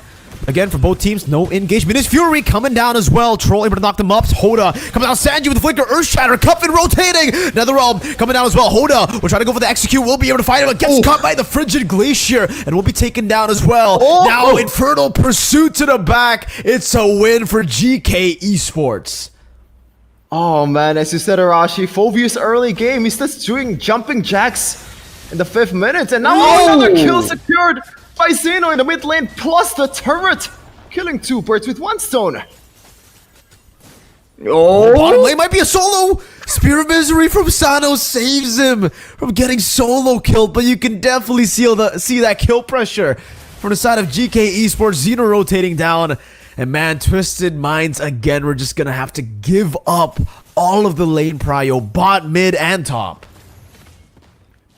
That's what we're expecting, man. 3 fighters, so much prio here. All the pressure coming in from the jungle and the 2 side lanes, and technically even the mid lane as well. How are you supposed to actually out-clear a Jawhead Aurora, especially if you're on a Faramis, right? So Twisted Minds are definitely on the back foot, but we've seen them play this style before. Wait for that late game where they can actually take advantage of this macro emphasis. But looking at GK, they're a lot less willing to let that happen. Already making invades, setting up traps in the brushes as well. This is what they need to do if they have the early game advantage. And ideally, they want to end this before it gets to that 13, 14 minute mark, man. Hoda is still keeping up when it comes to the EXP, but slowly but surely, with the map opening up for GK Esports, Twisted Minds, they're going to be starting to fall behind here in the resources. A gank down below. Carvey does have the Vengeance here, so he'll still be able to buy a little bit more time, but when it comes to escaping, not too sure about that. Carvey should be taken down. That's a kill over to Sanji. Re-engage? There's actually no trades happening. GK are actually rotating down below, so a wasted move here by GK Esports. I think they were trying to really just play around it, but now they're going to be late to take the turtle even. Luckily, they'll still be able to get it. Hoda didn't have control over it, but yeah, definitely delayed there, and it actually does give Twisted Minds a chance to move back into the mid lane and try to get some more pressure on the map. That is an interesting decision coming in from GK Esports. Oh my goodness! Minos Fury and the Flicker combo, holding it in the stun as well. Shen getting caught, and now that's the pressure that we were talking about. Netherrealm able to save Sano. And man, just with the little opening, that's why, man, you gotta be decisive. One mistake, and Twisted Minds can take over the game. It is just weird, man. They have a sandwich in front of them. They just opted to go for a stale bread instead on the total, and they got punished for it, man. What was that? Definitely wasn't ideal for them. Twisted Minds with a small victory, but still definitely on the back foot. The fact that they were able to get that moment there, that pickoff, kind of allows them to kind of explore the map a bit more, get out of the base, get some resources. Again, there's still no answer for the double vengeance combo. So much tankiness in the front line. Now for Twisted Minds, they're just trying to avoid all the big plays. And Sano moving kind of aggressive here without escort. Alright, a siege attempt up top here. Sano should still be... Oh, enhanced sight! Sano's just sitting on it too! Oh man! The damage ridiculous. Hoda getting the stun down on the Shen. Gee, that was just one enhanced sight. You sit on it for long enough, you're dead, Sano. He's got to be careful about that. Well, at least Zeno is already earning Sano's respect by now. Sano will not be able to do that again, knowing that a single sight. Sanji. Oh my goodness! Oh. Tries to open up the map, gets obliterated. Doesn't even pop into Primal Wrath there. And yeah, we'll just be picked off. Not a chance. GK, they know that the Lord is coming up. Twisted Minds are trying to set up for something. But man, Sanji, definitely a bit too far from safety. Twisted Minds are setting up for that split push again, but GK now have a lot more prio, a lot more ways to kind of nuke down this Lord, with Sino being so ahead in the jungle.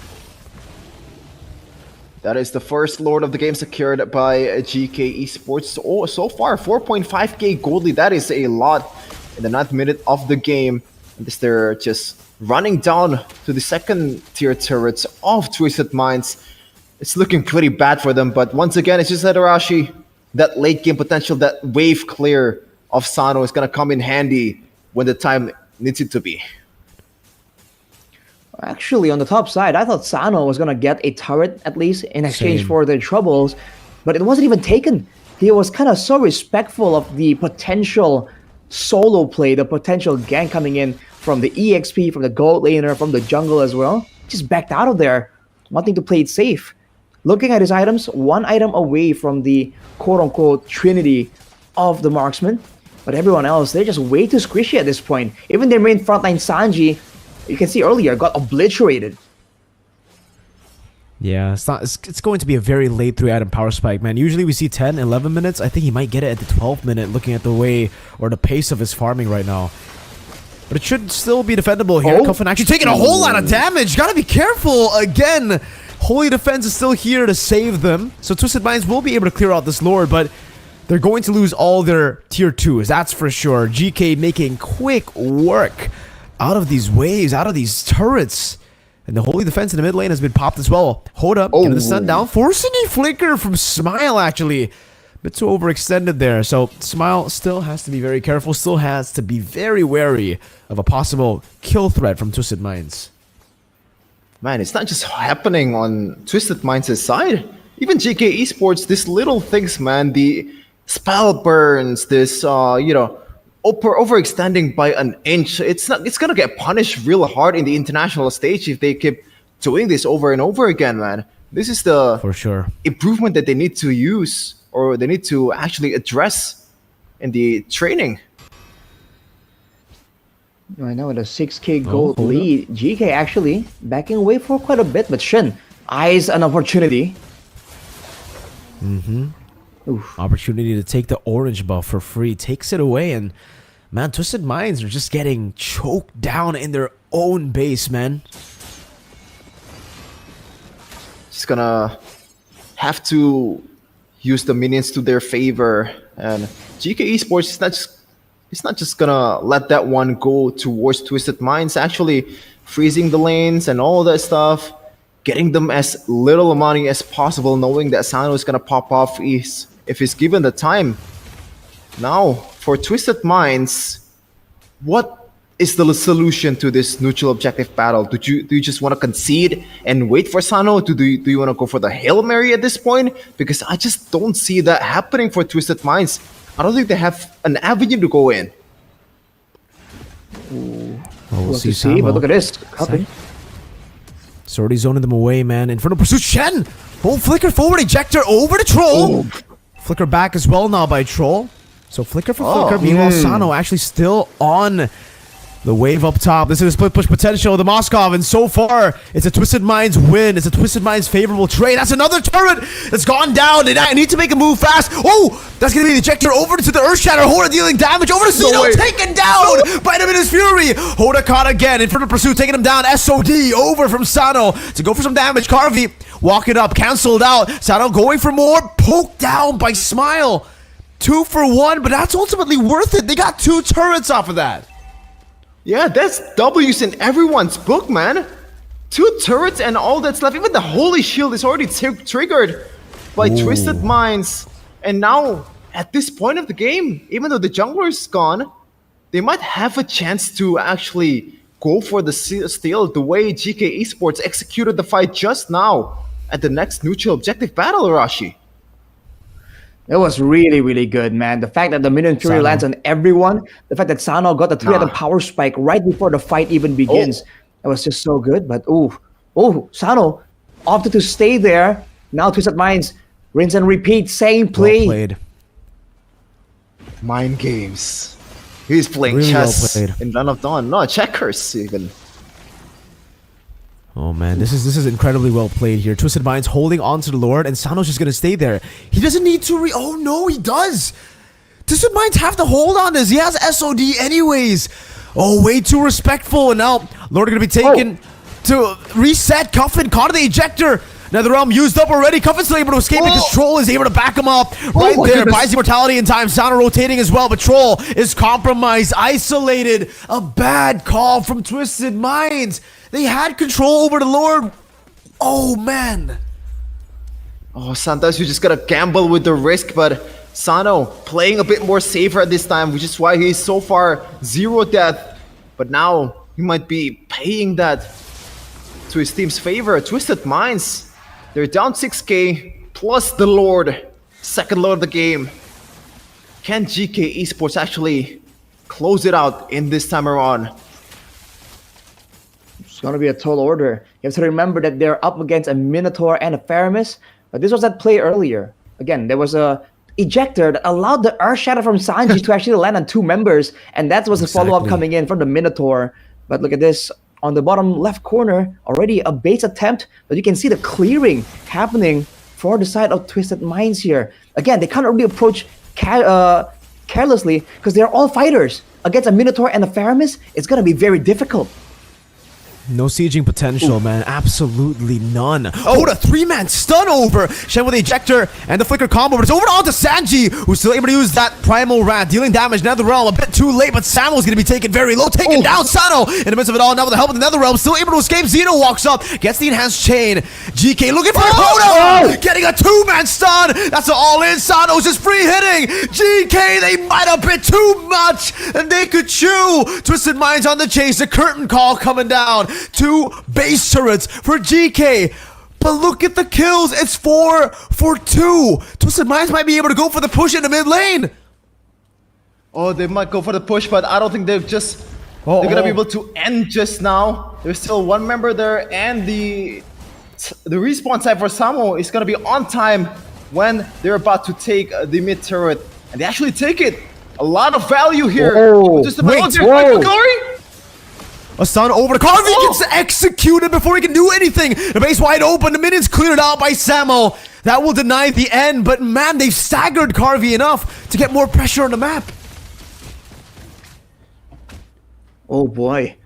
No base turrets available, and yet still the aggressors. They're trying to find something instant, something quick right here, but the mid base turret is the only thing they can get. Now it's back to the waiting game, and technically they can still play that macro style. But man, GK Esports, that was a very expensive blunder. Twisted Minds have caught up in gold. And this is a late game with good scaling.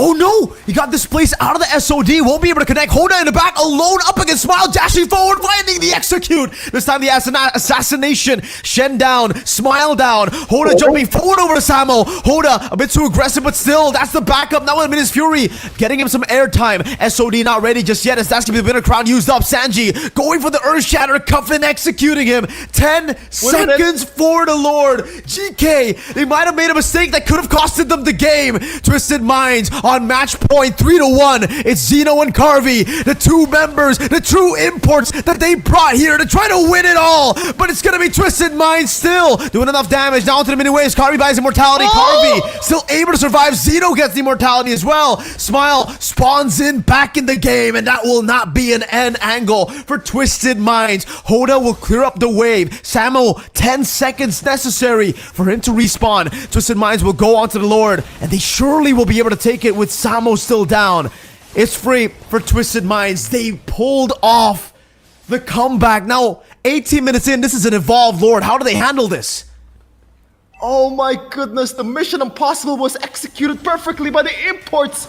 It was as clutch as it gets, but the job is not done just yet. There's still a tall order for defending this Lord, defending these waves coming in from Twisted Minds. A chance for glory, a chance to get to Malaysia, a chance to represent the MENA region. It's now or never for these guys. Evolve Lord in the mid lane. Hoda getting the sun down onto Samo. The Frigid Glacier is massive! Finds 4 members. Sano's still free, hitting the back. Minions Fury from Troll! Despite the fact that they got imports, the full MENA lineup and Twisted Minds will go through the lower brackets, will twist the odds, and will take the victory 4-1. What a way to close out the season! Twisted Minds! The comeback, the turnaround, the 180 that they pulled in this game is absolutely massive. And this 5 made it all happen in the stage. And we are all witnesses to their greatness in their regions. Congratulations to Twisted Minds, the victor, the champion of Season 6 Mobile Legends Professional League, Middle East and North Africa region. Wow, man. You give them an inch and they take a mile. You just cannot leave any windows open because Twisted Minds, they'll come at you straight up. Phenomenal performance. Ladies and gentlemen, give it up for Twisted Minds. They're Season 6 champions. A full MENA lineup that was doubted.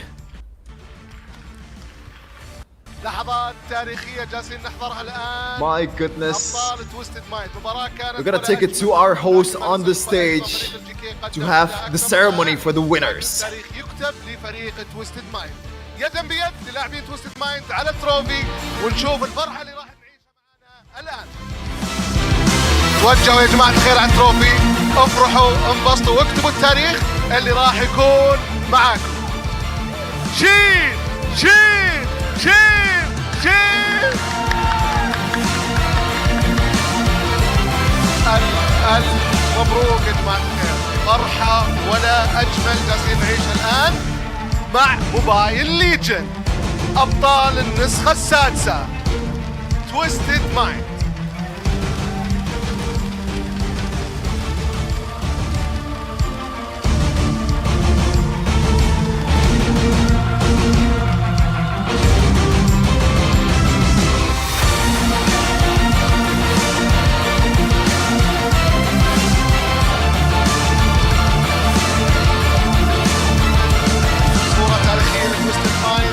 التروفي حاليا جميع الفريق كامل حاضر ومتواجد، البهجة زي ما انتم شايفين، وحابين اكيد ناخذ مقابلة مع احد لاعبين تويستد مايند، واكيد راح نتوجه الحوده. تعال تفضل معنا.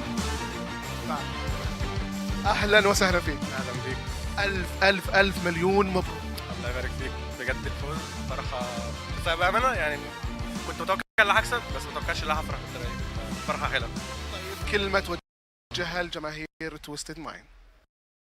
شجعونا والحمد لله عوضناكم على اللي حصل الفاينل اللي فات، وان شاء الله من افضل الافضل.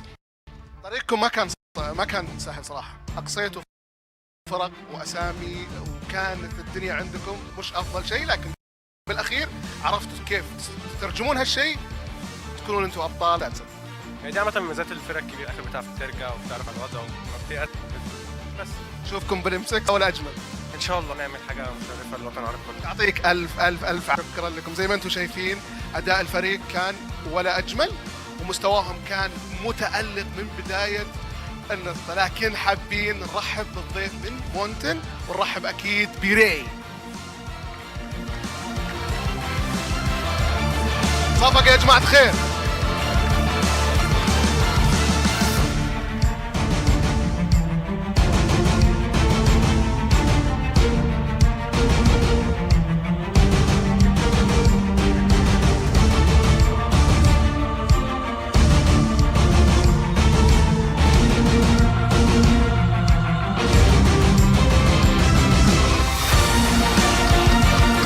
صفقة يا جماعة، نبغى نسمع صوت كثير. تويستد مايند.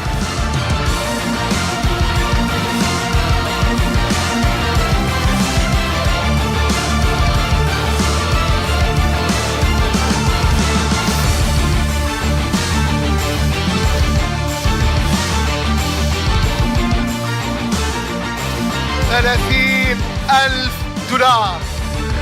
اوه يا تويستد مايند، انبسط يا تويستد مايند، عيش اللحظة يا هينك اليوم.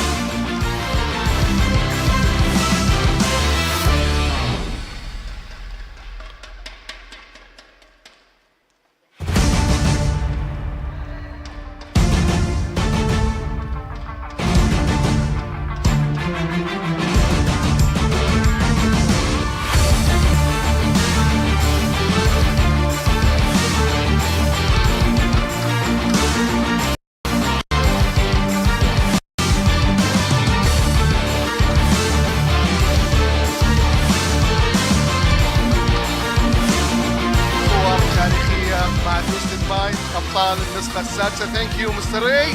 زي ما انتم شايفين الاوضاع اللي جالسين نعيشها الان بالستيج، فكانت الامور ولا اجمل، والتحديات الاكبر والاوضح معنا في موبايل ليجن. لكن هل يا ترى كيف راح يكون في الام 6؟ لازم نعرف مين هو افضل لاعب، لازم تعطونا توقعاتكم جمهورنا الغالي. مين افضل لاعب معانا؟ صوت اكثر اكثر اكثر. اللاعب سانجي.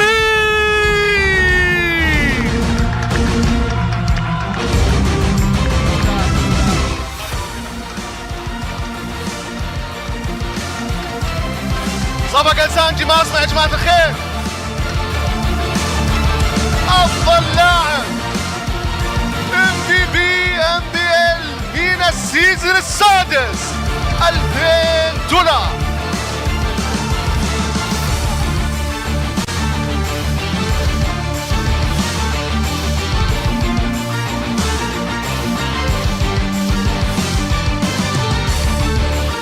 خلونا ايضا نرحب بالمركز الثاني، الفريق اللي قدم اداء ولا اجمل. صفقة الفريق Geekay Esports.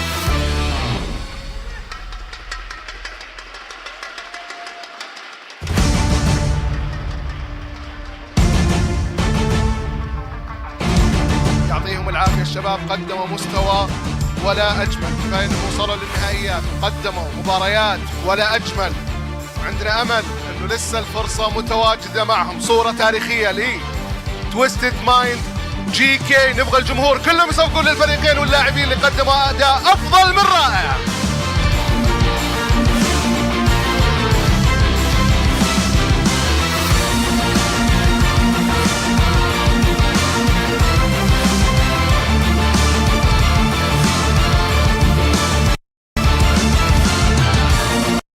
مشاهدينا الاعزاء، حضورنا الكرام، اتمنى انكم استمتعنا في المينا السيزون السادس. مباريات كانت ولا اجمل، كان عنوانها تويستد مايند ووصيفه ايضا جي كي اي سبورت. لكن راح ننتقل الاستديو نشوف ايش المعلومات اللي كانت معنا في البيست اوف 7.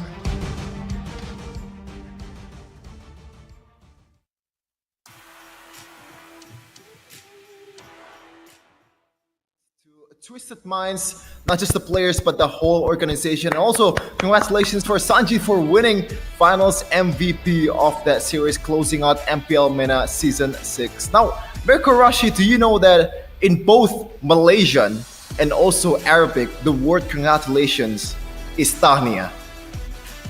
Both. Oh, that is very interesting. Really? Yeah. Not I just familiar, realized man. You that. would know, Shevin. Yeah. What do you mean by that? Well, again, congratulations.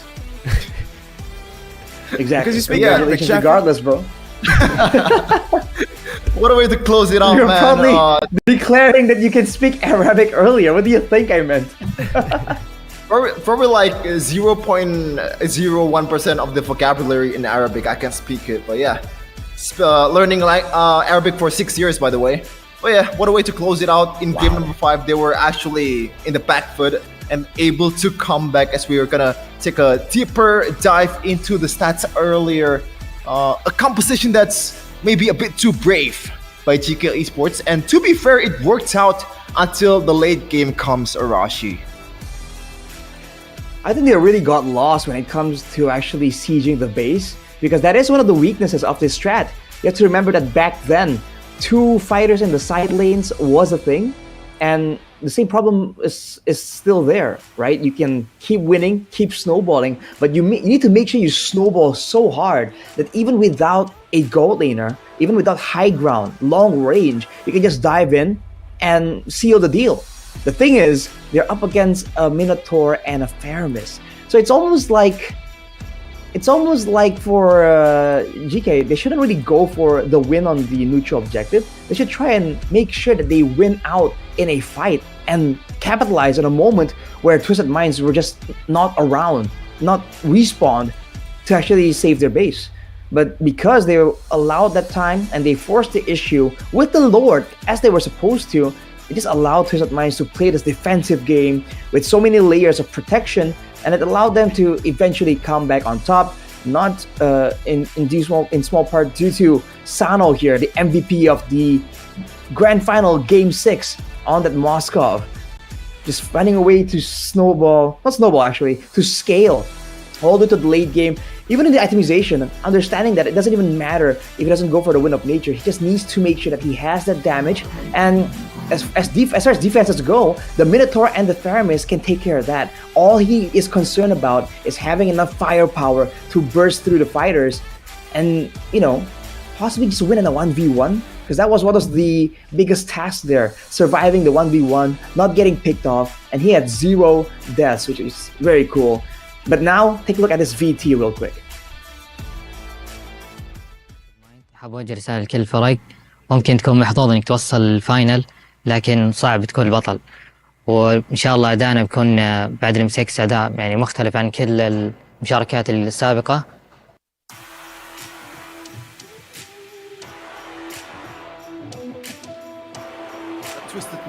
Twisted Minds member there that the M6 is gonna be a different beast of MENA representative this time around in the international stage, and they're looking to make a noise finally in the highest of stages in Malaysia, man. But Twisted Minds, from the looks of it, from the evidence that we've shown so far, what do you guys think are the realistic expectations, and like what are the ceilings of this team in the highest of stages?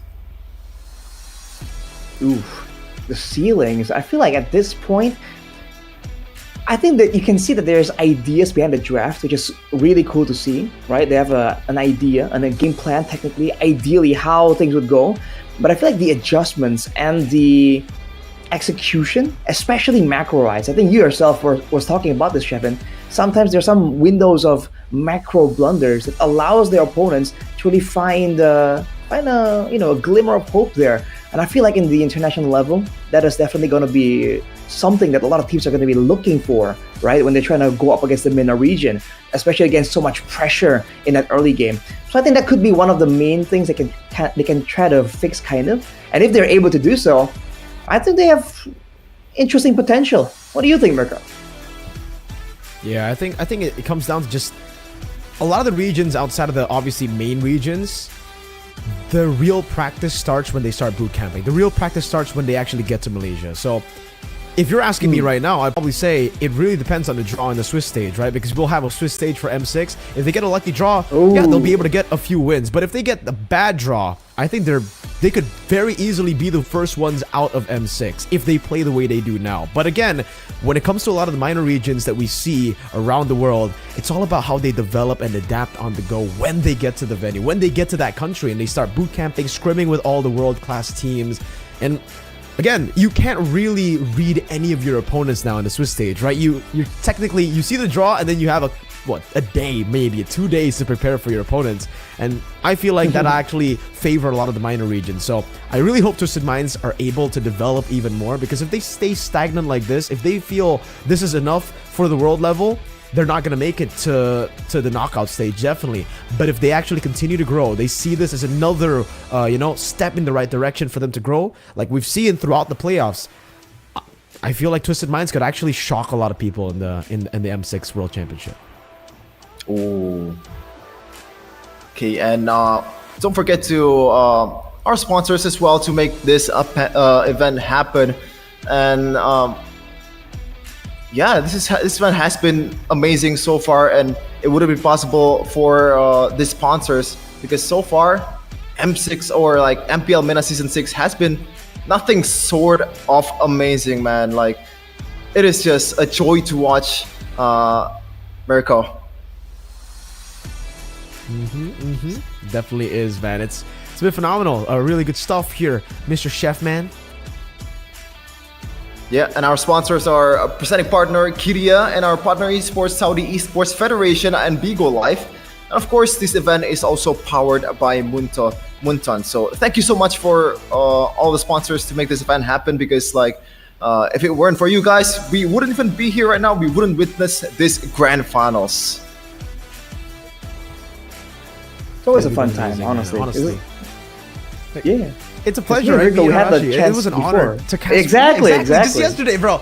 We got that same mindset, bro, coming into this tournament, man, because it was a pleasure seeing Falcons actually get the dub last time around against Twisted, because I think both of us were kind of rooting for Falcons anyways in the last one, because Twisted, it felt like they were a bit too overconfident. So the fact now that they saw that loss, they improved from it, it humbled them, and they got so much better, is kind of like a full circle for me and Arashi after casting the last Grand Finals.